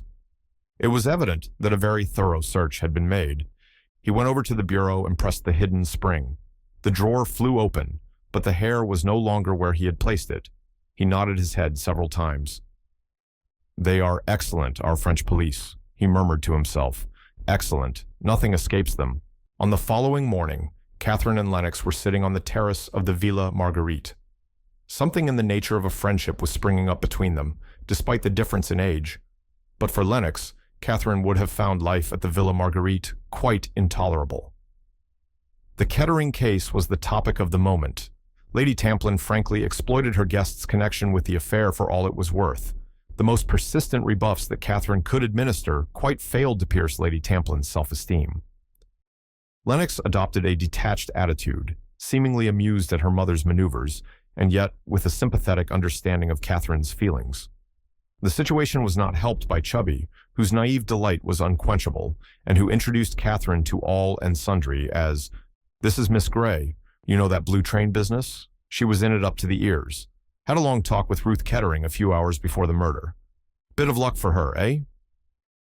A few remarks of this kind had provoked Catherine that morning to an unusually tart rejoinder, and when they were alone together, Lennox observed in her slow drawl, "Not used to exploitation, are you? You have a lot to learn, Catherine." "I am sorry I lost my temper. I don't, as a rule."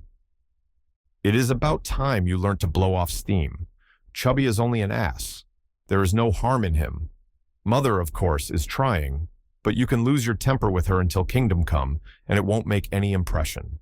She will open large, sad, blue eyes at you and not care a bit." Catherine made no reply to this filial observation, and Lennox presently went on. "I am rather like Chubby. I delight in a good murder, and besides, well, knowing Derek makes a difference." Catherine nodded. "So, you lunched with him yesterday," pursued Lennox reflectively. "Do you like him, Catherine?" Catherine considered for a minute or two. "I don't know," she said very slowly. "He is very attractive." "Yes, he is attractive." "What don't you like about him?" Catherine did not reply to the question, or at any rate not directly. "He spoke of his wife's death," she said. "He said he would not pretend that it had been anything but a bit of most marvelous luck for him." "And that shocked you, I suppose," said Lennox. She paused, and then added in rather a queer tone of voice, "He likes you, Catherine." "He gave me a very good lunch," said Catherine, smiling. Lennox refused to be sidetracked. "I saw it the night he came here," she said thoughtfully. "The way he looked at you, and you are not his usual type, just the opposite. Well, I suppose it is like religion. You get it at a certain age." "Mademoiselle is wanted at the telephone," said Marie, appearing at the window of the salon. "Hercule Poirot desires to speak with her." "More blood and thunder. Go on, Catherine. Go and dally with your detective." Hercule Poirot's voice came neat and precise in its intonation to Catherine's ear. "That is Mademoiselle Gray who speaks? Bon. Mademoiselle, I have a word for you from Van Aldine, the father of Madame Kettering. He wishes very much to speak with you, either at the Villa Marguerite or at his hotel, whichever you prefer." Catherine reflected for a moment, but she decided that for Van Aldine to come to the Villa Marguerite would be both painful and unnecessary. Lady Tamplin would have hailed his advent with far too much delight. She never lost a chance of cultivating millionaires. She told Poirot that she would much rather come to Nice. "Excellent, mademoiselle. I will call for you myself in an auto. Shall we say in about 3/4 of an hour?" Punctually to the moment Poirot appeared, Catherine was waiting for him, and they drove off at once. "Well, mademoiselle, how goes it?" She looked at his twinkling eyes, and was confirmed in her first impression that there was something very attractive about Hercule Poirot. "This is our own Roman policier, is it not?" said Poirot. "I made you the promise that we should study it together, and me, I always keep my promises." "You are too kind," murmured Catherine. "Ah, you mock yourself at me, but do you want to hear the developments of the case, or do you not?" Catherine admitted that she did, and Poirot proceeded to sketch for her a thumbnail portrait of the Comte de la Roche. "You think he killed her?" said Catherine thoughtfully. "That is the theory," said Poirot guardedly. "Do you yourself believe that?" "I did not say so. And you, mademoiselle, what do you think?" Catherine shook her head. "How should I know?" "I don't know anything about those things, but I should say that." "Yes," said Poirot encouragingly. "Well, from what you say, the Count does not sound the kind of man who would actually kill anybody." "Ah, very good," cried Poirot. "You agree with me. That is just what I have said." He looked at her sharply. "But tell me, you have met Derek Kettering?" "I met him at Lady Tamplin's and I lunched with him yesterday." "A mauvais sujet," said Poirot, shaking his head. "But les femmes, they like that, eh?" He twinkled at Catherine and she laughed. "He is the kind of man one would notice anywhere," continued Poirot. "Doubtless you observed him on the blue train." "Yes, I noticed him." "In the restaurant car?" "Number, I didn't notice him at meals at all. I only saw him once, going into his wife's compartment." Poirot nodded. "A strange business," he murmured. "I believe you said you were awake, mademoiselle, and looked out of your window at Lyons. You saw no tall, dark man such as the Comte de la Roche leave the train?" Catherine shook her head. "I don't think I saw anyone at all," she said. "There was a youngish lad in a cap and overcoat who got out, but I don't think he was leaving the train, only walking up and down the platform. There was a fat Frenchman with a beard, in pajamas and an overcoat, who wanted a cup of coffee. Otherwise, I think there were only the train attendants." Poirot nodded his head several times. "It is like this, you see," he confided. "The Comte de la Roche has an alibi. An alibi, it is a very pestilential thing, and always open to the gravest suspicion. But here we are." They went straight up to Van Alden's suite, where they found Knighton. Poirot introduced him to Catherine. After a few commonplaces had been exchanged, Knighton said, "I will tell Van Alden that Miss Grey is here." He went through a second door into an adjoining room.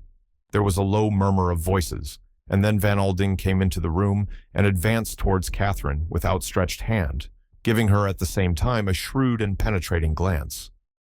"I am pleased to meet you, Miss Grey," he said simply. "I have been wanting very badly to hear what you can tell me about Ruth." The quiet simplicity of the millionaire's manner appealed to Catherine strongly. She felt herself in the presence of a very genuine grief, the more real for its absence of outward sign. He drew forward a chair. "Sit here, will you, and just tell me all about it." Poirot and Knighton retired discreetly into the other room, and Catherine and Van Alden were left alone together. She found no difficulty in her task. Quite simply and naturally, she related her conversation with Ruth Kettering, word for word as nearly as she could. He listened in silence, leaning back in his chair, with one hand shading his eyes. When she had finished, he said quietly, "Thank you, my dear." They both sat silent for a minute or two. Catherine felt that words of sympathy would be out of place. When the millionaire spoke, it was in a different tone. "I am very grateful to you, Miss Grey. I think you did something to ease my poor Ruth's mind in the last hours of her life. Now, I want to ask you something. You know, Poirot will have told you about the scoundrel that my poor girl had got herself mixed up with. He was the man of whom she spoke to you, the man she was going to meet. In your judgment, do you think she might have changed her mind after her conversation with you? Do you think she meant to go back on her word?" "I can't honestly tell you. She had certainly come to some decision and seemed more cheerful in consequence of it." "She gave you no idea where she intended to meet the skunk, whether in Paris or at Hyères?" Catherine shook her head. "She said nothing as to that." "Ah," said Van Alden thoughtfully, "and that is the important point. Well, time will show." He got up and opened the door of the adjoining room. Poirot and Knighton came back. Catherine declined the millionaire's invitation to lunch, and Knighton went down with her and saw her into the waiting car. He returned to find Poirot and Van Alden deep in conversation. "If we only knew," said the millionaire thoughtfully, "what decision Ruth came to. It might have been any of half a dozen. She might have meant to leave the train at Paris and cable to me. She may have meant to have gone on to the south of France and have an explanation with the Count there. We are in the dark, absolutely in the dark. But we have the maid's word for it that she was both startled and dismayed at the Count's appearance at the station in Paris. That was clearly not part of the preconceived plan. You agree with me, Knighton?" The secretary started. "I beg your pardon, Van Alden, I was not listening." "Daydreaming, eh?" said Van Alden.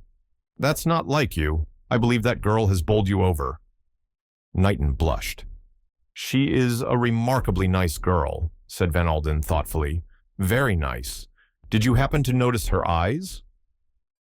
"Any man," said Knighton, "would be bound to notice her eyes." Several days had elapsed. Catherine had been for a walk by herself one morning and came back to find Lennox grinning at her expectantly. "Your young man has been ringing you up, Catherine." "Who do you call my young man?" "A new one, Rufus Van Alden's secretary. You seem to have made rather an impression there. You are becoming a serious breaker of hearts, Catherine. First Derek Kettering, and now this young Knighton. The funny thing is that I remember him quite well. He was in Mother's War Hospital that she ran out here. I was only a kid of about 8 at the time." "Was he badly wounded?" "Shot in the leg, if I remember rightly. Rather a nasty business. I think the doctors messed it up a bit. They said he wouldn't limp or anything, but when he left here, he was still completely dot and go one." Lady Tamplin came out and joined them. "Have you been telling Catherine about Major Knighton?" she asked. "Such a dear fellow. Just at first I didn't remember him. One had so many. But now it all comes back." "He was a bit too unimportant to be remembered before," said Lennox. Now that he is a secretary to an American millionaire, it is a very different matter. "Darling," said Lady Tamplin in her vague, reproachful voice. "What did Major Knighton ring up about?" inquired Catherine. "He asked if you would like to go to the tennis this afternoon. If so, he would call for you in a car. Mother and I accepted for you with impressment. Whilst you dally with the millionaire's secretary, you might give me a chance with the millionaire, Catherine. He is about 60, I suppose, so that he will be looking about for a nice, sweet young thing like me." "I should like to meet Van Alden," said Lady Tamplin earnestly. "One has heard so much of him. Those fine, rugged figures of the Western world." She broke off. "So fascinating," she murmured. "Major Knighton was very particular to say it was Van Alden's invitation," said Lennox. "He said it so often that I began to smell a rat. You and Knighton would make a very nice pair, Catherine. Bless you, my children." Catherine laughed and went upstairs to change her clothes. Knighton arrived soon after lunch and endured manfully Lady Tamplin's transports of recognition. When they were driving together towards Cannes, he remarked to Catherine, "Lady Tamplin has changed wonderfully little." "In manner or appearance?" "Both. She must be, I suppose, well over 40, but she is a remarkably beautiful woman still." "She is," agreed Catherine. "I am very glad that you could come today," went on Knighton. "Poirot is going to be there also. What an extraordinary little man he is. Do you know him well, Miss Grey?" Catherine shook her head. "I met him on the train on the way here. I was reading a detective novel, and I happened to say something about such things not happening in real life. Of course, I had no idea of who he was." "He is a very remarkable person," said Knighton slowly, "and has done some very remarkable things. He has a kind of genius for going to the root of the matter, and right up to the end, no one has any idea of what he is really thinking. I remember I was staying at a house in Yorkshire, and Lady Clanrivaughn's jewels were stolen. It seemed at first to be a simple robbery, but it completely baffled the local police. I wanted them to call in Hercule Poirot and said he was the only man who could help them, but they pinned their faith to Scotland Yard." "And what happened?" said Catherine curiously. "The jewels were never recovered," said Knighton dryly. "You really do believe in him?" "I do indeed. The Comte de la Roche is a pretty wily customer.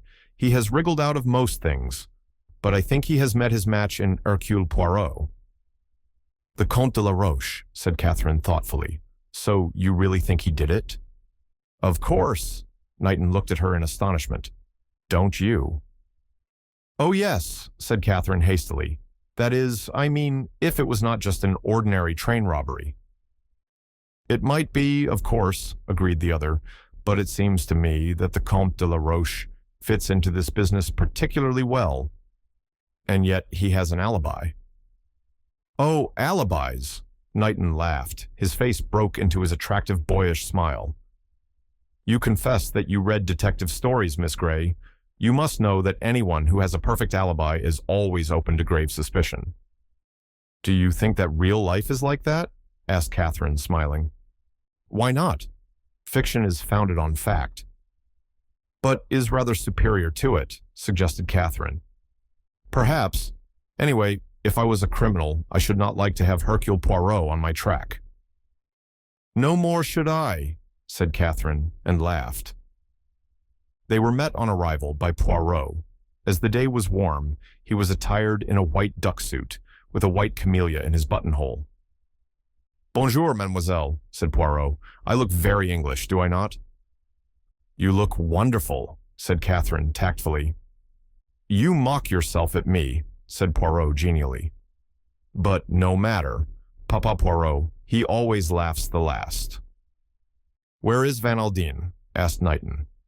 "He will meet us at our seats. To tell you the truth, my friend, he is not too well pleased with me. Oh, those Americans, the repose, the calm, they know it not.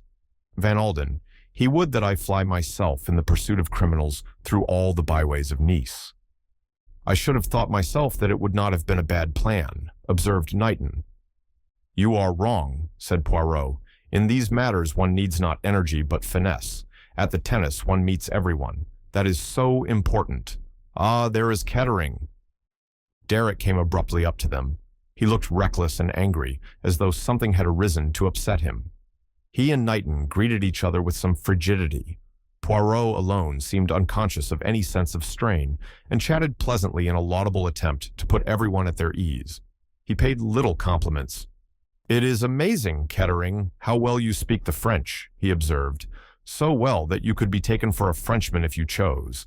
That is a very rare accomplishment among Englishmen." "I wish I did," said Catherine. "I am only too well aware that my French is of a painfully British order." They reached their seats and sat down, and almost immediately Knighton perceived his employer signaling to him from the other end of the court, and went off to speak to him. "I approve of that young man," said Poirot, sending a beaming smile after the departing secretary. "And you, mademoiselle?" "I like him very much." "And you, Kettering?" Some quick rejoinder was springing to Derek's lips, but he checked it as though something in the little Belgian's twinkling eyes had made him suddenly alert. He spoke carefully, choosing his words. "Knighton is a very good fellow," he said. Just for a moment, Catherine fancied that Poirot looked disappointed. "He is a great admirer of yours, Poirot," she said, and she related some of the things that Knighton had said. It amused her to see the little man plume himself like a bird, thrusting out his chest, and assuming an air of mock modesty that would have deceived no one. "That reminds me, mademoiselle," he said suddenly. "I have a little matter of business I have to speak to you about. When you were sitting talking to that poor lady in the train, I think you must have dropped a cigarette case." Catherine looked rather astonished. "I don't think so," she said. Poirot drew from his pocket a cigarette case of soft blue leather, with the initial K on it in gold. "No, that is not mine," Catherine said. "Ah, 1,000 apologies. It was doubtless Madame's own." K, of course, stands for Kettering. We were doubtful, because she had another cigarette case in her bag, and it seemed odd that she should have two. He turned to Derek suddenly. "You do not know, I suppose, whether this was your wife's case or not?" Derek seemed momentarily taken aback. He stammered a little in his reply. I don't know. I suppose so." "It is not yours by any chance?" "Certainly not. If it were mine, it would hardly have been in my wife's possession." Poirot looked more ingenuous and childlike than ever. "I thought perhaps you might have dropped it when you were in your wife's compartment," he explained guilelessly. "I never was there. I have already told the police that a dozen times." "1,000 pardons," said Poirot with his most apologetic air. "It was mademoiselle here who mentioned having seen you going in." He stopped with an air of embarrassment. Catherine looked at Derek. His face had gone rather white, but perhaps that was her fancy. His laugh, when it came, was natural enough. "You made a mistake, Miss Grey," he said easily. "From what the police have told me, I gather that my own compartment was only a door or two away from that of my wife's, though I never suspected the fact at the time. You must have seen me going into my own compartment." He got up quickly as he saw Van Alden and Knighton approaching. "I'm going to leave you now," he announced. "I can't stand my father-in-law at any price." Van Alden greeted Catherine very courteously, but was clearly in a bad humor. "You seem fond of watching tennis, Poirot," he growled. "It is a pleasure to me, yes," replied Poirot placidly. "It is as well you are in France," said Van Alden. "We are made of sterner stuff in the States. Business comes before pleasure there." Poirot did not take offense. Indeed, he smiled gently and confidingly at the irate millionaire. "Do not enrage yourself, I beg of you. Everyone his own methods. I have always found it a delightful and pleasing idea to combine business and pleasure together." He glanced at the other two. They were deep in conversation, absorbed in each other. Poirot nodded his head in satisfaction, and then leant towards the millionaire, lowering his voice as he did so. "It is not only for pleasure that I am here, Van Alden. Observe just opposite us that tall old man, the one with the yellow face and the venerable beard." "Well, what of him?" "That," Poirot said, "is Papadopoulos. A Greek, eh? As you say, a Greek. He is a dealer in antiques of worldwide reputation. He has a small shop in Paris, and he is suspected by the police of being something more." "What?" A receiver of stolen goods, especially jewels. There is nothing as to the recutting and resetting of gems that he does not know. He deals with the highest in Europe and with the lowest of the riffraff of the underworld. Van Aldine was looking at Poirot with suddenly awakened attention. "Well?" he demanded, a new note in his voice.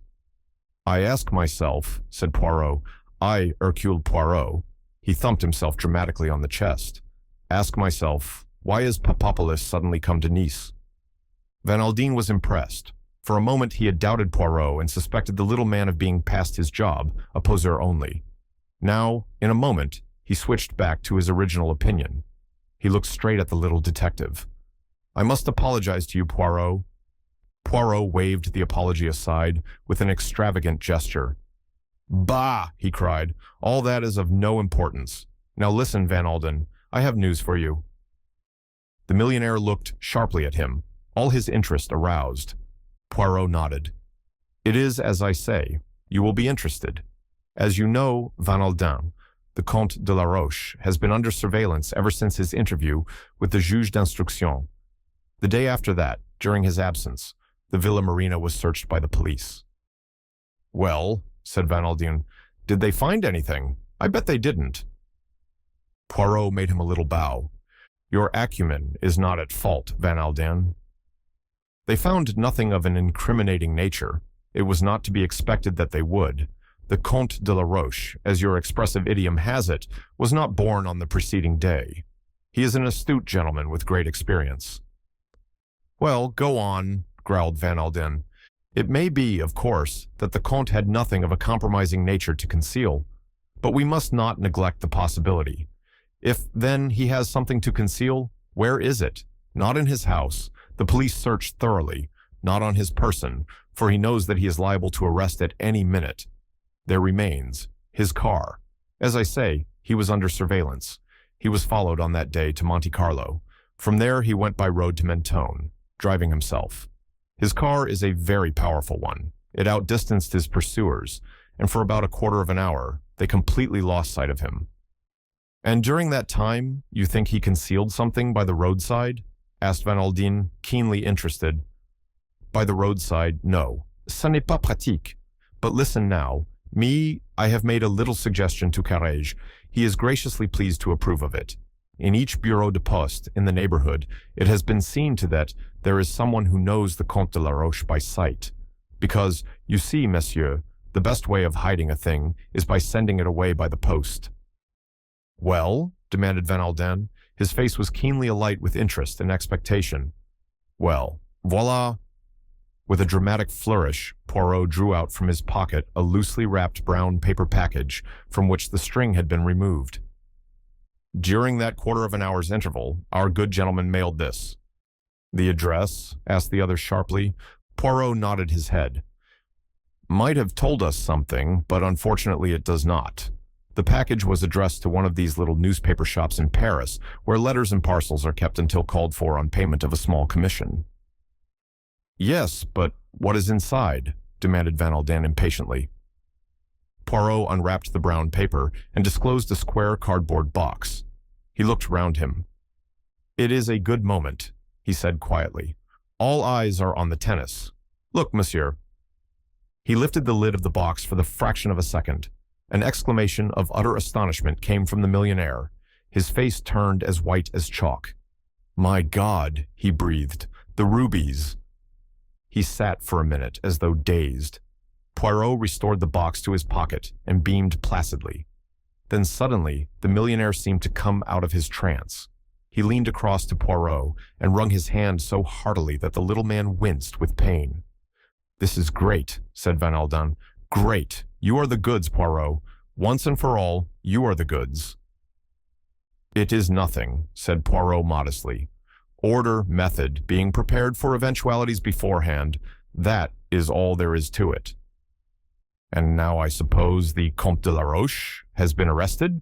continued Van Aldine eagerly. "No," said Poirot. A look of utter astonishment came over Van Aldine's face. "But why? What more do you want?"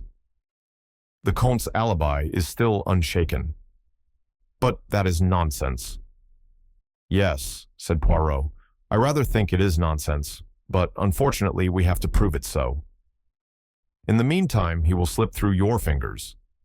Poirot shook his head very energetically. "No," he said, "he will not do that. The one thing the Comte cannot afford to sacrifice is his social position. At all costs, he must stop and brazen it out." Van Aldine was still dissatisfied. "But I don't see."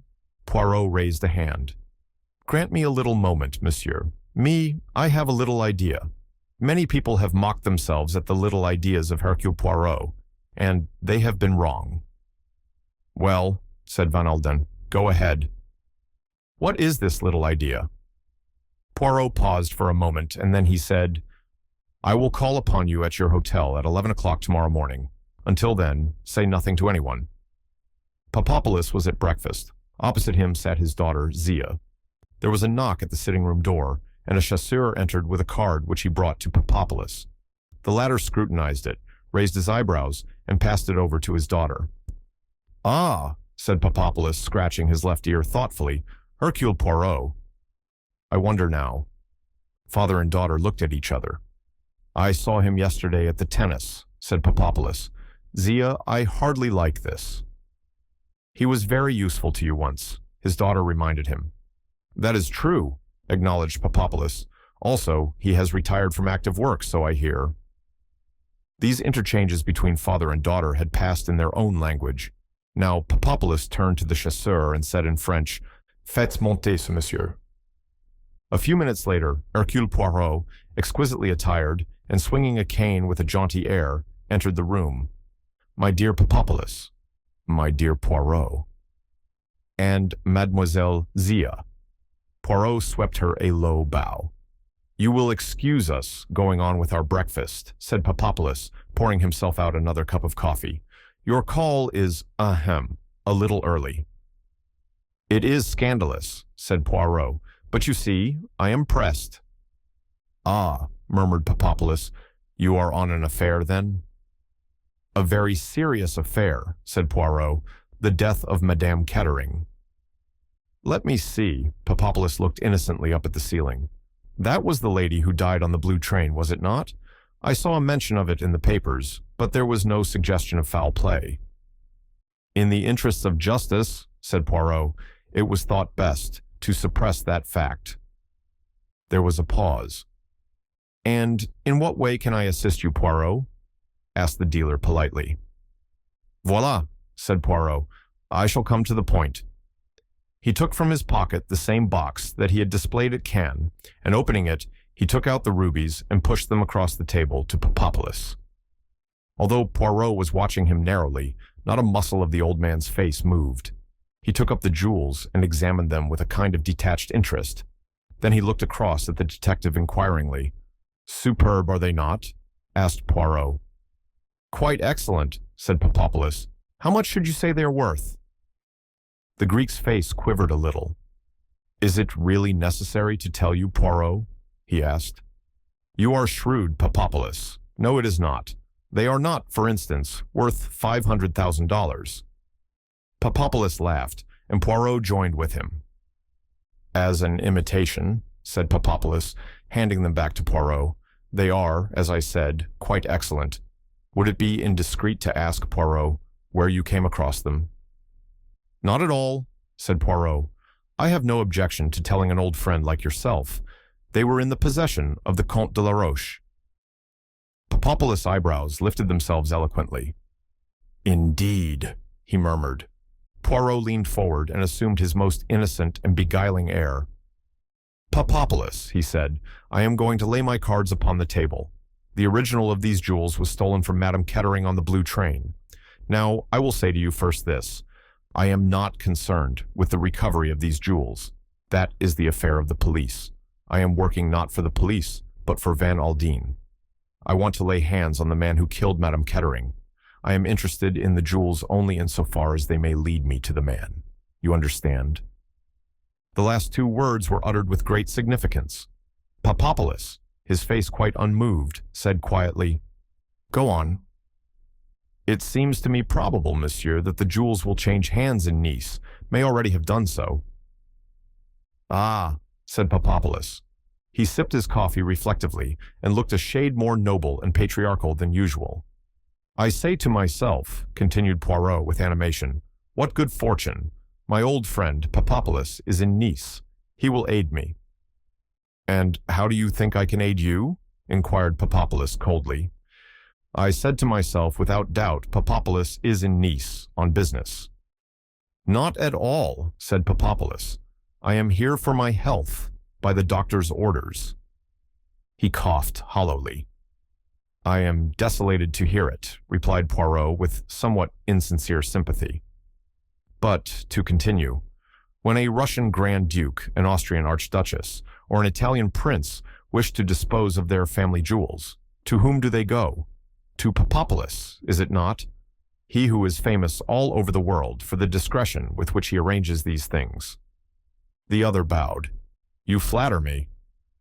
It is a great thing, discretion, mused Poirot, and was rewarded by the fleeting smile which passed across the Greek's face. I, too, can be discreet. The eyes of the two men met. Then Poirot went on speaking very slowly and obviously picking his words with care.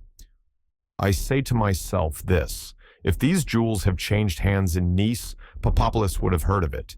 He has knowledge of all that passes in the jewel world. Ah, said Papadopoulos, and helped himself to a croissant. The police, you understand, said Poirot, do not enter into the matter. It is a personal affair. One hears rumors, admitted Papadopoulos cautiously. Such as? Prompted Poirot. Is there any reason why I should pass them on? Yes, said Poirot, I think there is.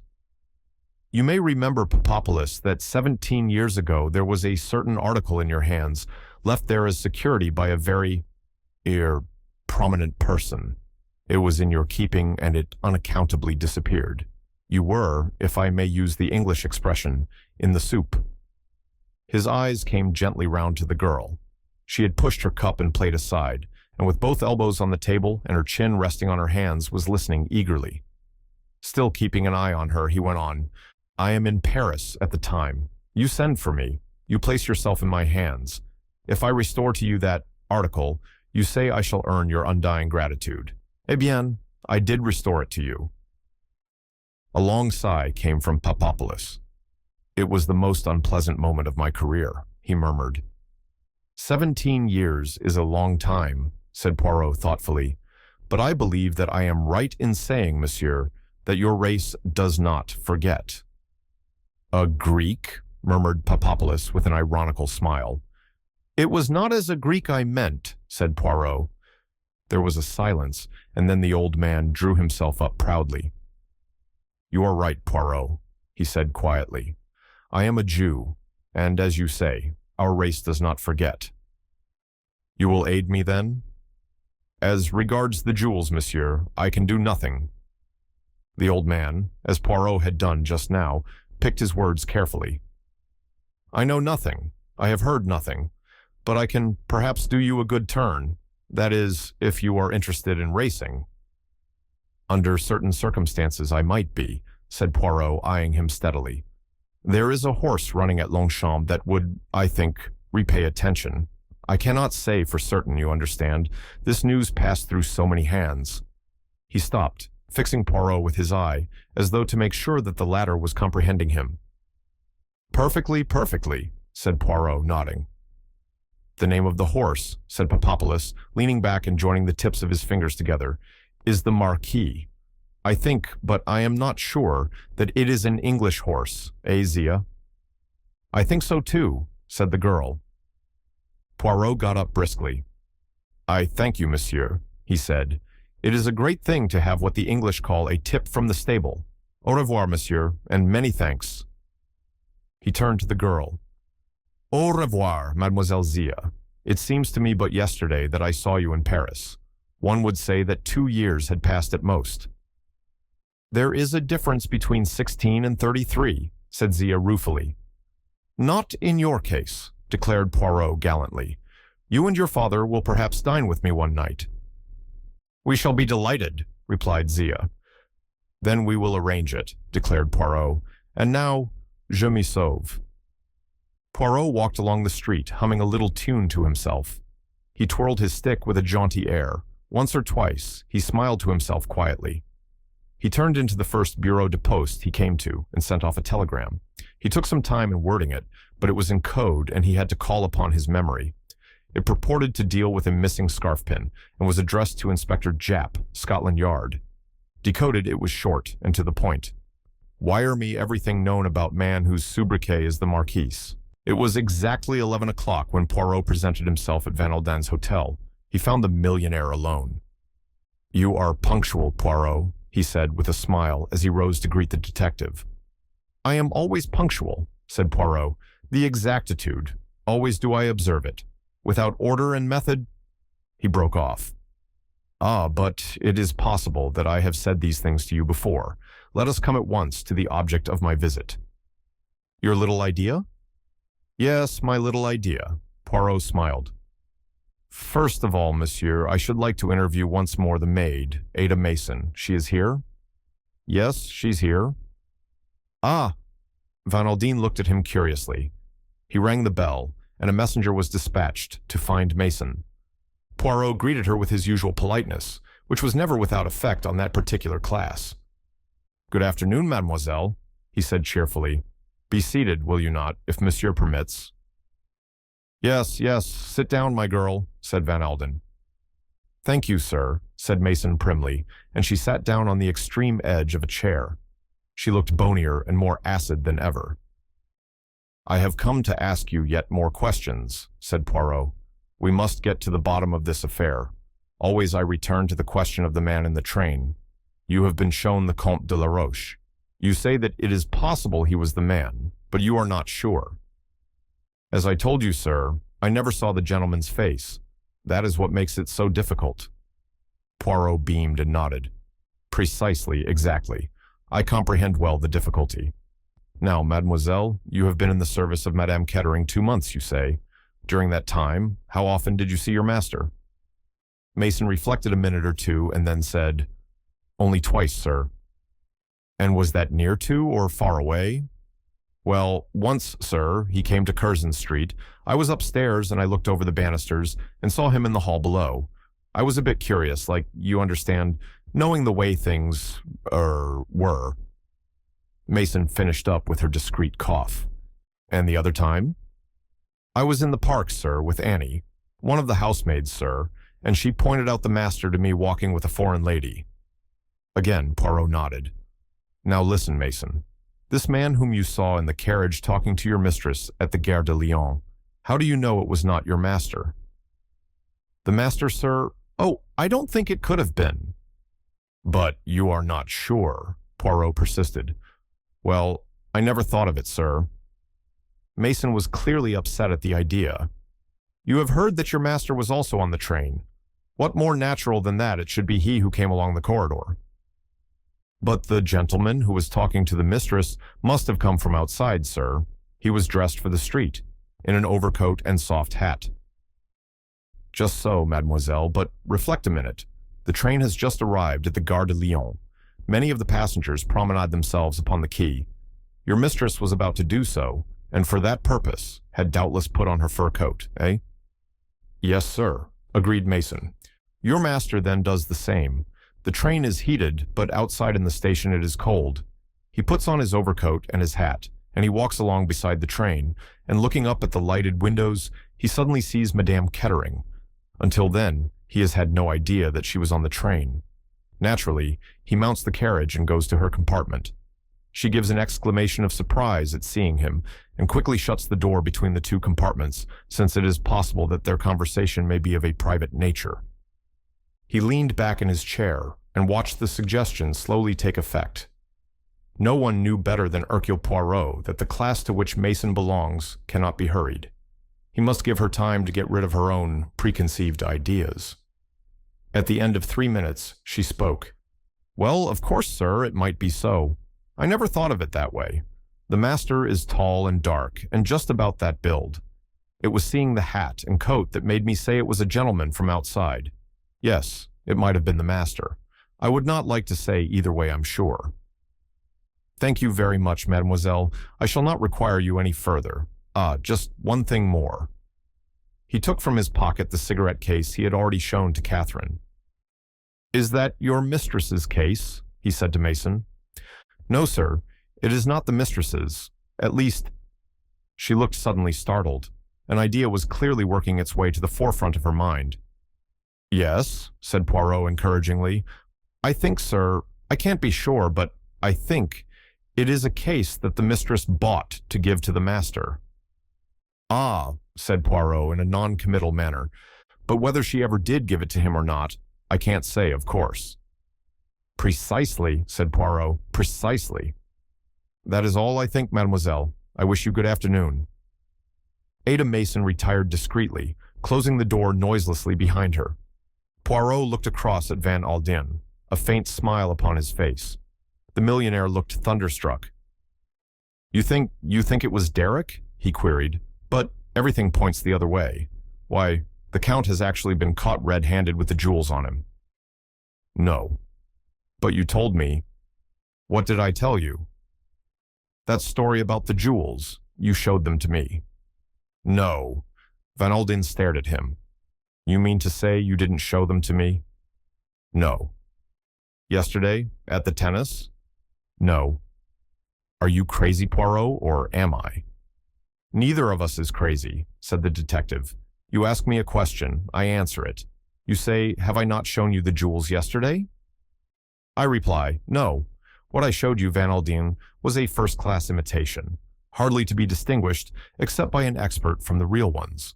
It took the millionaire some few minutes to take the thing in. He stared at Poirot as though dumbfounded.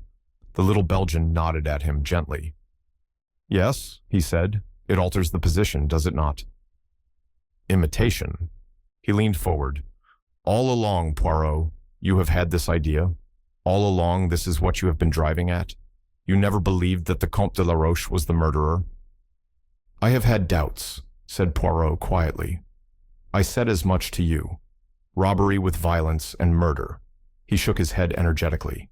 "No, it is difficult to picture. It does not harmonize with the personality of the Comte de la Roche."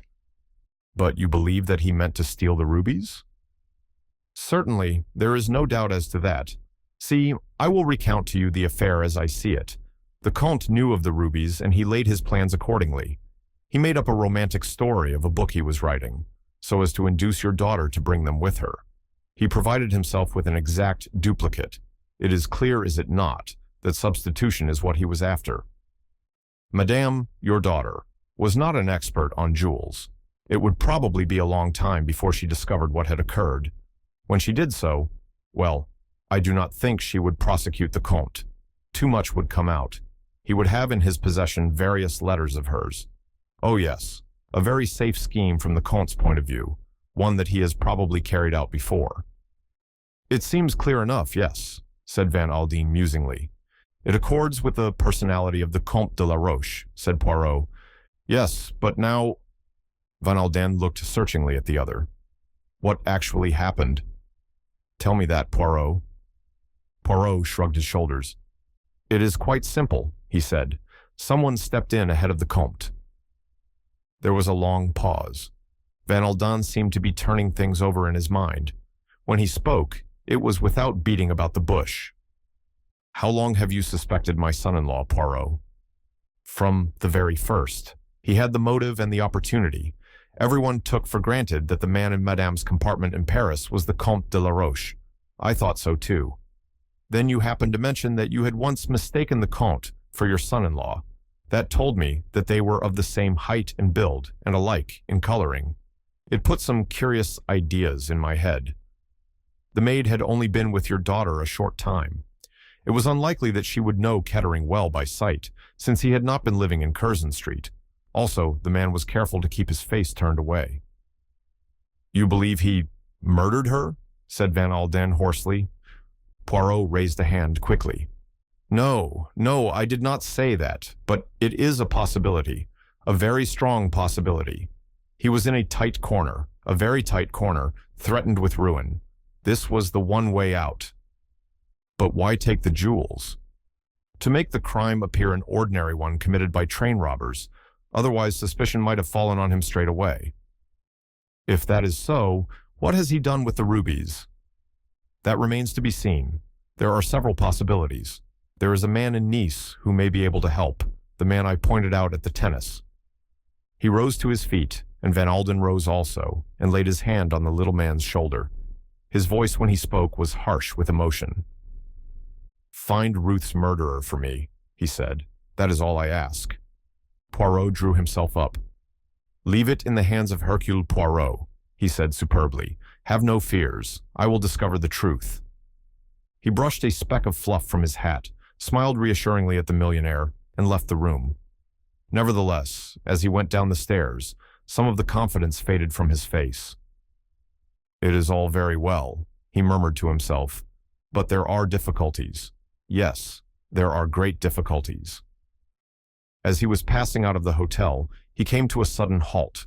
A car had drawn up in front of the door. In it was Catherine Gray, and Derek Kettering was standing beside it talking to her earnestly. A minute or two later, the car drove off, and Derek remained standing on the pavement looking after it. The expression on his face was an odd one. He gave a sudden impatient gesture of the shoulders, sighed deeply, and turned to find Hercule Poirot standing at his elbow. In spite of himself, he started. The two men looked at each other, Poirot steadily and unwaveringly, and Derek with a kind of light-hearted defiance. There was a sneer behind the easy mockery of his tone when he spoke, raising his eyebrows slightly as he did so. "Rather a dear, isn't she?" he asked easily. His manner was perfectly natural. "Yes," said Poirot thoughtfully. "That describes Mademoiselle Catherine very well. It is very English, that phrase there, and Mademoiselle Catherine, she also is very English." Derek remained perfectly still without answering. "And yet she is sympathique, is it not so?" "Yes," said Derek, "there are not many like her." He spoke softly, almost as though to himself. Poirot nodded significantly. Then he leant towards the other and spoke in a different tone, a quiet, grave tone that was new to Derek Kettering. "You will pardon an old man, monsieur, if he says to you something that you may consider impertinent. There is one of your English proverbs that I would quote to you. It says that it is well to be off with the old love before being on with the new." Kettering turned on him angrily. "What the devil do you mean?" "You enrage yourself at me," said Poirot placidly. "I expected as much. As to what I mean, monsieur, that there is a second car with a lady in it. If you turn your head, you will see her." Derek spun round, his face darkened with anger. "Mirel, damn her," he muttered. "I will soon." Poirot arrested the movement he was about to make. "Is it wise what you are about to do there?" he asked warningly. His eyes shone softly with a green light in them. But Derek was past noticing the warning signs. In his anger, he was completely off his guard. "I have broken with her utterly, and she knows it," cried Derek angrily. "You have broken with her, yes, but has she broken with you?" Derek gave a sudden, harsh laugh. "She won't break with £2 million if she can help it," he murmured brutally. "Trust Mirel for that." Poirot raised his eyebrows. "You have the outlook cynical," he murmured. "Have I?" There was no mirth in his sudden, wide smile. "I have lived in the world long enough, Poirot, to know that all women are pretty much alike." His face softened suddenly. "All save one." He met Poirot's gaze defiantly. A look of alertness crept into his eyes, then faded again. "That one," he said, and jerked his head in the direction of Cap Martin. "Ah," said Poirot. This quiescence was well calculated to provoke the impetuous temperament of the other. "I know what you are going to say," said Derek rapidly. "The kind of life I have led, the fact that I am not worthy of her. You will say that I have no right to think even of such a thing. You will say that it is not a case of giving a dog a bad name. I know that it is not decent to be speaking like this with my wife dead only a few days, and murdered at that." He paused for breath, and Poirot took advantage of the pause to remark in his plaintive tone, "But, indeed, I have not said anything at all." "But you will." "Eh?" said Poirot. "You will say that I have no earthly chance of marrying Catherine." "No," said Poirot. "I would not say that. Your reputation is bad, yes, but with women, never does that deter them. If you were a man of excellent character, of strict morality, who had done nothing that he should not do, and possibly everything that he should do. Eh bien, then I should have grave doubts of your success. Moral worth, you understand, it is not romantic. It is appreciated, however, by widows. Derek Kettering stared at him. Then he swung round on his heel and went up to the waiting car. Poirot looked after him with some interest. He saw the lovely vision lean out of the car and speak. Derek Kettering did not stop. He lifted his hat and passed straight on. "Ça y est," said Hercule Poirot. "It is time, I think, that I return chez moi." He found the imperturbable George pressing trousers. "A pleasant day, George. Somewhat fatiguing, but not without interest," he said. George received these remarks in his usual wooden fashion. "Indeed, sir." "The personality of a criminal, George, is an interesting matter. Many murderers are men of great personal charm." "I always heard, sir, that Crippen was a pleasant-spoken gentleman, and yet he cut up his wife like so much mincemeat." "Your instances are always apt, George." The valet did not reply, and at that moment the telephone rang. Poirot took up the receiver. "Allô, allô, yes, it is Hercule Poirot who speaks." "This is Knighton. Will you hold the line a minute, Poirot? Van Aldine would like to speak to you." There was a moment's pause, then the millionaire's voice came through. "Is that you, Poirot? I just wanted to tell you that Mason came to me now of her own accord. She has been thinking it over, and she says that she is almost certain that the man at Paris was Derek Kettering. There was something familiar about him at the time, she says, but at the minute she could not place it. She seems pretty certain now." "Ah," said Poirot. "Thank you, Van Aldine. That advances us." He replaced the receiver and stood for a minute or two with a very curious smile on his face. George had to speak to him twice before obtaining an answer. "Eh?" said Poirot. "What is that you say to me?" "Are you lunching here, sir, or are you going out?" "Neither," said Poirot. "I shall go to bed and take a tisane. The expected has happened, and when the expected happens, it always causes me emotion." As Derek Kettering passed the car, Morel leant out. "Derek, I must speak to you for a moment." But lifting his hat, Derek passed straight on without stopping. When he got back to his hotel, the concierge detached himself from his wooden pen and accosted him. "A gentleman is waiting to see you, monsieur." "Who is it?" asked Derek. "He did not give his name, monsieur, but he said his business with you was important and that he would wait." "Where is he?" "In the little salon, monsieur. He preferred it to the lounge, he said, as being more private." Derek nodded and turned his steps in that direction. The small salon was empty except for the visitor, who rose and bowed with easy foreign grace as Derek entered. As it chanced, Derek had only seen the Comte de la Roche once, but found no difficulty in recognizing that aristocratic nobleman, and he frowned angrily. Of all the consummate impertinence. "The Comte de la Roche, is it not?" he said. "I am afraid you have wasted your time in coming here." "I hope not," said the Comte agreeably. His white teeth glittered. The Comte's charm of manner was usually wasted on his own sex. All men, without exception, disliked him heartily. Derek Kettering was already conscious of a distinct longing to kick the Count bodily out of the room. It was only the realization that scandal would be unfortunate just at present that restrained him. He marveled anew that Ruth could have cared, as she certainly had, for this fellow, a bounder, and worse than a bounder. He looked with distaste at the Count's exquisitely manicured hands. "I called," said the Comte, "on a little matter of business. It would be advisable, I think, for you to listen to me." Again, Derek felt strongly tempted to kick him out, but again he refrained. The hint of a threat was not lost upon him, but he interpreted it in his own way. There were various reasons why it would be better to hear what the Comte had to say. He sat down and drummed impatiently with his fingers on the table. "Well," he said sharply, "what is it?" It was not the Comte's way to come out into the open at once. "Allow me, monsieur, to offer you my condolences on your recent bereavement." "If I have any impertinence from you," said Derek quietly, "you go out by that window." He nodded his head towards the window beside the Comte, and the latter moved uneasily. I will send my friends to you, monsieur, if that is what you desire, he said haughtily. Derek laughed.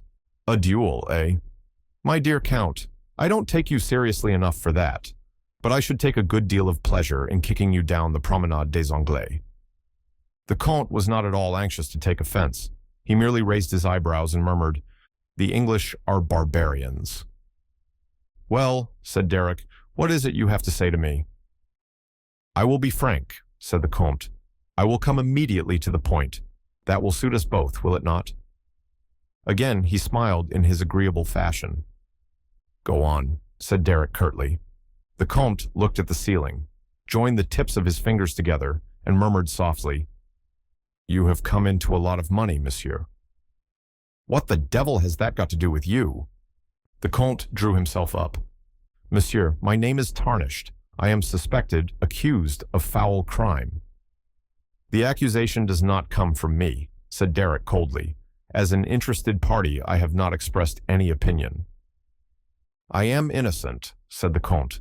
"I swear, before heaven," he raised his hand to heaven, "that I am innocent." "Carrege is, I believe, the juge d'instruction in charge of the case," hinted Derek politely. The Comte took no notice. "Not only am I unjustly suspected of a crime that I did not commit, but I am also in serious need of money." He coughed softly and suggestively. Derek rose to his feet. "I was waiting for that," he said softly. "You blackmailing brute. I will not give you a penny.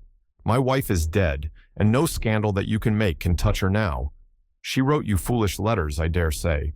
If I were to buy them from you for a round sum at this minute, I am pretty certain that you would manage to keep one or two back. And I will tell you this, De la Roche. Blackmailing is an ugly word both in England and France. That is my answer to you. Good afternoon." "One moment." The Comte stretched out a hand as Derek was turning to leave the room. "You are mistaken, monsieur. You are completely mistaken. I am, I hope, a gentleman." Derek laughed. "Any letters that a lady might write to me I should hold sacred." He flung back his head with a beautiful air of nobility. "The proposition that I was putting before you was of quite a different nature.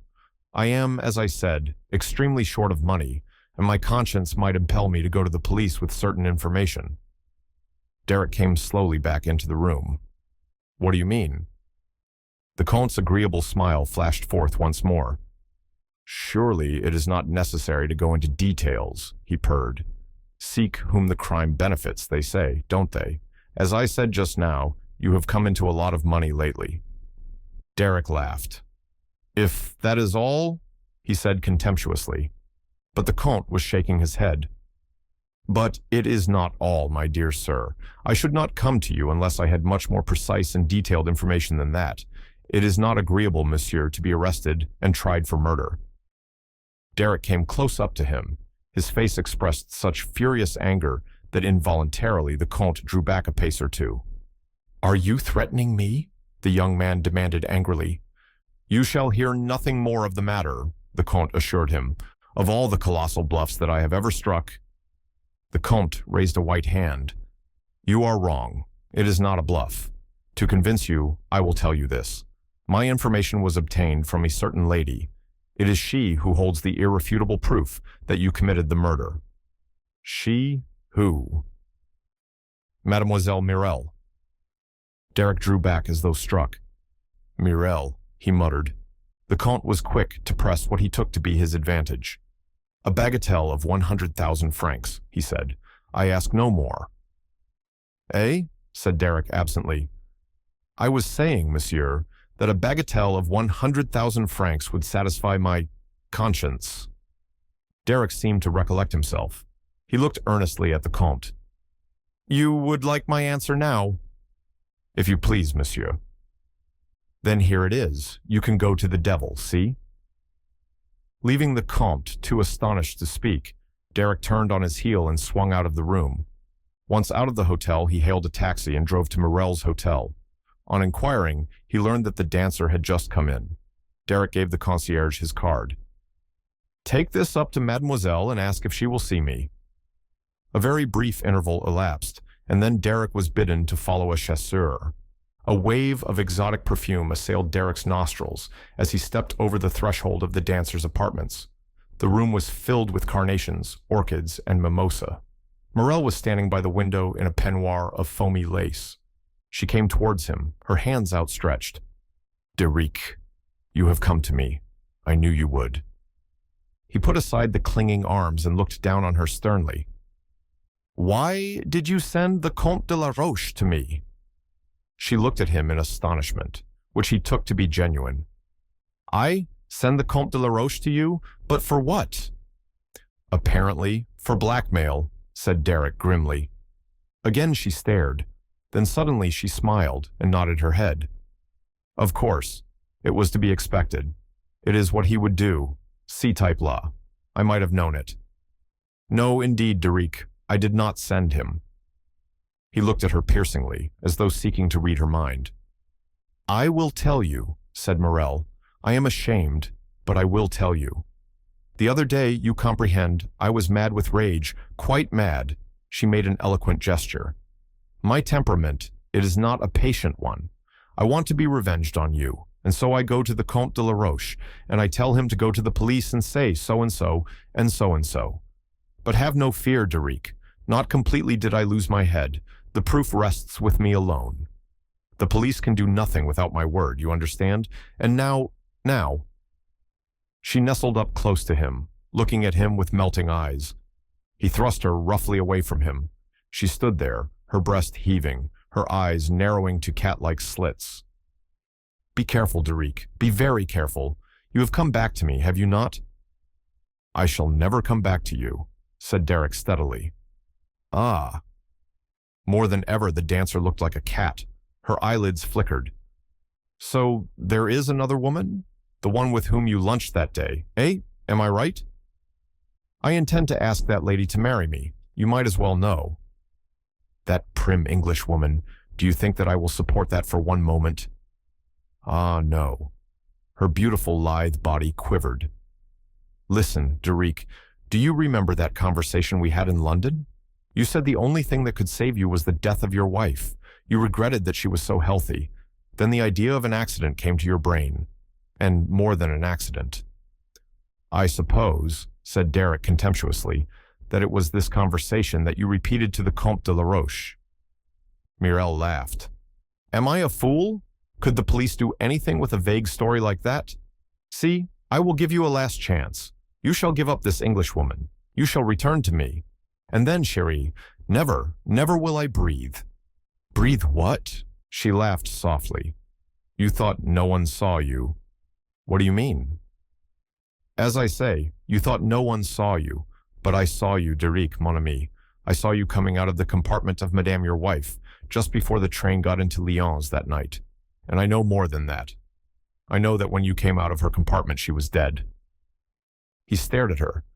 Then, like a man in a dream, he turned very slowly and went out of the room, swaying slightly as he walked.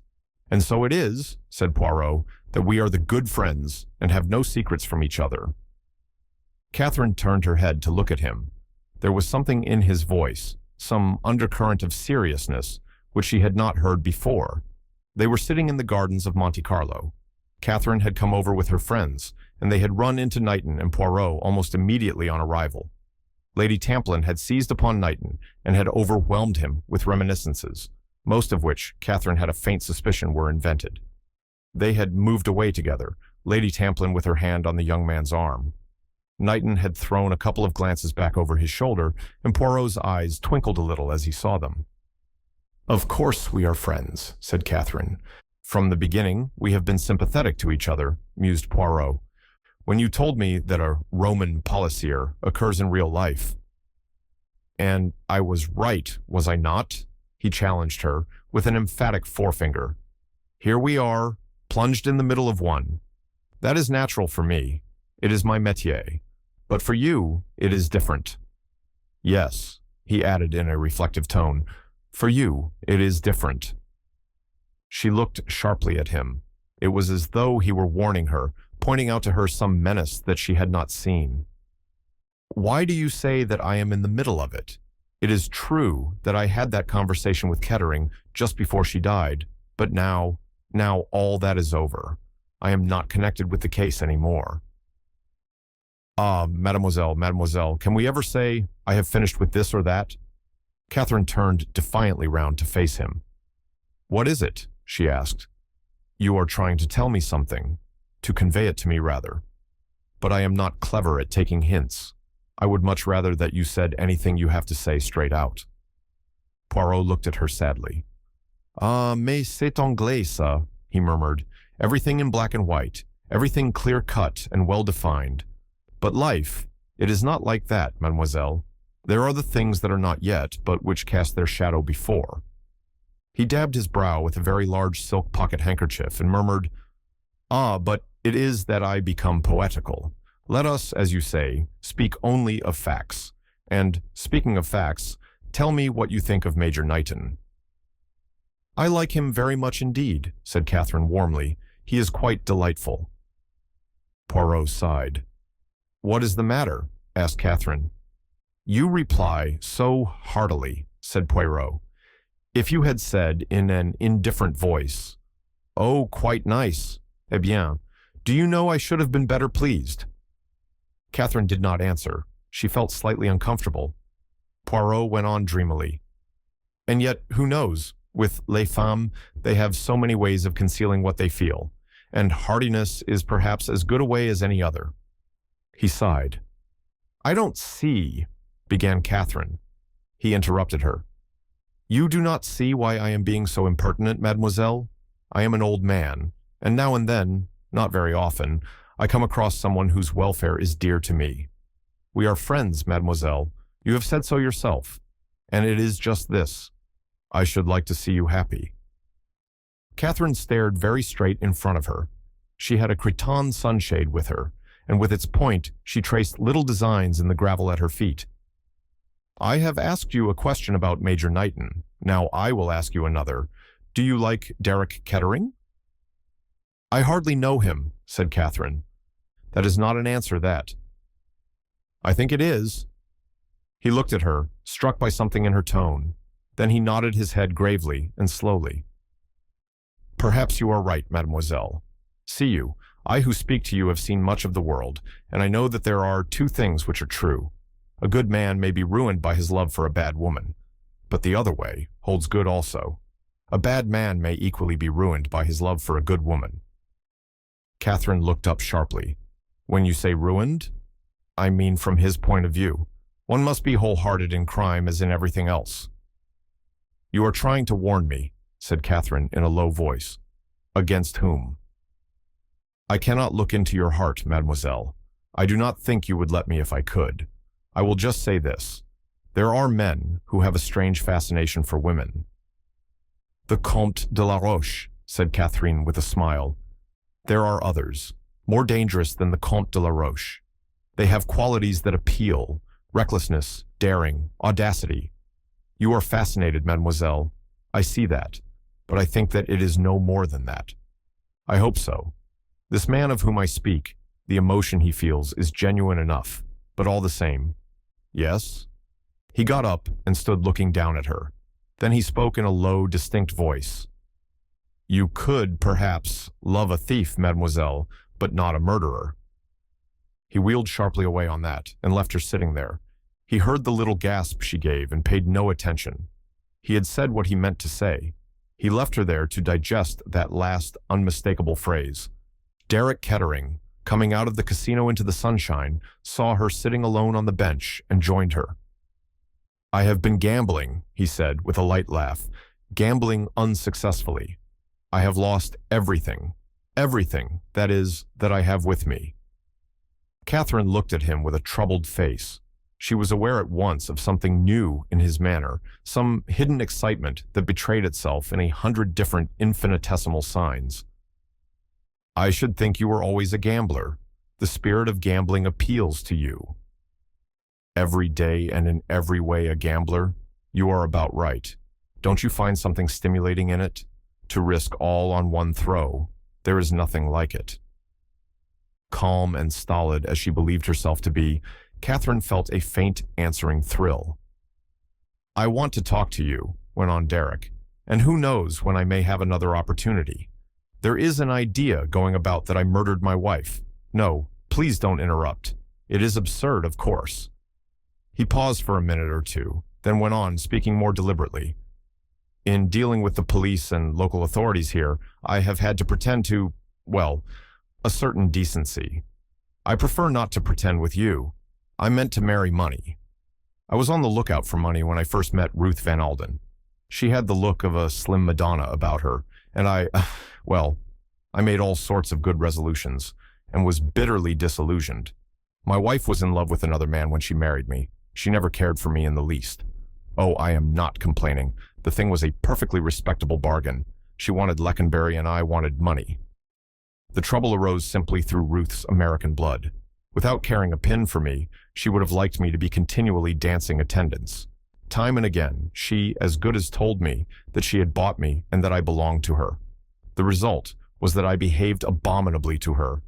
My father-in-law will tell you that, and he is quite right. At the time of Ruth's death, I was faced with absolute disaster." He laughed suddenly. "One is faced with absolute disaster when one is up against a man like Rufus Van Alden." "And then?" asked Catherine in a low voice. "And then," Derek shrugged his shoulders, "Ruth was murdered, very providentially." He laughed, and the sound of his laugh hurt Catherine. She winced. "Yes," said Derek, "that wasn't in very good taste, but it is quite true. Now, I'm going to tell you something more. From the very first moment I saw you, I knew you were the only woman in the world for me. I was afraid of you. I thought you might bring me bad luck." "Bad luck?" said Catherine sharply. He stared at her. "Why do you repeat it like that? What have you got in your mind?" "I was thinking of things that people have said to me." Derek grinned suddenly. "They will say a lot to you about me, my dear, and most of it will be true. Yes, and worse things too. Things that I shall never tell you. I have been a gambler always, and I have taken some long odds.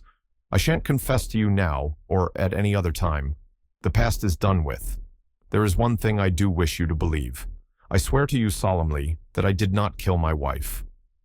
He said the words earnestly enough, yet there was somehow a theatrical touch about them. He met her troubled gaze and went on. "I know. I lied the other day. It was my wife's compartment I went into." "Ah," said Catherine. "It's difficult to explain just why I went in, but I'll try.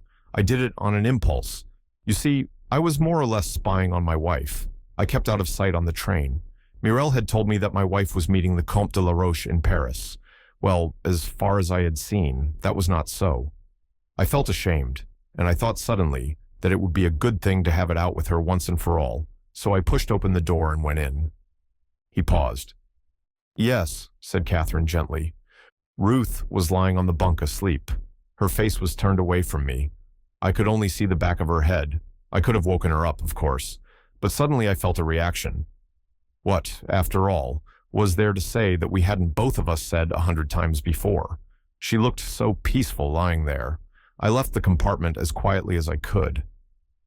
"Why lie about it to the police?" asked Catherine. "Because I'm not a complete fool. I've realized from the beginning that, from the point of view of motive, I'm the ideal murderer. If I once admitted that I had been in her compartment just before she was murdered, I'd do for myself once and for all." "I see." Did she see? She could not have told herself. She was feeling the magnetic attraction of Derek's personality, but there was something in her that resisted, that held back. "Catherine, you know that I care for you. Do you care for me? I don't know." Weakness there. Either she knew or she did not know. If only... She cast a look round desperately, as though seeking something that would help her. A soft color rose in her cheeks as a tall, fair man with a limp came hurrying along the path towards them, Major Knighton. There was relief and an unexpected warmth in her voice as she greeted him. Derek stood up, scowling, his face black as a thundercloud. "Lady Tamplin having a flutter?" he said easily. "I must join her and give her the benefit of my system." He swung round on his heel and left them together. Catherine sat down again. Her heart was beating rapidly and unevenly, but as she sat there, talking commonplaces to the quiet, rather shy man beside her, Her self-command came back. Then she realized with a shock that Knighton also was laying bare his heart, much as Derek had done, but in a very different manner. He was shy and stammering. The words came haltingly with no eloquence to back them. From the first moment I saw you, I ought not to have spoken so soon, but Van Alden may leave here any day, and I might not have another chance. I know you can't care for me so soon. That is impossible. I dare say it is presumption anyway on my part. I have private means, but not very much. No, please don't answer now. I know what your answer would be. But in case I went away suddenly, I just wanted you to know that I care." She was shaken, touched. His manner was so gentle and appealing. "There's one thing more. I just wanted to say that if you are ever in trouble, anything that I can do—" He took her hand in his, held it tightly for a minute, then dropped it and walked rapidly away towards the casino without looking back. Catherine sat perfectly still, looking after him. Derek Kettering, Richard Knighton, two men so different, so very different. There was something kind about Knighton, kind and trustworthy, as to Derek. Then suddenly, Catherine had a very curious sensation. She felt that she was no longer sitting alone on the seat in the casino gardens, but that someone was standing beside her, and that someone was the dead woman, Ruth Kettering. She had a further impression that Ruth wanted, badly, to tell her something. The impression was so curious, so vivid, that it could not be driven away. She felt absolutely certain that the spirit of Ruth Kettering was trying to convey something of vital importance to her. The impression faded. Catherine got up, trembling a little. What was it that Ruth Kettering had wanted so badly to say? When Knighton left Catherine, he went in search of Hercule Poirot, whom he found in the rooms, jauntily placing the minimum stake on the even numbers.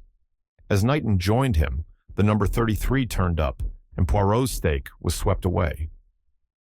"Bad luck," said Knighton. "Are you going to stake again?" Poirot shook his head. "Not at present." "Do you feel the fascination of gambling?" asked Knighton curiously. "Not at roulette." Knighton shot a swift glance at him. His own face became troubled. He spoke haltingly, with a touch of deference. "I wonder, are you busy, Poirot? There is something I would like to ask you about." "I am at your disposal. Shall we go outside? It is pleasant in the sunshine." They strolled out together, and Knighton drew a deep breath. "I love the Riviera," he said. "I came here first 12 years ago, during the war, when I was sent to Lady Tamplin's hospital. It was like paradise, coming from Flanders to this." "It must have been," said Poirot. "How long ago the war seems now," mused Knighton. They walked on in silence for some little way. "You have something on your mind?" said Poirot. Knighton looked at him in some surprise. "You are quite right," he confessed. "I don't know how you knew it, though." "It showed itself only too plainly," said Poirot dryly. "I did not know that I was so transparent." "It is my business to observe the physiognomy," the little man explained with dignity. "I will tell you, Poirot, you have heard of this dancer woman, Mirelle? She who is the cher amie of Derek Kettering? Yes, that is the one. And knowing this, you will understand that Van Alden is naturally prejudiced against her. She wrote to him asking for an interview. He told me to dictate a curt refusal, which, of course, I did. This morning she came to the hotel and sent up her card, saying that it was urgent and vital that she should see Van Alden at once." "You interest me," said Poirot. Van Alden was furious. He told me what message to send down to her. I ventured to disagree with him. It seemed to me both likely and probable that this woman Mirelle might give us valuable information. We know that she was on the blue train, and she may have seen or heard something that it might be vital for us to know. Don't you agree with me, Poirot?" "I do," said Poirot dryly. "Van Alden, if I may say so, behaved exceedingly foolishly." "I am glad you take that view of the matter," said the secretary. "Now I am going to tell you something, Poirot." So strongly did I feel the unwisdom of Van Alden's attitude that I went down privately and had an interview with the lady. "Eh bien?" The difficulty was that she insisted on seeing Van Alden himself. I softened his message as much as I possibly could. In fact, To be candid, I gave it in a very different form. I said that Van Aldine was too busy to see her at present, but that she might make any communication she wished to me. That, however, she could not bring herself to do, and she left without saying anything further. But I have a strong impression, Poirot, that that woman knows something. This is serious, said Poirot quietly. You know where she is staying? Yes. Knighton mentioned the name of the hotel. Good, said Poirot. We will go there immediately. The secretary looked doubtful. And Van Aldine? He queried doubtfully. Van Aldine is an obstinate man, said Poirot dryly. I do not argue with obstinate men. I act in spite of them. We will go and see the lady immediately. I will tell her that you are empowered by Van Aldine to act for him, and you will guard yourself well from contradicting me. Knighton still looked slightly doubtful, but Poirot took no notice of his hesitation. At the hotel, they were told that Mademoiselle was in, and Poirot sent up both his and Knighton's cards, with "From Van Aldine" penciled upon them. Word came down that Mademoiselle Mirel would receive them. When they were ushered into the dancers' apartments, Poirot immediately took the lead. Mademoiselle, he murmured, bowing very low, we are here on behalf of Van Aldine. Ah, and why did he not come himself? He is indisposed, said Poirot mendaciously. The Riviera throat, it has him in its grip. But me, I am empowered to act for him, as is Major Knighton, his secretary. Unless, of course, Mademoiselle would prefer to wait a fortnight or so. If there was one thing of which Poirot was tolerably certain, it was that to a temperament such as Mirel's, the mere word wait was anathema. Eh bien, I will speak, monsieur, she cried. I have been patient. I have held my hand. And for what? That I should be insulted. Yes, insulted. Ah, does he think to treat Mirel like that? To throw her off like an old glove? I tell you, never has a man tired of me. Always it is I who tire of them. She paced up and down the room, her slender body trembling with rage. A small table impeded her free passage, and she flung it from her into a corner, where it splintered against the wall. That is what I will do to him, she cried. And that. Picking up a glass bowl filled with lilies, she flung it into the grate, where it smashed into 100 pieces. Knighton was looking at her with cold British disapproval. He felt embarrassed and ill at ease. Poirot, on the other hand, with twinkling eyes, was thoroughly enjoying the scene. Ah, it is magnificent, he cried. It can be seen. Madame has a temperament. I am an artist, said Mirel. Every artist has a temperament. I told Deric to beware, and he would not listen. She whirled round on Poirot suddenly. It is true, is it not, that he wants to marry that English miss? Poirot coughed. On ma dite, he murmured, that he adores her passionately. Mirel came towards them. He murdered his wife, she screamed. There, now you have it. He told me beforehand that he meant to do it. He had got to an impasse. Zoot, he took the easiest way out. You say that Kettering murdered his wife. Yes, yes, yes. Have I not told you so? The police, murmured Poirot, will need proof of that, statement. I tell you, I saw him come out of her compartment that night on the train. When? Asked Poirot sharply. Just before the train reached Lyons. You will swear to that, mademoiselle. It was a different Poirot who spoke now, sharp and decisive. Yes? There was a moment's silence. Mirel was panting, and her eyes, half defiant, half frightened, went from the face of one man to the other. This is a serious matter, mademoiselle, said the detective.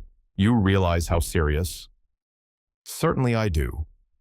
That is well, said Poirot. Then you understand, mademoiselle, that no time must be lost. You will perhaps accompany us immediately to the office of the examining magistrate. Mirel was taken aback. She hesitated, but, as Poirot had foreseen, she had no loophole for escape. Very well, she muttered. I will fetch a coat. Left alone together, Poirot and Knighton exchanged glances. It is necessary to act while, how do you say it, the iron is hot, murmured Poirot. She is temperamental. In an hour's time, maybe, she will repent, and she will wish to draw back. We must prevent that at all costs. Morel reappeared, wrapped in a sand-colored velvet wrap, trimmed with leopard skin. She looked not altogether unlike a leopardess, tawny and dangerous. Her eyes still flashed with anger and determination. They found Coe and the examining magistrate together. A few brief introductory words from Poirot, and Mademoiselle Morel was courteously entreated to tell her tale. This she did in much the same words as she had done to Knighton and Poirot, though with far more soberness of manner. "This is an extraordinary story, mademoiselle," said Carrege slowly. He leant back in his chair, adjusted his pince-nez, and looked keenly and searchingly at the dancer through them. "You wish us to believe Kettering actually boasted of the crime to you beforehand?" "Yes, yes, she was too healthy," he said. "If she were to die, it must be an accident. He would arrange it all." "You are aware, mademoiselle," said Carrege sternly, "that you are making yourself out to be an accessory before the fact?" "Me? But not the least in the world, monsieur. Not for a moment did I take that statement seriously. Ah, no, indeed. I know men, monsieur. They say many wild things. It would be an odd state of affairs if one were to take all they said au pied de la lettre." The examining magistrate raised his eyebrows. "We are to take it, then, that you regarded Kettering's threats as mere idle words? May I ask, mademoiselle, what made you throw up your engagements in London and come out to the Riviera?" Morel looked at him with melting black eyes. "I wished to be with the man I loved," she said simply. "Was it so unnatural?" Poirot interpolated a question gently. "Was it, then, at Kettering's wish that you accompanied him to Nice?" Morel seemed to find a little difficulty in answering this. She hesitated perceptibly before she spoke. When she did, it was with a haughty indifference of manner. "In such matters I please myself, monsieur," she said. That the answer was not an answer at all was noted by all three men. They said nothing. "When were you first convinced that Kettering had murdered his wife?" "As I tell you, monsieur, I saw Kettering come out of his wife's compartment just before the train drew into Lyons. There was a look on his face. At the moment I could not understand it, a look haunted and terrible. I shall never forget it." Her voice rose shrilly, and she flung out her arms in an extravagant gesture. "Quite so," said Carrege. "Afterwards, when I found that Madame Kettering was dead when the train left Lyons, then I knew." "And still, you did not go to the police, mademoiselle," said the commissary mildly. Morel glanced at him superbly. She was clearly enjoying herself in the role she was playing. "Shall I betray my lover?" she asked. "Ah, no, do not ask a woman to do that." "Yet now," hinted Coe. "Now it is different. He has betrayed me. Shall I suffer that in silence?" The examining magistrate checked her. Quite so," he murmured soothingly. "And now, mademoiselle, perhaps you will read over the statement of what you have told us, see that it is correct, and sign it." Morel wasted no time on the document. Yes, she said, "it is correct." She rose to her feet. "You require me no longer, monsieur?" "At present, no, mademoiselle." "And Deric will be arrested?" "At once, mademoiselle." Morel laughed cruelly and drew her fur draperies closer about her. "He should have thought of this before he insulted me," she cried. "There is one little matter," Poirot coughed apologetically, "just a matter of detail." "Yes?" "What makes you think that Madame Kettering was dead when the train left Lyons?" Morel stared. "But she was dead." "Was she?" "Yes, of course. She came to an abrupt stop. Poirot was regarding her intently, and he saw the wary look that came into her eyes. "I have been told so. Everybody says so." "Oh," said Poirot. "I was not aware that the fact had been mentioned outside the examining magistrate's office." Morel appeared somewhat discomposed. "One hears those things," she said vaguely. "They get about. Somebody told me. I can't remember who it was." She moved to the door. Coe sprang forward to open it for her, and as he did so, Poirot's voice rose gently once more. "And the jewels? Pardon, mademoiselle, can you tell me anything about those?" "The jewels? What jewels?" The rubies of Catherine the Great. Since you hear so much, you must have heard of them. I know nothing about any jewels, said Morel sharply. She went out, closing the door behind her. Coe came back to his chair. The examining magistrate sighed. What a fury, he said, but diablement chic. I wonder if she is telling the truth. I think so. There is some truth in her story, certainly, said Poirot. We have confirmation of it from Miss Grey.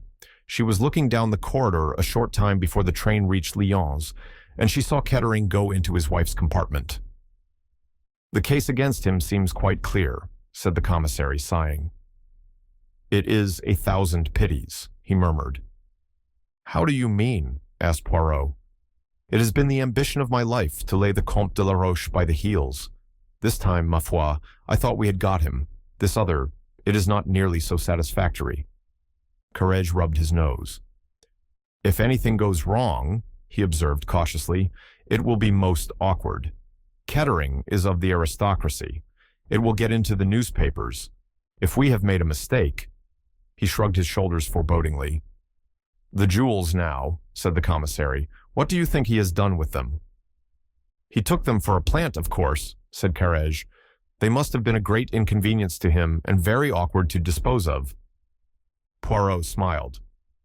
I have an idea of my own about the jewels. Tell me, monsieur, what do you know of a man called the Marquis? The commissary leant forward excitedly. The Marquis, he said. The Marquis? Do you think he is mixed up in this affair, Poirot? I ask you what you know of him. The commissary made an expressive grimace. Not as much as we should like to, he observed ruefully. He works behind the scenes, you understand. He has underlings who do his dirty work for him. But he is someone high up, that we are sure of. He does not come from the criminal classes. A Frenchman? Yes, at least we believe so.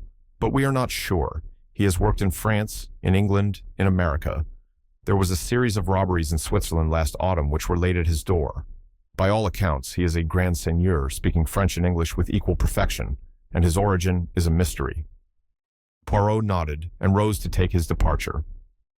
Can you tell us nothing more, Poirot? Urged the commissary.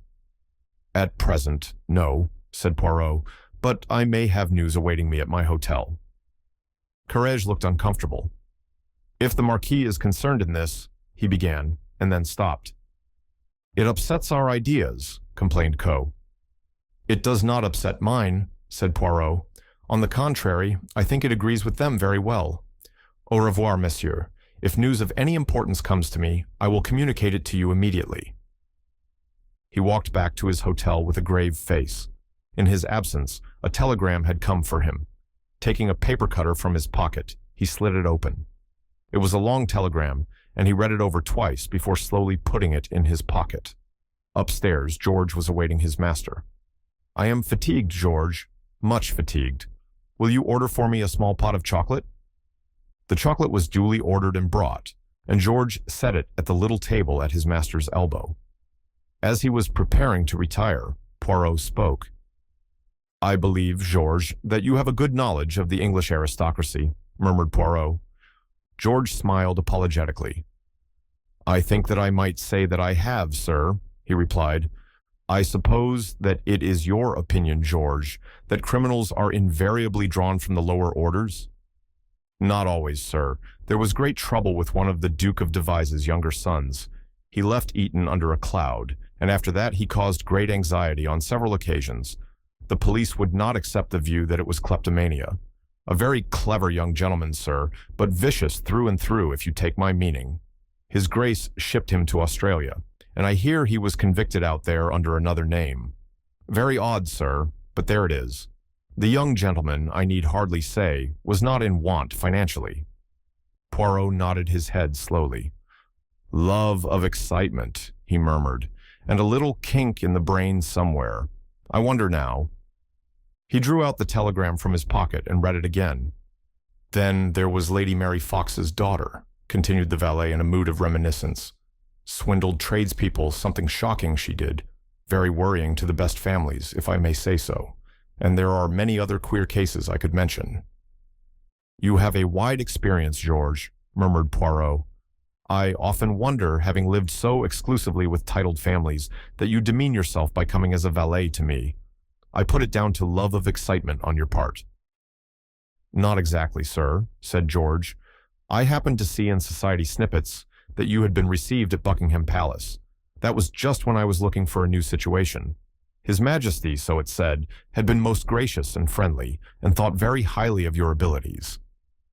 Ah, said Poirot, one always likes to know the reason for things.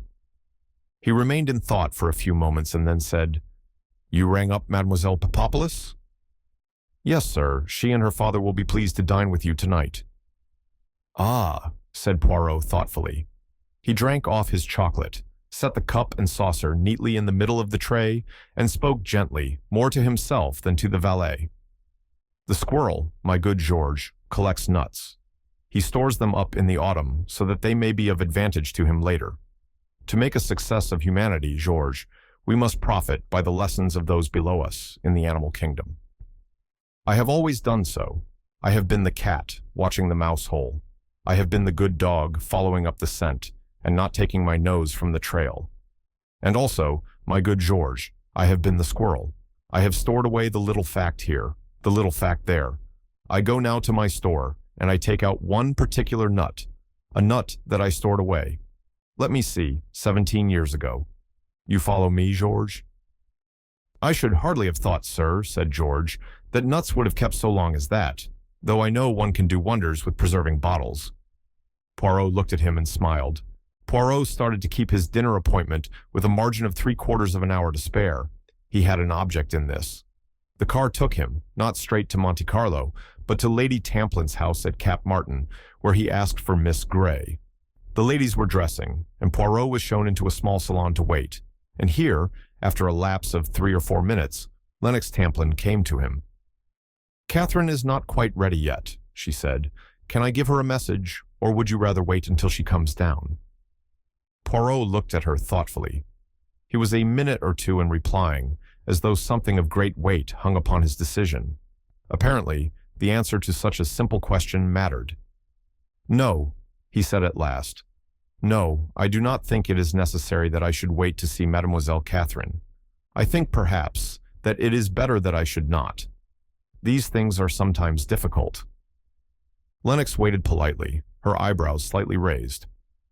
I have a piece of news, continued Poirot. You will, perhaps, tell your friend. Kettering was arrested tonight for the murder of his wife.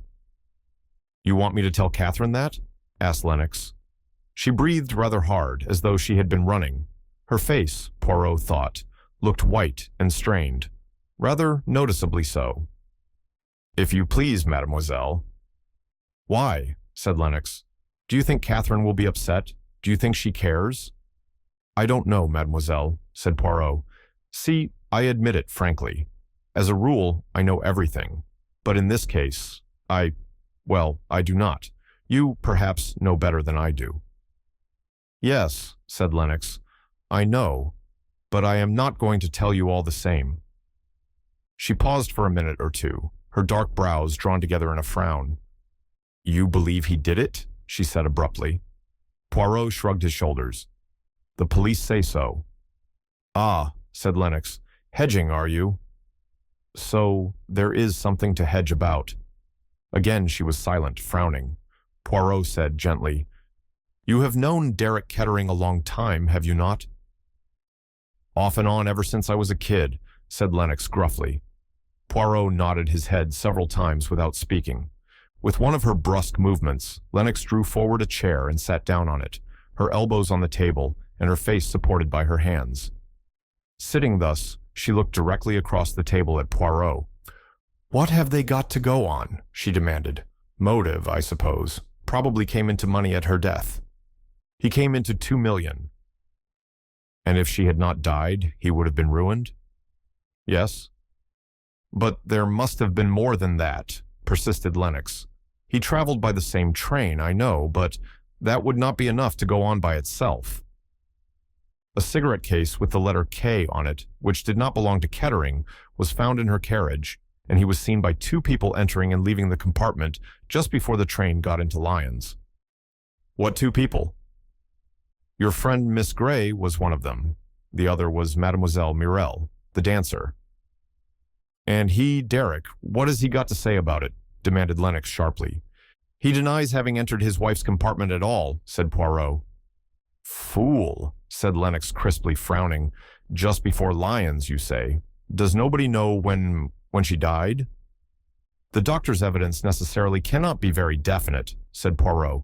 They are inclined to think that death was unlikely to have occurred after leaving Lyons. And we know this much, that a few moments after leaving Lyons, Kettering was dead. How do you know that? Poirot was smiling rather oddly to himself. Someone else went into her compartment and found her dead. And they did not rouse the train? No. Why was that? Doubtless they had their reasons. Lennox looked at him sharply. Do you know the reason? I think so, yes. Lennox sat still, turning things over in her mind. Poirot watched her in silence. At last she looked up. A soft color had come into her cheeks, and her eyes were shining. You think someone on the train must have killed her, but that need not be so at all. What is to stop anyone swinging themselves onto the train when it stopped at Lyons? They could go straight to her compartment, strangle her, and take the rubies and drop off the train again without anyone being the wiser. She may have been actually killed while the train was in Lyons Station. Then she would have been alive when Derek went in, and dead when the other person found her. Poirot leant back in his chair. He drew a deep breath. He looked across at the girl and nodded his head 3 times. Then he heaved a sigh. Mademoiselle, he said, what you have said there is very just, very true. I was struggling in the darkness, and you have shown me a light. There was a point that puzzled me, and you have made it plain. He got up. And Derek, said Lennox. Who knows, said Poirot with a shrug of his shoulders. But I will tell you this, mademoiselle, I am not satisfied. No, I, Hercule Poirot, am not yet satisfied. It may be that this very night I shall learn something more. At least, I go to try. You are meeting someone? Yes. Someone who knows something. Someone who might know something. In these matters, one must leave no stone unturned. Au revoir, mademoiselle. Lennox accompanied him to the door. Have I helped? She asked. Poirot's face softened as he looked up at her standing on the doorstep above him. Yes, mademoiselle, you have helped. If things are very dark, always remember that. When the car had driven off, he relapsed into a frowning absorption, but in his eyes was that faint green light, which was always the precursor of the triumph to be. He was a few minutes late at the rendezvous and found that Papopoulos and his daughter had arrived before him. His apologies were abject, and he outdid himself in politeness and small attentions. The Greek was looking particularly benign and noble this evening, a sorrowful patriarch of blameless life. Zia was looking handsome and good-humored. The dinner was a pleasant one. Poirot was his best and most sparkling self.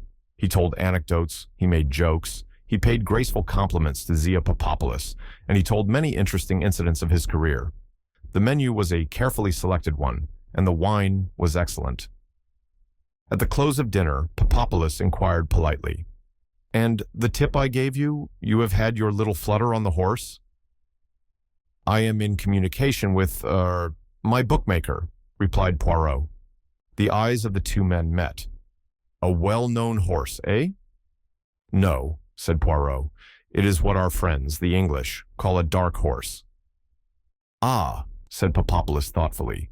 "Now we must step across to the casino and have our little flutter at the roulette table," cried Poirot gaily.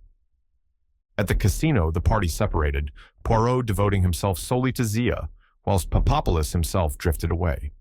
Poirot was not fortunate, but Zia had a run of good luck, and had soon won a few thousand francs. "It would be as well," she observed dryly to Poirot, "if I stopped now." Poirot's eyes twinkled. "Superb," he exclaimed. "You are the daughter of your father, Mademoiselle Zia, to know when to stop. Ah, that is the art." He looked round the rooms. "I cannot see your father anywhere about," he remarked carelessly. "I will fetch your cloak for you, mademoiselle, and we will go out in the gardens." He did not, however, go straight to the cloakroom. His sharp eyes had seen but a little while before the departure of Papadopoulos. He was anxious to know what had become of the wily Greek. He ran him to earth unexpectedly in the big entrance hall. He was standing by one of the pillars, talking to a lady who had just arrived. The lady was Morel. Poirot sidled unostentatiously round the room. He arrived at the other side of the pillar, and unnoticed by the two who were talking together in an animated fashion, or rather, that is to say, the dancer was talking, Papadopoulos contributing an occasional monosyllable and a good many expressive gestures. "I tell you I must have time," the dancer was saying. "If you give me time, I will get the money." "To wait," the Greek shrugged his shoulders. "It is awkward."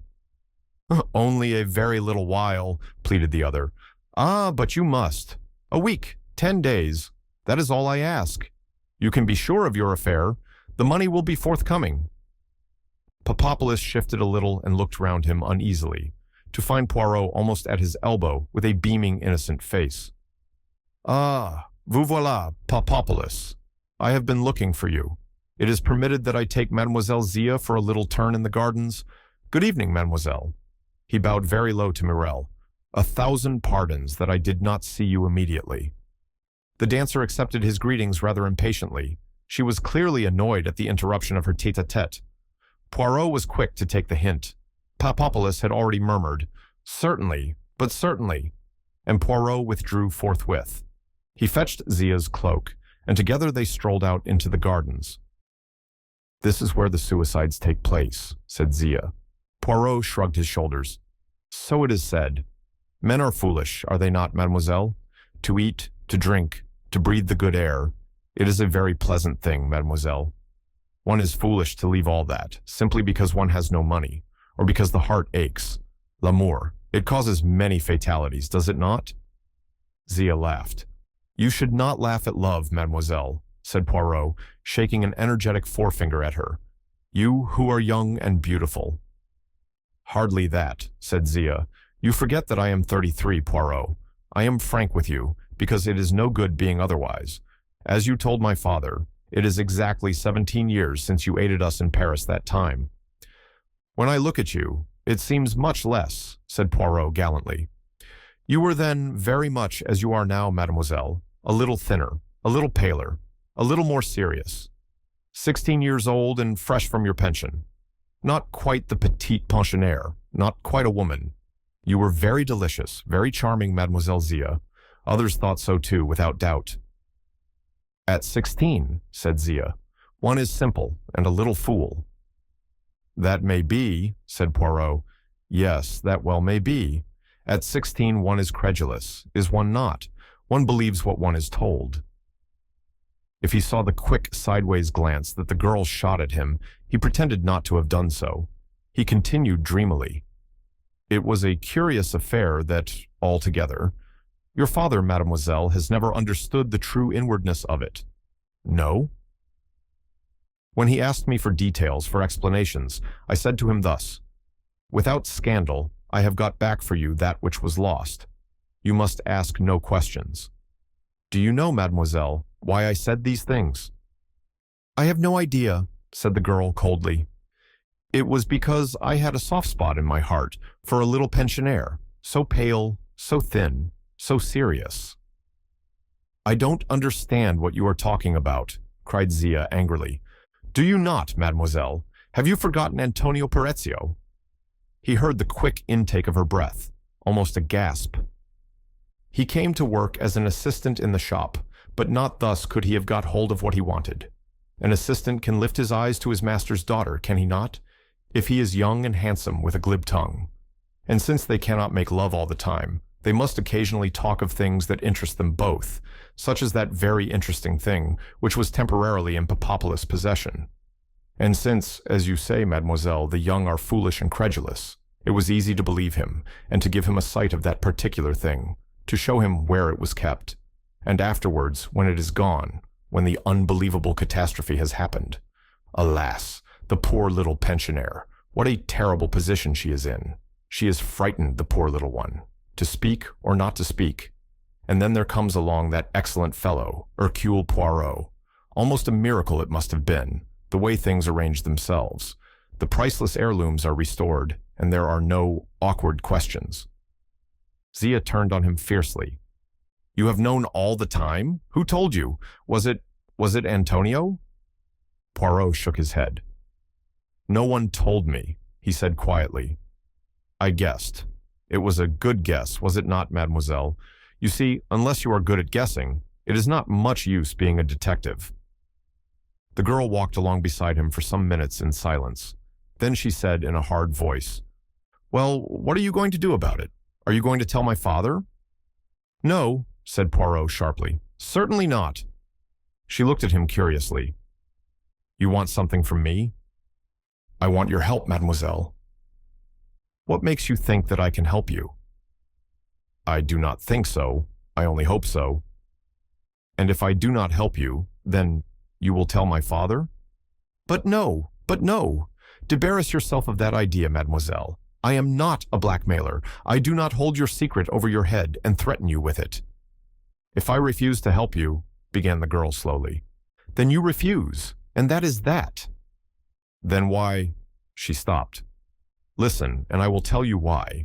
Women, mademoiselle, are generous. If they can render a service to one who has rendered a service to them, they will do it. I was generous once to you, mademoiselle. When I might have spoken, I held my tongue.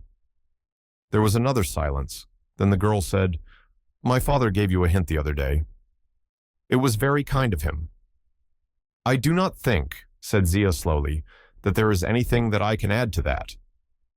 If Poirot was disappointed, he did not show it. Not a muscle of his face changed. Eh bien, he said cheerfully, then we must talk of other things. And he proceeded to chat gaily. The girl was distrait, however, and her answers were mechanical and not always to the point. It was when they were approaching the casino once more that she seemed to come to a decision. Poirot. Yes, mademoiselle? I should like to help you if I could. You are very amiable, mademoiselle. Very amiable. Again there was a pause. Poirot did not press her. He was quite content to wait and let her take her own time. Ah, bah, said Zia. After all, why should I not tell you? My father is cautious, always cautious in everything he says. But I know that with you, it is not necessary. You have told us it is only the murderer you seek, and that you are not concerned over the jewels. I believe you. You were quite right when you guessed that we were in Nice because of the rubies. They have been handed over here according to plan. My father has them now. He gave you a hint the other day as to who our mysterious client was. The Marquise? Murmured Poirot softly. Yes, the Marquis. Have you ever seen the Marquis, Mademoiselle Zia? Once, said the girl. But not very well, she added. It was through a keyhole. That always presents difficulties, said Poirot sympathetically. But all the same, you saw him. You would know him again? Zia shook her head. He wore a mask, she explained. Young or old? He had white hair. It may have been a wig, it may not. It fitted very well, but I do not think he was old. His walk was young, and so was his voice. His voice? Said Poirot thoughtfully. Ah, his voice. Would you know it again, Mademoiselle Zia? I might, said the girl. You were interested in him, eh? It was that took you to the keyhole. Zia nodded. Yes, I was curious. One had heard so much. He is not the ordinary thief. He is more like a figure of history or romance. Yes, said Poirot thoughtfully. Yes, perhaps so. But it is not this that I meant to tell you, said Zia. It was just one other little fact that I thought might be, well, useful to you. Yes, said Poirot encouragingly. The rubies, as I say, were handed over to my father here at Nice. I did not see the person who handed them over, but... Yes? I know one thing. It was a woman. Dear Catherine, living among grand friends as you are doing now, I don't suppose you will care to hear any of our news. But as I always thought you were a sensible girl, perhaps you are a trifle less swollen-headed than I suppose. Everything goes on much the same here. There was great trouble about the new curate, who is scandalously high. In my view, he is neither more nor less than a Roman. Everybody has spoken to the vicar about it, but you know what the vicar is. All Christian charity and no proper spirit. I have had a lot of trouble with maids lately. That girl Annie was no good. Skirts up to her knees and wouldn't wear sensible woolen stockings. Not one of them can bear being spoken to. I have had a lot of pain with my rheumatism, one way and another, and Harris persuaded me to go and see a London specialist. A waste of 3 guineas and a railway fare, as I told him. But by waiting until Wednesday, I managed to get a cheap return. The London doctor pulled a long face and talked all roundabout and never straight out, until I said to him, "I'm a plain woman, doctor, and I like things to be plainly stated.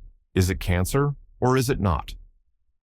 And then, of course, he had to say it was.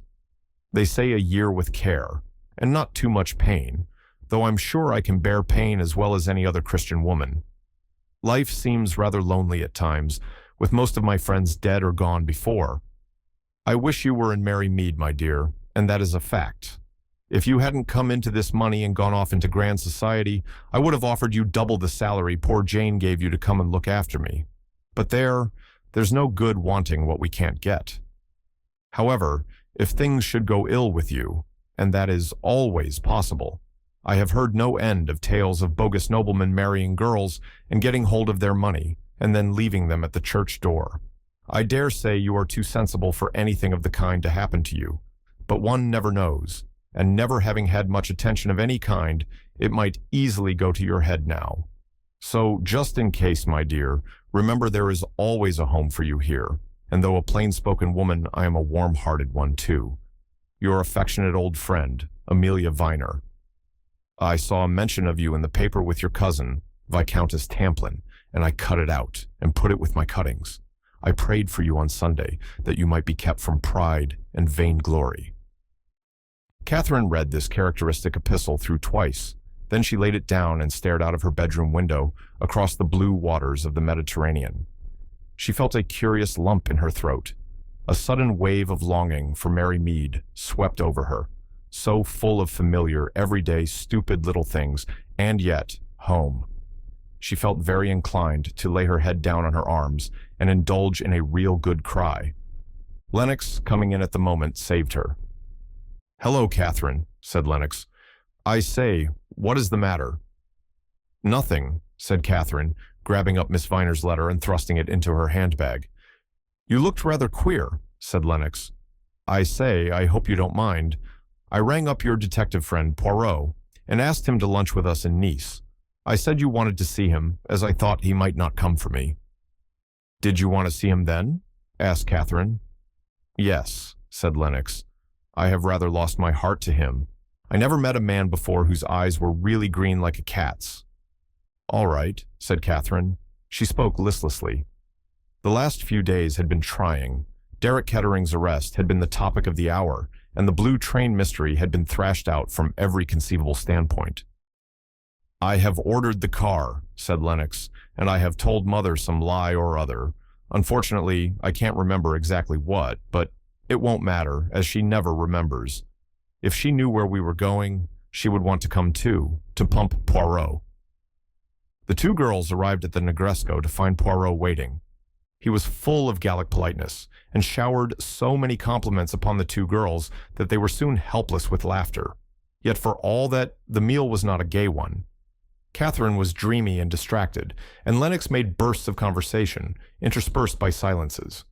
As they were sitting on the terrace sipping their coffee, she suddenly attacked Poirot bluntly. "How are things going? You know what I mean?" Poirot shrugged his shoulders. "They take their course," he said. "And you are just letting them take their course?" He looked at Lennox a little sadly. "You are young, mademoiselle, but there are 3 things that cannot be hurried: le bon Dieu, nature, and old people." "Nonsense," said Lennox. "You are not old." "Ah, it is pretty what you say there." "Here is Major Knighton," said Lennox. Catherine looked round quickly, and then turned back again. "He is with Van Alden," continued Lennox. "There is something I want to ask Major Knighton about. I won't be a minute." Left alone together, Poirot bent forward and murmured to Catherine, "You are distrait, mademoiselle. Your thoughts, they are far away, are they not?" "Just as far as England, no farther." Guided by a sudden impulse, she took the letter she had received that morning and handed it across to him to read. "That is the first word that has come to me from my old life, somehow or other. It hurts." He read it through and then handed it back to her. "So you are going back to marry Meade?" he said. "No, I am not," said Catherine. "Why should I?" "Ah," said Poirot, "it is my mistake. You will excuse me one little minute." He strolled across to where Lennox Tamplin was talking to Van Aldine and Knighton. The American looked old and haggard. He greeted Poirot with a curt nod, but without any other sign of animation. As he turned to reply to some observation made by Lennox, Poirot drew Knighton aside. "Van Aldine looks ill," he said. "Do you wonder?" asked Knighton. "The scandal of Derek Kettering's arrest has about put the lid on things, as far as he is concerned. He is even regretting that he asked you to find out the truth." "He should go back to England," said Poirot. "We are going the day after tomorrow." "That is good news," said Poirot. He hesitated and looked across the terrace to where Catherine was sitting. "I wish," he murmured, "that you could tell Miss Grey that." "Tell her what?" That Van Aldine is returning to England." Knighton looked a little puzzled, but he readily crossed the terrace and joined Catherine. Poirot saw him go with a satisfied nod of the head, and then joined Lennox and the American. After a minute or two, they joined the others. Conversation was general for a few minutes, then the millionaire and his secretary departed. Poirot also prepared to take his departure. "A thousand thanks for your hospitality, mademoiselle," he cried. "It has been a most charming luncheon. Ma foi, I needed it." He swelled out his chest and thumped it. "I am now a lion, a giant. Ah, Mademoiselle Catherine, you have not seen me as I can be. You have seen the gentle, the calm Hercule Poirot, but there is another Hercule Poirot. I go now to bully, to threaten, to strike terror into the hearts of those who listen to me." He looked at them in a self-satisfied way, and they both appeared to be duly impressed, though Lennox was biting her underlip, and the corners of Catherine's mouth had a suspicious twitch. "And I shall do it," he said gravely. "Oh yes, I shall succeed." He had gone but a few steps when Catherine's voice made him turn. "Poirot, I want to tell you, I think you were quite right in what you said. I am going back to England almost immediately." Poirot stared at her very hard, and under the directness of his scrutiny she blushed. "I see," he said gravely. "I don't believe you do," said Catherine. "I know more than you think, mademoiselle," he said quietly. He left her with an odd little smile upon his lips. Entering a waiting car, he drove to Antibes. Hippolyte, the Comte de la Roche's wooden-faced manservant, was busy at the Villa Marina, polishing his master's beautiful cut table glass. The Comte de la Roche himself had gone to Monte Carlo for the day. Chancing to look out of the window, Hippolyte espied a visitor walking briskly up to the hall door, a visitor of so uncommon a type that Hippolyte, experienced as he was, had some difficulty in placing him. Calling to his wife, Marie, who was busy in the kitchen, he drew her attention to what he called CE-type law. "It is not the police again?" said Marie anxiously. "Look for yourself," said Hippolyte. Marie looked. "Certainly not the police," she declared. "I am glad." "They have not really worried us much," said Hippolyte. "In fact, but for Monsieur le Comte's warning, I should never have guessed that stranger at the wine shop to be what he was." The hall bell pealed, and Hippolyte, in a grave and decorous manner, went to open the door. "Le Comte, I regret to say, is not at home." The little man with the large mustaches beamed placidly. "I know that," he replied. "You are Hippolyte Flavel, are you not?" "Yes, monsieur, that is my name." "And you have a wife, Marie Flavel?" "Yes, monsieur, but—" "I desire to see you both," said the stranger, and he stepped nimbly past Hippolyte into the hall. "Your wife is doubtless in the kitchen," he said. "I will go there." Before Hippolyte could recover his breath, the other had selected the right door at the back of the hall and passed along the passage and into the kitchen, where Marie paused open-mouthed to stare at him.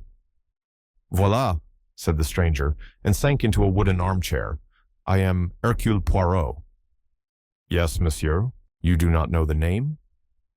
I have never heard it, said Hippolyte. Permit me to say that you have been badly educated.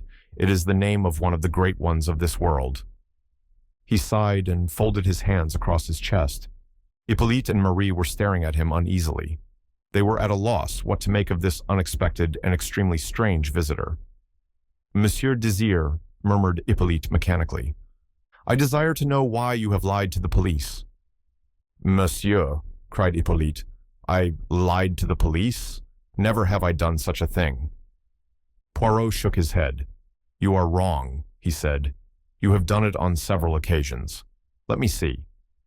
He took a small notebook from his pocket and consulted it. Yes, on 7 occasions at least. I will recite them to you. In a gentle, unemotional voice, he proceeded to outline the 7 occasions. Hippolyte was taken aback.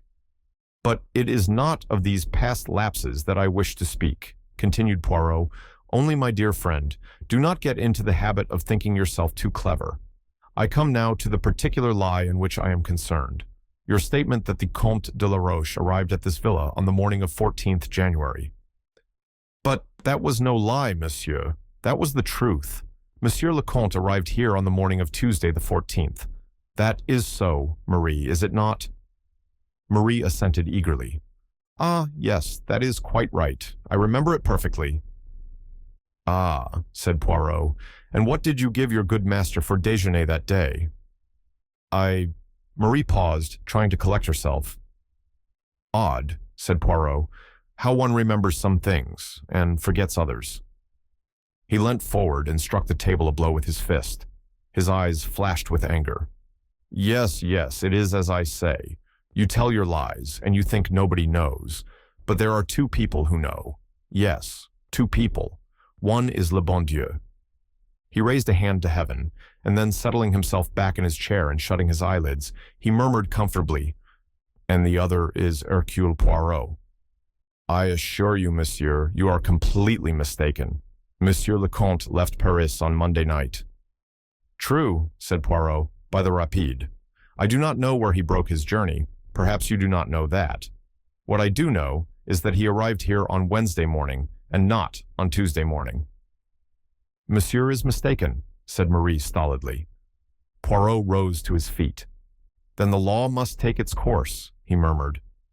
A pity. What do you mean, monsieur? Asked Marie with a shade of uneasiness. You will be arrested and held as accomplices concerned in the murder of Kettering, the English lady who was killed. Murder! The man's face had gone chalk white, his knees knocked together. Marie dropped the rolling pin and began to weep. But it is impossible, impossible. I thought, since you stick to your story, there is nothing to be said. I think you are both foolish.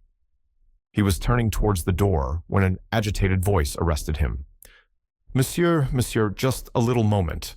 I had no idea that it was anything of this kind. I thought it was just a matter concerning a lady.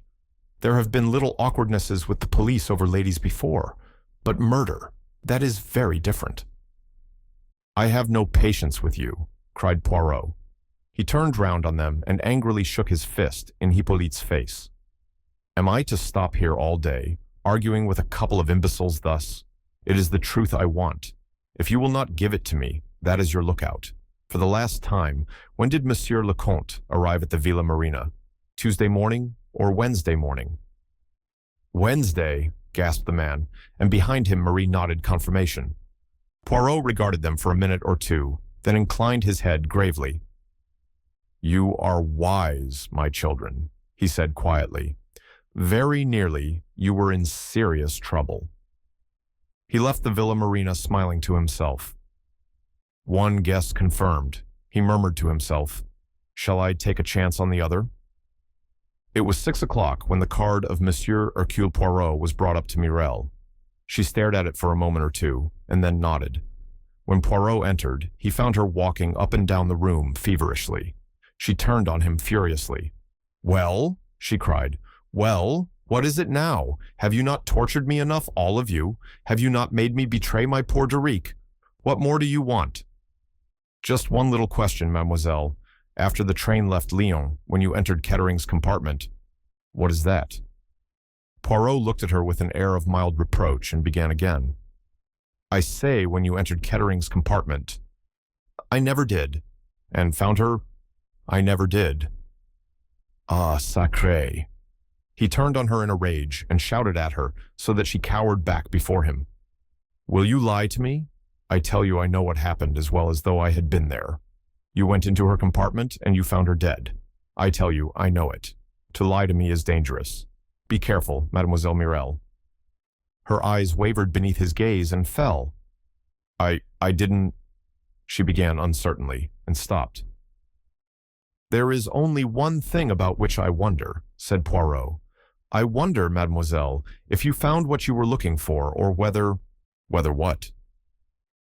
"Or whether someone else had been before you." "I will answer no more questions," screamed the dancer. She tore herself away from Poirot's restraining hand, and flinging herself down on the floor in a frenzy, she screamed and sobbed. A frightened maid came rushing in. Hercule Poirot shrugged his shoulders, raised his eyebrows, and quietly left the room. But he seemed satisfied. Catherine looked out of Miss Viner's bedroom window. It was raining, not violently, but with a quiet, well-bred persistence. The window looked out on a strip of front garden with a path down to the gate and neat little flower beds on either side, where later roses and pinks and blue hyacinths would bloom. Miss Viner was lying in a large Victorian bedstead. A tray with the remains of breakfast had been pushed to one side, and she was busy opening her correspondence and making various caustic comments upon it. Catherine had an open letter in her hand and was reading it through for the second time. It was dated from the Ritz Hotel, Paris. "Chère Mademoiselle Catherine," it began, "I trust that you are in good health and that the return to the English winter has not proved too depressing. I prosecute my inquiries with the utmost diligence. Do not think that it is the holiday that I take here. Very shortly, I shall be in England, and I hope then to have the pleasure of meeting you once more.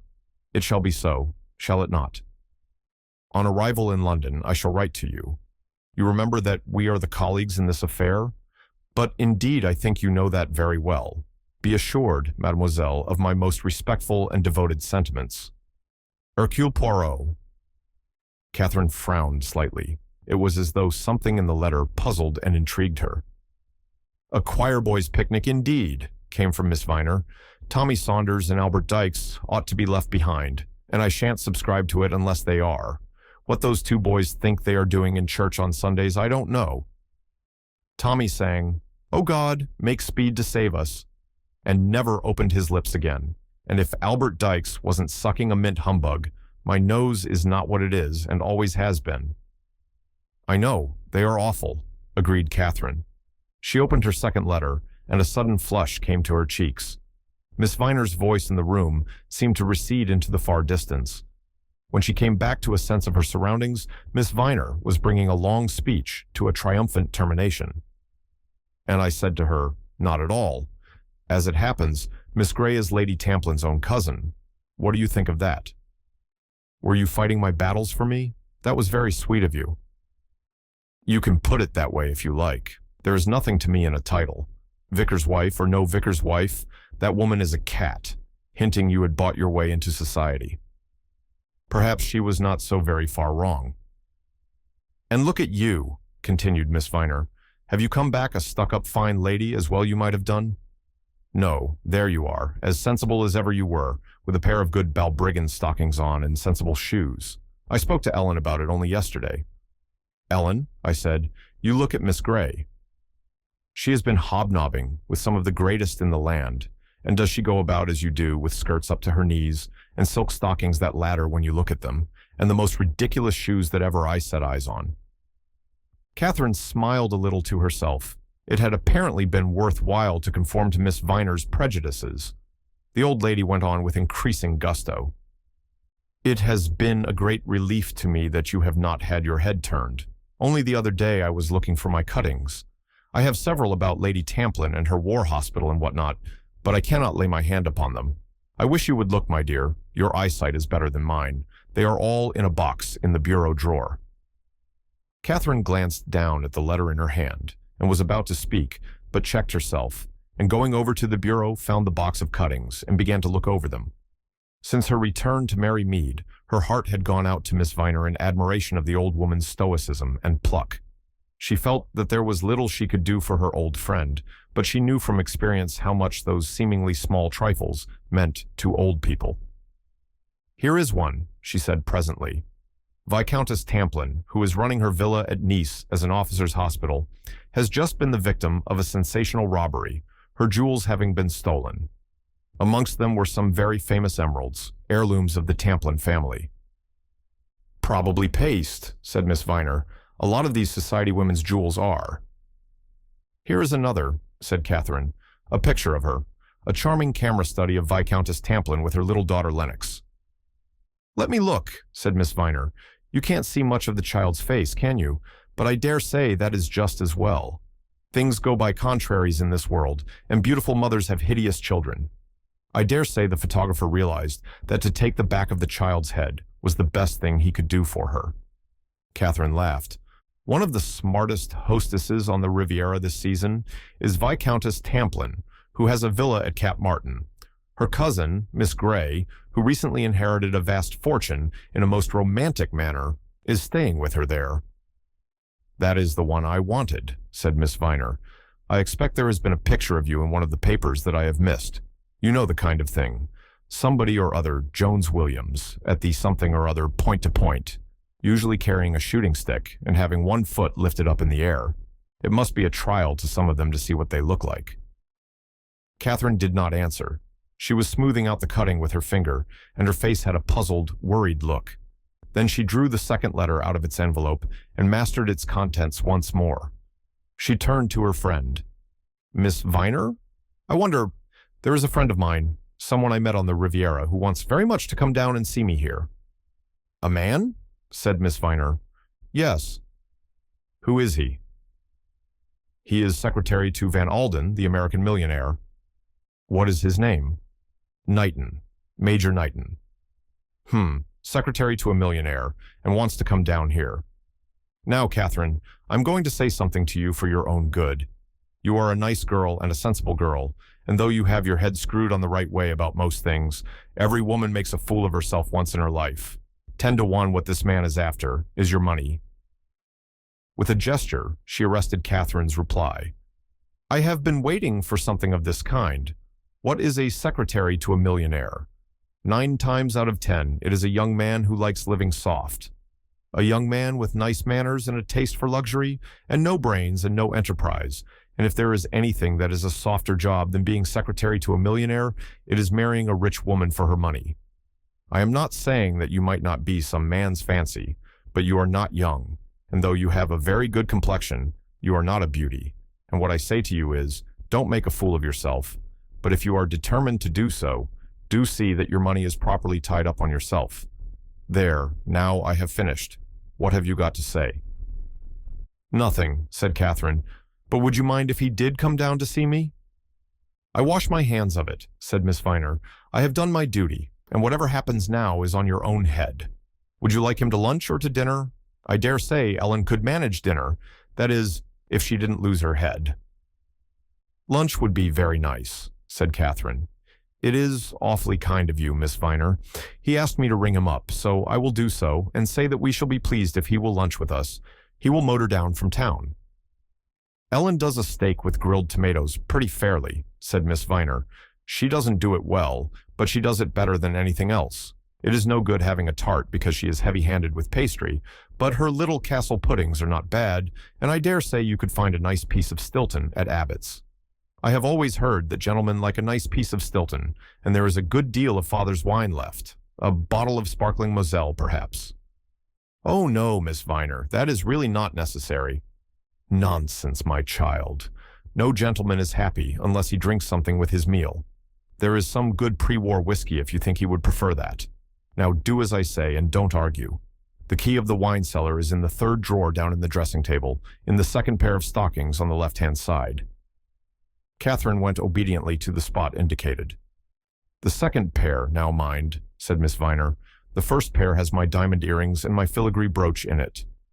"Oh," said Catherine, rather taken aback. "Wouldn't you like them put in your jewel case?" Miss Viner gave vent to a terrific and prolonged snort. No, indeed. I have much too much sense for that sort of thing, thank you. Dear, dear, I well remember how my poor father had a safe built in downstairs. Pleased as punch he was with it, and he said to my mother, "Now, Mary, you bring me your jewels in their case every night, and I will lock them away for you."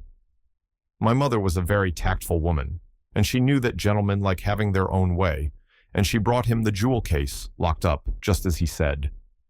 And one night, burglars broke in, and of course, naturally, the first thing they went for was the safe. It would be, with my father talking up and down the village and bragging about it, until you might have thought he kept all King Solomon's diamonds there.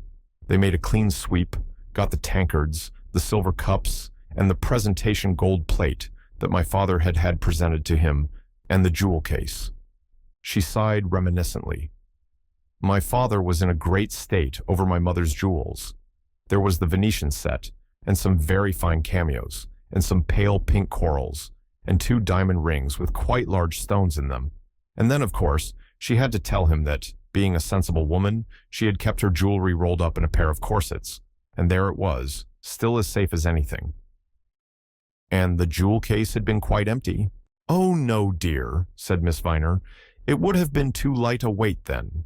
My mother was a very intelligent woman. She saw to that. She kept her buttons in the jewel case, and a very handy place it was. Boot buttons in the top tray, trouser buttons in the second tray, and assorted buttons below. Curiously enough, my father was quite annoyed with her. He said he didn't like deceit, but I mustn't go chattering on. You want to go and ring up your friend, and mind you choose a nice piece of steak, and tell Ellen she is not to have holes in her stockings when she waits at lunch." "Is her name Ellen or Helen, Miss Viner? I thought—" Miss Viner closed her eyes.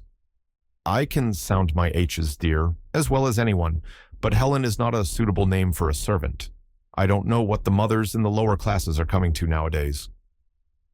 The rain had cleared away when Knighton arrived at the cottage. The pale, fitful sunshine shone down on it and burnished Catherine's head as she stood in the doorway to welcome him. He came up to her quickly, almost boyishly. "I say, I hope you don't mind. I simply had to see you again soon. I hope the friend you are staying with does not mind." "Come in and make friends with her," said Catherine. "She can be most alarming, but you will soon find that she has the softest heart in the world." Miss Viner was enthroned majestically in the drawing room, wearing a complete set of the cameos which had been so providentially preserved in the family. She greeted Knighton with dignity and an austere politeness which would have damped many men.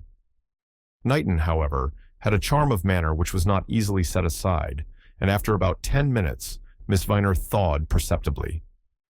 Luncheon was a merry meal, and Ellen, or Helen, in a new pair of silk stockings devoid of ladders, performed prodigies of waiting. Afterwards, Catherine and Knighton went for a walk, and they came back to have tea tete-a-tete, since Miss Viner had gone to lie down. When the car had finally driven off, Catherine went slowly upstairs. A voice called her, and she went into Miss Viner's bedroom. "Friend gone?" "Yes, thank you so much for letting me ask him down." "No need to thank me. Do you think I am the sort of old curmudgeon who never will do anything for anybody?" "I think you are a dear," said Catherine affectionately. "Humph," said Miss Viner, mollified. As Catherine was leaving the room, she called her back. "Catherine?" "Yes." "I was wrong about that young man of yours. A man, when he is making up to anybody, can be cordial and gallant and full of little attentions and altogether charming. But when a man is really in love, he can't help looking like a sheep. Now, whenever that young man looked at you, he looked like a sheep. I take back all I said this morning. It is genuine." "Ah," said Joseph Aarons appreciatively. He took a long draught from his tankard, set it down with a sigh, wiped the froth from his lips, and beamed across the table at his host, Monsieur Hercule Poirot. "Give me," said Aarons, "a good porterhouse steak and a tankard of something worth drinking, and anyone can have your French fallals and whatnots, your hors d'oeuvres and your omelettes, and your little bits of quail. Give me," he reiterated, "a porterhouse steak." Poirot, who had just complied with this request, smiled sympathetically. "Not that there is much wrong with a steak and kidney pudding," continued Aarons. "Apple tart? Yes, I will take apple tart, thank you, miss, and a jug of cream. The meal proceeded. Finally, with a long sigh, Aarons laid down his spoon and fork preparatory to toying with some cheese, before turning his mind to other matters. "There was a little matter of business, I think you said, Monsieur Poirot," he remarked. "Anything I can do to help you, I am sure I shall be most happy." "That is very kind of you," said Poirot. "I said to myself, if you want to know anything about the dramatic profession, there is one person who knows all that is to be known, and that is my old friend, Joseph Aarons." "And you don't say far wrong," said Aarons complacently. "Whether it is past, present, or future, Joe Aarons is the man to come to." "Précisément. Now, I want to ask you, Monsieur Aarons, what you know about a young woman called Kid." "Kid? Kitty Kid?" "Kitty Kid. Pretty smart she was. Male impersonator, song, and a dance. That one?" "That is the one. Very smart she was. Made a good income. Never out of an engagement. Male impersonation mostly. But, as a matter of fact, you could not touch her as a character actress." "So I have heard," said Poirot, "but she has not been appearing lately, has she?" "Number dropped right out of things. Went over to France and took up with some swell noblemen there. She quitted the stage then for good and all, I guess." "How long ago was that?" "Let me see. 3 years ago. And she's been a loss. Let me tell you that." "She was clever?" "Clever as a cartload of monkeys." "You don't know the name of the man she became friends with in Paris?" "He was a swell, I know that. A count, or was it a marquise? Now, I come to think of it, I believe it was a marquise." "And you know nothing about her since?" "Nothing. Never even run across her accidentally like. I bet she's tooling it round some of these foreign resorts. Being a marquise to the life. You couldn't put one over on Kitty. She would give as good as she got any day." "I see," said Poirot thoughtfully. "I am sorry I can't tell you more, Monsieur Poirot," said the other. "I would like to be of use to you if I could. You did me a good turn once." "Ah, but we are quits on that. You too did me a good turn." "One good turn deserves another." "Ha ha, ha ha," said Aarons. "Your profession must be a very interesting one," said Poirot. So, said Aarons non-committally. "Taking the rough with the smooth, it is all right. I don't do so badly at it, all things considered, but you have to keep your eyes skinned. Never know what the public will jump for next." "Dancing has come very much to the fore in the last few years," murmured Poirot reflectively. "I never saw anything in this Russian ballet, but people like it. Too highbrow for me." "I met one dancer out on the Riviera, Mademoiselle Morel." "Mirel? She is hot stuff by all accounts. There is always money going to back her, though, so far as that goes, the girl can dance. I have seen her, and I know what I am talking about. I never had much to do with her myself, but I hear she is a terror to deal with. Tempers and tantrums all the time." "Yes," said Poirot thoughtfully. "Yes, so I should imagine." "Temperament," said Aarons. "Temperament. That is what they call it themselves. My missus was a dancer before she married me, but I am thankful to say she never had any temperament. You don't want temperament in the home, Monsieur Poirot." "I agree with you, my friend. It is out of place there." "A woman should be calm and sympathetic, and a good cook," said Aarons. "Mirel has not been long before the public, has she?" asked Poirot. "About 2.5 years, that is all," said Aarons. "Some French duke started her. I hear now that she has taken up with the ex-prime minister of Greece. These are the chaps who manage to put money away quietly." "That is news to me," said Poirot. "Oh, she's not one to let the grass grow under her feet. They say that young Kettering murdered his wife on her account. I don't know, I am sure. Anyway, he is in prison, and she had to look round for herself, and pretty smart she has been about it. They say she's wearing a ruby the size of a pigeon's egg. Not that I have ever seen a pigeon's egg myself, but that is what they always call it in works of fiction."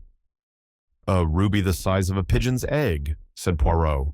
His eyes were green and cat-like. "How interesting." "I had it from a friend of mine," said Aarons, "but for all I know, it may be colored glass. They are all the same, these women. They never stop telling tall stories about their jewels. Morel goes about bragging that it has got a curse on it. Heart of fire, I think she calls it. But if I remember rightly, said Poirot, the ruby that is named Heart of Fire is the center stone in a necklace. There you are! Didn't I tell you there is no end to the lies women will tell about their jewelry? This is a single stone, hung on a platinum chain round her neck. But, as I said before, 10 to 1, it is a bit of colored glass. No, said Poirot gently. No, somehow I do not think it is colored glass. You have changed, mademoiselle, said Poirot suddenly. He and Catherine were seated opposite each other at a small table at the Savoy. Yes, you have changed, he continued. In what way? Mademoiselle, these nuances are difficult to express. I am older. Yes, you are older, and by that I do not mean that the wrinkles in the crow's feet are coming. When I first saw you, mademoiselle, you were a looker-on at life. You had the quiet, amused look of one who sits back in the stalls and watches the play. And now? Now you no longer watch. It is an absurd thing, perhaps, that I say here, but you have the wary look of a fighter who is playing a difficult game. My old lady is difficult sometimes, said Catherine with a smile, but I can assure you that I don't engage in deadly contests with her. You must go down and see her some day, Monsieur Poirot. I think you are one of the people who would appreciate her pluck and her spirit. There was a silence while the waiter deftly served them with chicken en casserole. When he had departed, Poirot said, You have heard me speak of my friend Hastings? He who said that I was a human oyster. Eh bien, mademoiselle, I have met my match in you. You, far more than I, play a lone hand. Nonsense, said Catherine lightly. Never does Hercule Poirot talk nonsense. It is as I say. Again there was a silence. Poirot broke it by inquiring, Have you seen any of our Riviera friends since you have been back, mademoiselle? I have seen something of Major Knighton. Ah, is that so? Something in Poirot's twinkling eyes made Catherine lower hers. So Van Alden remains in London? Yes? I must try to see him tomorrow or the next day. You have news for him? What makes you think that? I wondered, that is all. Poirot looked across at her with twinkling eyes. And now, mademoiselle, there is much that you wish to ask me, I can see that. And why not? Is not the affair of the blue train our own Roman policier? Yes, there are things I should like to ask you. Eh bien? Catherine looked up with a sudden air of resolution. What were you doing in Paris, Monsieur Poirot? Poirot smiled slightly. I made a call at the Russian embassy. Oh. I see that that tells you nothing. But I will not be a human oyster. No, I will lay my cards on the table, which is assuredly a thing that oysters do not do. You suspect, do you not, that I am not satisfied with the case against Ruth Kettering? That is what I have been wondering. I thought, in Nice, that you had finished with the case. You do not say all that you mean, mademoiselle. But I admit everything. It was my researches, which placed Ruth Kettering where he now is. But for me, the examining magistrate would still be vainly trying to fasten the crime on the Comte de la Roche. Eh bien, mademoiselle, what I have done, I do not regret. I have only one duty, to discover the truth, and that way led straight to Kettering. But did it end there? The police say yes, but I, Hercule Poirot, am not satisfied. He broke off suddenly. Tell me, mademoiselle, have you heard from Mademoiselle Lennox lately? One very short, scrappy letter. She is, I think, annoyed with me for coming back to England. Poirot nodded. I had an interview with her the night that Monsieur Kettering was arrested. It was an interesting interview in more ways than one. Again he fell silent, and Catherine did not interrupt his train of thought. Mademoiselle, he said at last, I am now on delicate ground, yet I will say this to you.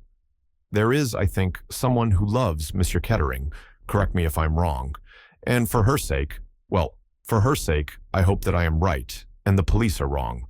You know who that someone is? There was a pause. Then Catherine said, Yes, I think I know. Poirot leant across the table towards her. I am not satisfied, mademoiselle. No, I am not satisfied. The facts The main facts led straight to Monsieur Kettering, but there is one thing that has been left out of account. And what is that? The disfigured face of the victim. I have asked myself, mademoiselle, 100 times, was Derek Kettering the kind of man who would deal that smashing blow after having committed the murder? What end would it serve? What purpose would it accomplish? Was it a likely action for one of Monsieur Kettering's temperament? And, mademoiselle, the answer to these questions is profoundly unsatisfactory. Again and again I go back to that one point. Why? And the only things I have to help me to a solution of the problem are these. He whipped out his pocketbook and extracted something from it which he held between his finger and thumb.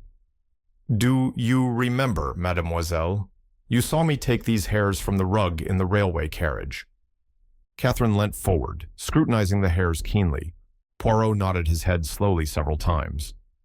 They suggest nothing to you, I see that, mademoiselle. And yet, I think somehow that you see a good deal. I have had ideas, said Catherine slowly. Curious ideas. That is why I ask you what you were doing in Paris, Monsieur Poirot. When I wrote to you. From the Ritz? A curious smile came over Poirot's face. Yes, as you say, from the Ritz. I am a luxurious person sometimes, when a millionaire pays. The Russian embassy, said Catherine, frowning. No, I don't see where that comes in. It does not come in directly, mademoiselle. I went there to get certain information. I saw a particular personage, and I threatened him. Yes, mademoiselle, I, Hercule Poirot, threatened him. With the police? No, said Poirot dryly, with the press, a much more deadly weapon. He looked at Catherine, and she smiled at him, just shaking her head. Are you not just turning back into an oyster again, Monsieur Poirot? No, no, I do not wish to make mysteries. See, I will tell you everything. I suspect this man of being the active party in the sale of the jewels of Monsieur Van Alden. I tax him with it, and in the end, I get the whole story out of him. I learn where the jewels were handed over, and I learn, too, of the man who paced up and down outside in the street, a man with a venerable head of white hair, but who walked with the light, springy step of a young man, and I give that man a name in my own mind, the name of Monsieur le Marquis. And now you have come to London to see Van Alden? Not entirely for that reason. I had other work to do. Since I have been in London, I have seen 2 more people, a theatrical agent and a Harley Street doctor. From each of them, I have got certain information. Put these things together, mademoiselle, and see if you can make of them the same as I do. I? Yes, you. I will tell you one thing, mademoiselle. There has been a doubt all along in my mind as to whether the robbery and the murder were done by the same person. For a long time, I was not sure. And now? And now I know. There was a silence. Then Catherine lifted her head. Her eyes were shining. I am not clever like you, Monsieur Poirot. Half the things that you have been telling me don't seem to me to point anywhere at all. The ideas that came to me came from such an entirely different angle. Ah, but that is always so, said Poirot quietly. A mirror shows the truth, but everyone stands in a different place for looking into the mirror. My ideas may be absurd. They may be entirely different from yours, but... Yes? Tell me, does this help you at all? He took a newspaper cutting from her outstretched hand. He read it, and, looking up, he nodded gravely. As I told you, mademoiselle, one stands at a different angle for looking into the mirror, but it is the same mirror, and the same things are reflected there. Catherine got up. I must rush, she said. I have only just time to catch my train. Monsieur Poirot. Yes, mademoiselle. It mustn't be much longer, you understand. I can't go on much longer. There was a break in her voice. He patted her hand reassuringly. Courage, mademoiselle. You must not fail now. The end is very near. Monsieur Poirot wants to see you, sir. Damn the fellow, said Van Alden. Knighton remained sympathetically silent. Van Alden got up from his chair and paced up and down. I suppose you have seen the cursed newspapers this morning? I have glanced at them, sir. Still at it, hammer and tongs? I am afraid so, sir. The millionaire sat down again and pressed his hand to his forehead. If I had had an idea of this, he groaned. I wish to God I had never got that little Belgian to ferret out the truth. Find Ruth's murderer. That was all I thought about. You wouldn't have liked your son-in-law to go scot-free? Van Aldine sighed. I would have preferred to take the law into my own hands. I don't think that would have been a very wise proceeding, sir. All the same, are you sure the fellow wants to see me? Yes, Van Aldine. He is very urgent about it. Then I suppose he will have to. He can come along this morning if he likes. It was a very fresh and debonair Poirot who was ushered in. He did not seem to see any lack of cordiality in the millionaire's manner, and chatted pleasantly about various trifles. He was in London, he explained, to see his doctor. He mentioned the name of an eminent surgeon. No, pas la guerre, a memory of my days in the police force, a bullet of a rascally Apache. He touched his left shoulder and winced realistically. I always consider you a lucky man, Monsieur Van Aldine. You are not like our popular idea of American millionaires, martyrs to the dyspepsia. I am pretty tough, said Van Aldine. I lead a very simple life, you know. Plain fare and not too much of it. You have seen something of Miss Grey, have you not? Inquired Poirot, innocently turning to the secretary. Yes, once or twice, said Knighton. He blushed slightly, and Van Aldine exclaimed in surprise. Funny you never mentioned to me that you had seen her, Knighton. I didn't think you would be interested, sir.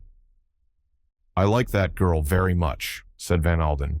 It is 1,000 pities that she should have buried herself once more in merry mead, said Poirot. It is very fine of her, said Knighton hotly. There are very few people who would bury themselves down there to look after a cantankerous old woman who has no earthly claim on her.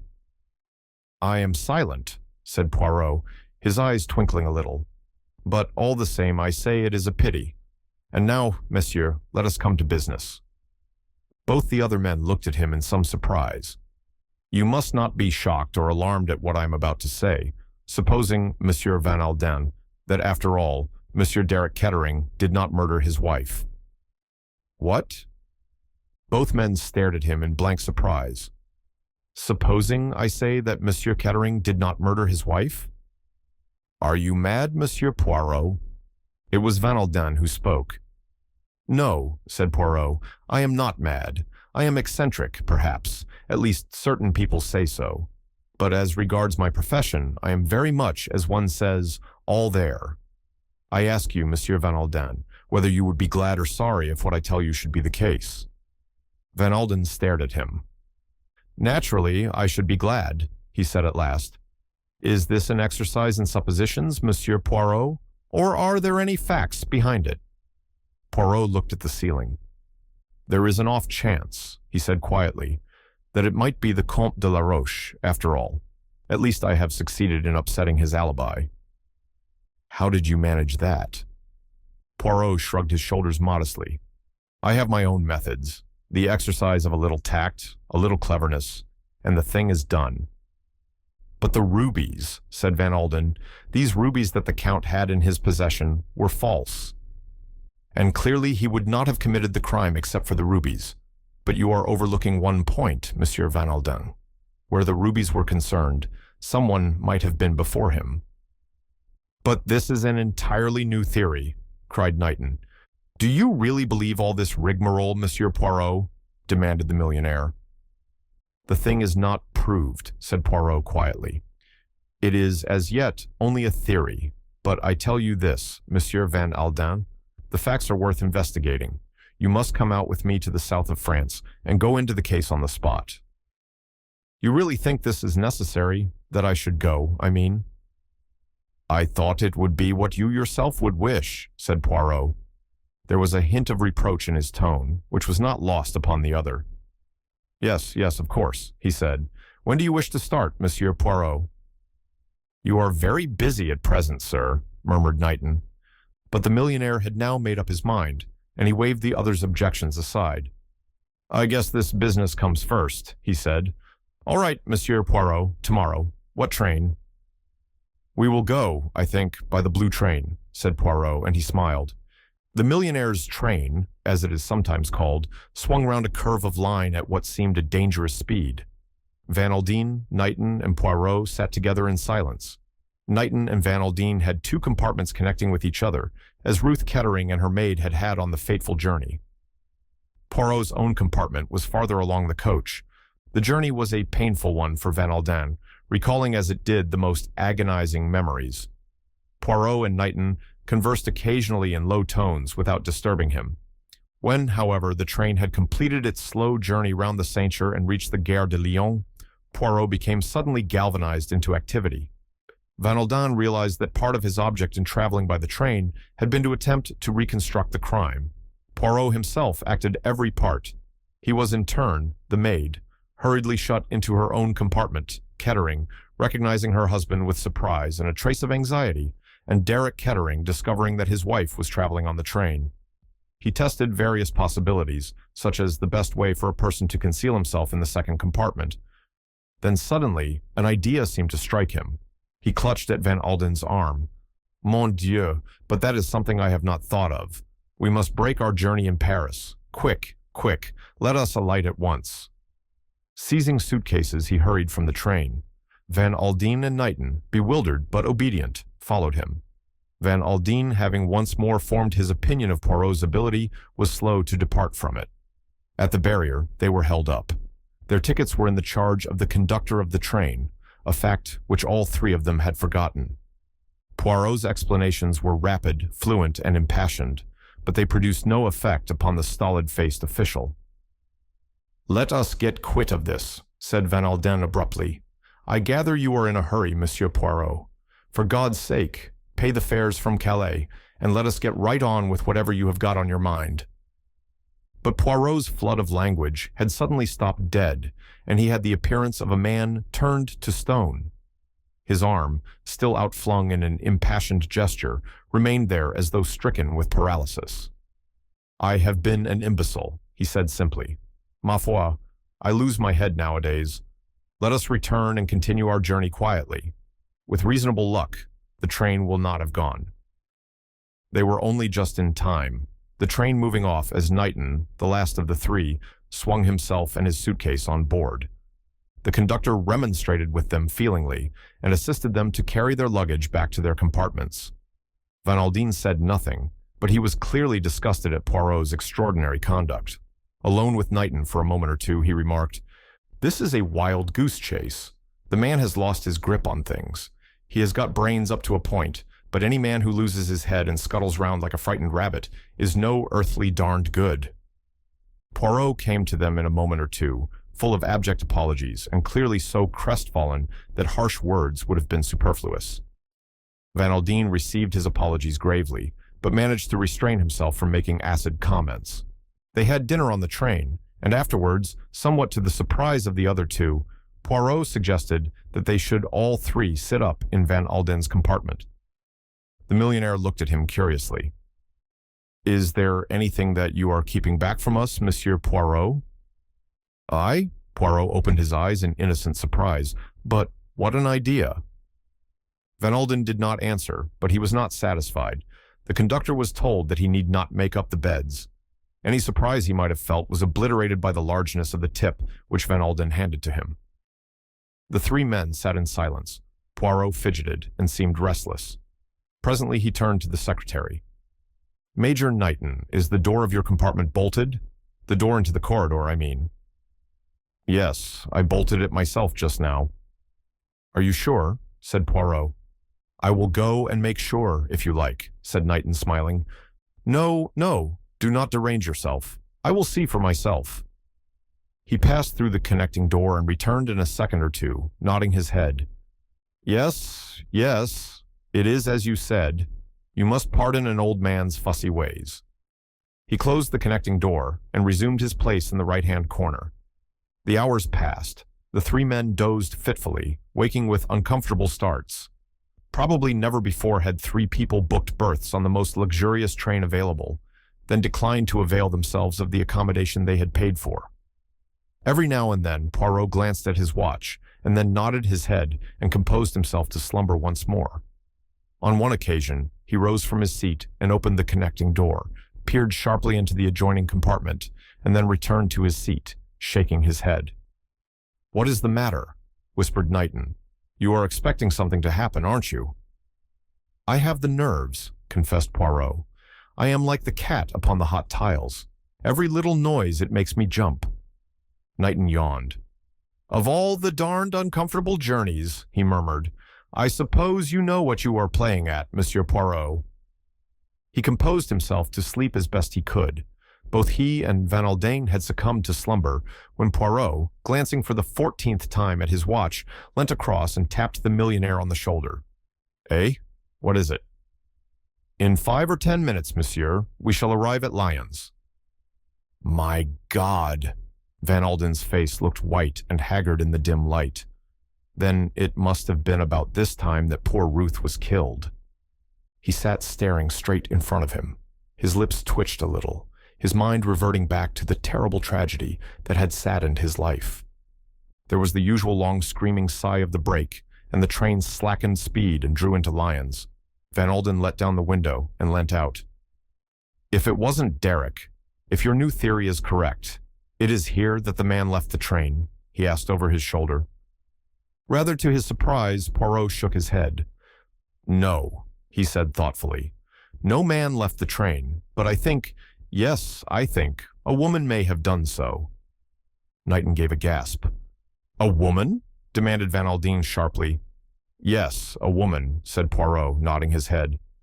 "You may not remember, Monsieur Van Alden, but Miss Grey in her evidence mentioned that a youth in a cap and overcoat descended onto the platform ostensibly to stretch his legs. I think that youth was most probably a woman." "But who was she?" Van Alden's face expressed incredulity, but Poirot replied seriously and categorically. "Her name, or the name under which she was known for many years, is Kitty Kidd. But you, Monsieur Van Alden, knew her by another name, that of Ada Mason."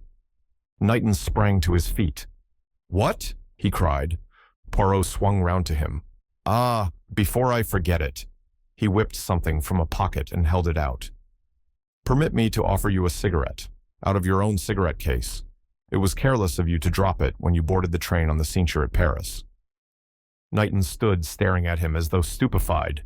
Then he made a movement, but Poirot flung up his hand in a warning gesture. "No, don't move," he said in a silky voice. "The door into the next compartment is open, and you are being covered from there this minute. I unbolted the door into the corridor when we left Paris, and our friends the police were told to take their places there. As I expect you know, the French police want you rather urgently, Major Knighton, or shall we say, Monsieur le Marquis. Explanations?" Poirot smiled. He was sitting opposite the millionaire at a luncheon table in the latter's private suite at the Negresco. Facing him was a relieved but very puzzled man. Poirot leant back in his chair, lit one of his tiny cigarettes, and stared reflectively at the ceiling. "Yes, I will give you explanations. It began with the one point that puzzled me. You know what that point was? The disfigured face. It is not an uncommon thing to find when investigating a crime, and it rouses an immediate question, the question of identity. That, naturally, was the first thing that occurred to me. Was the dead woman really Kettering? But that line led me nowhere, for Miss Grey's evidence was positive and very reliable, so I put that idea aside. The dead woman was Ruth Kettering." "When did you first begin to suspect the maid?" "Not for some time, but one peculiar little point drew my attention to her. The cigarette case found in the railway carriage, and which she told us was one which Kettering had given to her husband. Now that was, on the face of it, most improbable, seeing the terms they were on. It awakened a doubt in my mind as to the general veracity of Ada Mason's statements. There was the rather suspicious fact to be taken into consideration that she had only been with her mistress for 2 months. Certainly, it did not seem as if she could have had anything to do with the crime, since she had been left behind in Paris, and Kettering had been seen alive by several people afterwards, but Poirot leant forward. He raised an emphatic forefinger and wagged it with intense emphasis at Van Alden. "But I am a good detective, I suspect. There is nobody and nothing that I do not suspect. I believe nothing that I am told. I say to myself, how do we know that Ada Mason was left behind in Paris?" And at first, the answer to that question seemed completely satisfactory. There was the evidence of your secretary, Major Knighton, a complete outsider, whose testimony might be supposed to be entirely impartial, and there were the dead woman's own words to the conductor of the train. But I put the latter point aside for the moment, because a very curious idea, an idea perhaps fantastic and impossible, was growing up in my mind.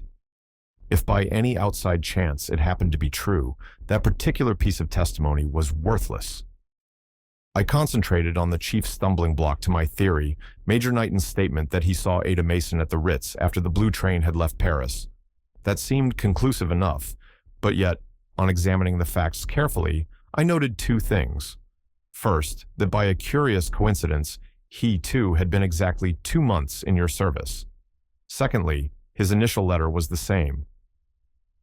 Supposing, just supposing, that it was his cigarette case which had been found in the carriage. Then, if Ada Mason and he were working together, and she recognized it when we showed it to her, would she not act precisely as she had done? At first, taken aback, she quickly evolved a plausible theory that would agree with Kettering's guilt. Bien entendu, that was not the original idea. The Comte de la Roche was to be the scapegoat, though Ada Mason would not make her recognition of him too certain in case he should be able to prove an alibi. Now, if you will cast your mind back to that time, you will remember a significant thing that happened. I suggested to Ada Mason that the man she had seen was not the Comte de la Roche, but Derek Kettering. She seemed uncertain at the time, but after I had got back to my hotel, you rang me up and told me that she had come to you and said that, on thinking it over, she was now quite convinced that the man in question was Kettering. I had been expecting something of the kind. There could be but one explanation of this sudden certainty on her part. After my leaving your hotel, she had had time to consult with somebody and had received instructions which she acted upon. Who had given her these instructions? Major Knighton. And there was another very small point, which might mean nothing or might mean a great deal. In casual conversation, Knighton had talked of a jewel robbery in Yorkshire, in a house where he was staying. Perhaps a mere coincidence, perhaps another small link in the chain. But there is one thing I do not understand, Monsieur Poirot. I guess I must be dense, or I would have seen it before now. Who was the man in the train at Paris? Derek Kettering or the Comte de la Roche? That is the simplicity of the whole thing. There was no man. Ah, mille tonnerres! Do you not see the cleverness of it all? Whose word have we for it that there ever was a man there? Only Ada Mason's. And we believe in Ada Mason because of Knighton's evidence that she was left behind in Paris. But Ruth herself told the conductor that she had left her maid behind there, demurred Van Alden. Ah, I am coming to that. We have Kettering's own evidence there, but on the other hand, we have not really got her evidence because, Monsieur Van Alden, a dead woman cannot give evidence. It is not her evidence, but the evidence of the conductor of the train, a very different affair altogether. So, you think the man was lying? No, not at all. He spoke what he thought to be the truth, but the woman who told him that she had left her maid in Paris was not Kettering. Van Alden stared at him. Monsieur Van Alden, Ruth Kettering was dead before the train arrived at the Gare de Lyon. It was Ada Mason, dressed in her mistress's very distinctive clothing, who purchased a dinner basket and who made that very necessary statement to the conductor. Impossible! No, Monsieur Van Alden, not impossible. Les femmes, they look so much alike nowadays that one identifies them more by their clothing than by their faces. Ada Mason was the same height as your daughter, dressed in that very sumptuous fur coat and the little red lacquer hat jammed down over her eyes, with just a bunch of auburn curls showing over each ear. It was no wonder that the conductor was deceived. He had not previously spoken to Kettering, you remember. True, he had seen the maid just for a moment when she handed him the tickets, but his impression had been merely that of a gaunt, black-clad female. If he had been an unusually intelligent man, he might have gone so far as to say that mistress and maid were not unlike, but it is extremely unlikely that he would even think that. And remember, Ada Mason, or Kitty Kidd, was an actress, able to change her appearance and tone of voice at a moment's notice. No, there was no danger of his recognizing the maid in the mistress's clothing, but there was the danger that when he came to discover the body, he might realize it was not the woman he had talked to the night before. And now we see the reason for the disfigured face. The chief danger that Ada Mason ran was that Catherine Gray might visit her compartment after the train left Paris, and she provided against that difficulty by ordering a dinner basket and by locking herself in her compartment. But who killed Ruth and when? First, bear it in mind that the crime was planned and undertaken by the two of them, Knighton and Ada Mason, working together. Knighton was in Paris that day on your business. He boarded the train somewhere on its way round the Cintre. Kettering would be surprised, but she would be quite unsuspicious. Perhaps he draws her attention to something out of the window, and as she turns to look, he slips the cord round her neck, and the whole thing is over in a second or two. The door of the compartment is locked, and he and Ada Mason set to work. They strip off the dead woman's outer clothes. Mason and Knighton roll the body up in a rug and put it on the seat in the adjoining compartment amongst the bags and suitcases. Knighton drops off the train, taking the jewel case containing the rubies with him. Since the crime is not supposed to have been committed until nearly 12 hours later, he is perfectly safe, and his evidence and the supposed Kettering's words to the conductor will provide a perfect alibi for his accomplice. At the Gare de Lyon, Ada Mason gets a dinner basket, and, shutting herself into the toilet compartment, she quickly changes into her mistress's clothes, adjusts 2 false bunches of auburn curls, and generally makes up to resemble her as closely as possible. When the conductor comes to make up the bed, she tells him the prepared story about having left her maid behind in Paris. And whilst he is making up the berth, she stands looking out of the window so that her back is towards the corridor and people passing along there. That was a wise precaution, because, as we know, Miss Gray was one of those passing, and she, among others, was willing to swear that Kettering was still alive at that hour. "Go on," said Van Alden. Before getting to Lyons, Ada Mason arranged her mistress's body in the bunk, folded up the dead woman's clothes neatly on the end of it, and herself changed into a man's clothes and prepared to leave the train.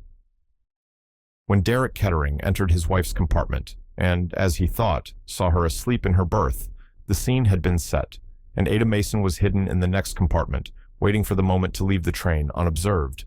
As soon as the conductor had swung himself down onto the platform at Lyons, she follows, slouching along as though just taking a breath of air. At a moment when she is unobserved, she hurriedly crosses to the other platform and takes the first train back to Paris and the Ritz Hotel. Her name has been registered there as taking a room the night before by one of Knighton's female accomplices. She has nothing to do but wait there placidly for your arrival. The jewels are not, and never have been, in her possession. No suspicion attaches to him, and, as your secretary, he brings them to Nice without the least fear of discovery. Their delivery there to Monsieur Papopoulos is already arranged for, and they are entrusted to Mason at the last moment to hand over to the Greek. Altogether a very neatly planned coup, as one would expect from a master of the game such as the Marquise. And you honestly mean that Richard Knighton is a well-known criminal who has been at this business for years? Poirot nodded. One of the chief assets of the gentleman called the Marquis was his plausible, ingratiating manner. You fell a victim to his charm, Monsieur Van Alden, when you engaged him as a secretary on such a slight acquaintanceship. "I could have sworn that he never angled for the post," cried the millionaire. "It was very astutely done. So astutely done that it deceived a man whose knowledge of other men is as great as yours is." "I looked up his antecedents too. The fellow's record was excellent." Yes, that was part of the game. As Richard Knighton, his life was quite free from reproach. He was well-born, well-connected, did honorable service in the war, and seemed altogether above suspicion. But when I came to glean information about the mysterious Marquis, I found many points of similarity.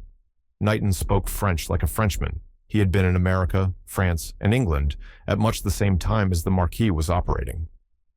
The Marquis was last heard of as engineering various jewel robberies in Switzerland, and it was in Switzerland that you had come across Major Knighton, and it was at precisely that time that the first rumors were going round of your being in treaty for the famous rubies.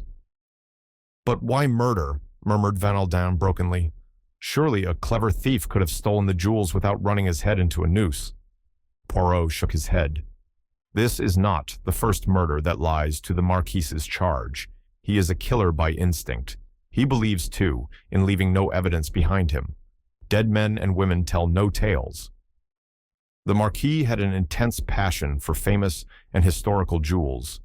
He laid his plans far beforehand, by installing himself as your secretary and getting his accomplice to obtain the situation of maid with your daughter, for whom he guessed the jewels were destined. And, though this was his matured and carefully thought-out plan, he did not scruple to attempt a shortcut by hiring a couple of Apaches to waylay you in Paris on the night you bought the jewels. The plan failed, which hardly surprised him, I think. This plan was, so he thought, completely safe. No possible suspicion could attach to Richard Knighton, but like all great men, and the Marquis was a great man, he had his weaknesses. He fell genuinely in love with Miss Grey, and suspecting her liking for Derek Kettering, he could not resist the temptation to saddle him with the crime when the opportunity presented itself. And now, Monsieur Van Alden, I'm going to tell you something very curious. Miss Grey is not a fanciful woman by any means, yet she firmly believes that she felt your daughter's presence beside her one day in the casino gardens at Monte Carlo, just after she had been having a long talk with Knighton. She was convinced, she says, that the dead woman was urgently trying to tell her something, and it suddenly came to her that what the dead woman was trying to say was that Knighton was her murderer. The idea seemed so fantastic at the time that Miss Grey spoke of it to no one, but she was so convinced of its truth that she acted on it, wild as it seemed. She did not discourage Knighton's advances, and she pretended to him that she was convinced of Derek Kettering's guilt. "Extraordinary," said Van Alden. "Yes, it is very strange. One cannot explain these things. Oh, by the way, there is one little point that baffled me considerably. Your secretary has a decided limp, the result of a wound that he received in the war. Now, the Marquise most decidedly did not limp. That was a stumbling block. But Miss Lennox Tamplin happened to mention one day that Knighton's limp had been a surprise to the surgeon who had been in charge of the case in her mother's hospital. That suggested camouflage. When I was in London, I went to the surgeon in question, and I got several technical details from him which confirmed me in that belief. I mentioned the name of that surgeon in Knighton's hearing the day before yesterday. The natural thing would have been for Knighton to mention that he had been attended by him during the war, but he said nothing, and that little point, if nothing else, gave me the last final assurance that my theory of the crime was correct. Miss Grey, too, provided me with a cutting, showing that there had been a robbery at Lady Tamplin's hospital during the time that Knighton had been there. She realized that I was on the same track as herself when I wrote to her from the Ritz in Paris. I had some trouble in my inquiries there, but I got what I wanted, evidence that Ada Mason arrived on the morning after the crime, and not on the evening of the day before. There was a long silence. Then the millionaire stretched out a hand to Poirot across the table. "I guess you know what this means to me, Monsieur Poirot," he said huskily. "I am sending you round a check in the morning, but no check in the world will express what I feel about what you have done for me. You are the goods, Monsieur Poirot. Every time, you are the goods." Poirot rose to his feet. His chest swelled. "I am only Hercule Poirot," he said modestly. "Yet, as you say, in my own way I am a big man, even as you also are a big man. I am glad and happy to have been of service to you. Now I go to repair the damages caused by travel. Alas, my excellent George is not with me." In the lounge of the hotel, he encountered a friend, the venerable Monsieur Papopoulos, his daughter Zia beside him. "I thought you had left Nice, Monsieur Poirot," murmured the Greek as he took the detective's affectionately proffered hand. "Business compelled me to return, my dear Monsieur Papopoulos." "Business?" "Yes, business. And talking of business, I hope your health is better, my dear friend?" "Much better. In fact, we are returning to Paris tomorrow." "I am enchanted to hear such good news. You have not completely ruined the Greek ex-minister, I hope." "I understand you sold him a very wonderful ruby which, strictly entre nous, is being worn by Mademoiselle Mirel, the dancer." "Yes," murmured Monsieur Papopoulos. "Yes, that is so. A ruby not unlike the famous Heart of Fire." "It has points of resemblance, certainly," said the Greek casually. "You have a wonderful hand with jewels, Monsieur Papopoulos. I congratulate you. Mademoiselle Zia, I am desolate that you are returning to Paris so speedily. I had hoped to see some more of you now that my business is accomplished." "Would one be indiscreet if one asked what that business was?" asked Monsieur Papopoulos. Not at all, not at all. I have just succeeded in laying the Marquis by the heels." A faraway look came over Monsieur Papopoulos's noble countenance. "The Marquis?" he murmured. "Now, why does that seem familiar to me? No, I cannot recall it." "You would not, I am sure," said Poirot. "I refer to a very notable criminal and jewel robber. He has just been arrested for the murder of the English lady, Madame Kettering." "Indeed? How interesting these things are." A polite exchange of farewells followed, and when Poirot was out of earshot, Monsieur Papopoulos turned to his daughter. "Zia," he said with feeling, "that man is the devil." "I like him." "I like him myself," admitted Monsieur Papopoulos, "but he is the devil all the same." The mimosa was nearly over. The scent of it in the air was faintly unpleasant. There were pink geraniums twining along the balustrade of Lady Tamplin's villa, and masses of carnations below sent up a sweet, heavy perfume. The Mediterranean was at its bluest. Poirot sat on the terrace with Lennox Tamplin. He had just finished telling her the same story that he had told to Van Alden 2 days before. Lennox had listened to him with absorbed attention, her brows knitted and her eyes somber. When he had finished, she said simply, "And Derek?" "He was released yesterday." "And he has gone where?" "He left Nice last night." "For Mary Mead?" "Yes, for Mary Mead." There was a pause. "I was wrong about Catherine," said Lennox. "I thought she did not care. She is very reserved. She trusts no one." "She might have trusted me," said Lennox with a shade of bitterness. "Yes," said Poirot gravely. "She might have trusted you. But Mademoiselle Catherine has spent a great deal of her life listening, and those who have listened do not find it easy to talk. They keep their sorrows and joys to themselves and tell no one." "I was a fool," said Lennox. "I thought she really cared for Knighton. I ought to have known better. I suppose I thought so because, well, I hoped so." Poirot took her hand and gave it a little friendly squeeze. "Courage, mademoiselle," he said gently. Lennox looked very straight out across the sea, and her face, in its ugly rigidity, had for the moment a tragic beauty. "Oh well," she said at last, "it would not have done. I am too young for Derek. He is like a kid that has never grown up. He wants the Madonna touch." There was a long silence. Then Lennox turned to him quickly and impulsively. "But I did help, Monsieur Poirot. At any rate, I did help." "Yes, mademoiselle. It was you who gave me the first inkling of the truth when you said that the person who committed the crime need not have been on the train at all. Before that, I could not see how the thing had been done." Lennox drew a deep breath. "I am glad," she said. "At any rate, that is something." From far behind them, there came a long, drawn-out scream of an engine's whistle. "That is that damned blue train," said Lennox. "Trains are relentless things, aren't they, Monsieur Poirot? People are murdered and die, but they go on just the same. I am talking nonsense, but you know what I mean." "Yes, yes, I know. Life is like a train, mademoiselle. It goes on, and it is a good thing that that is so." "Why?" "Because the train gets to its journey's end at last, and there is a proverb about that in your language, mademoiselle." "Journeys end in lovers' meeting." Lennox laughed.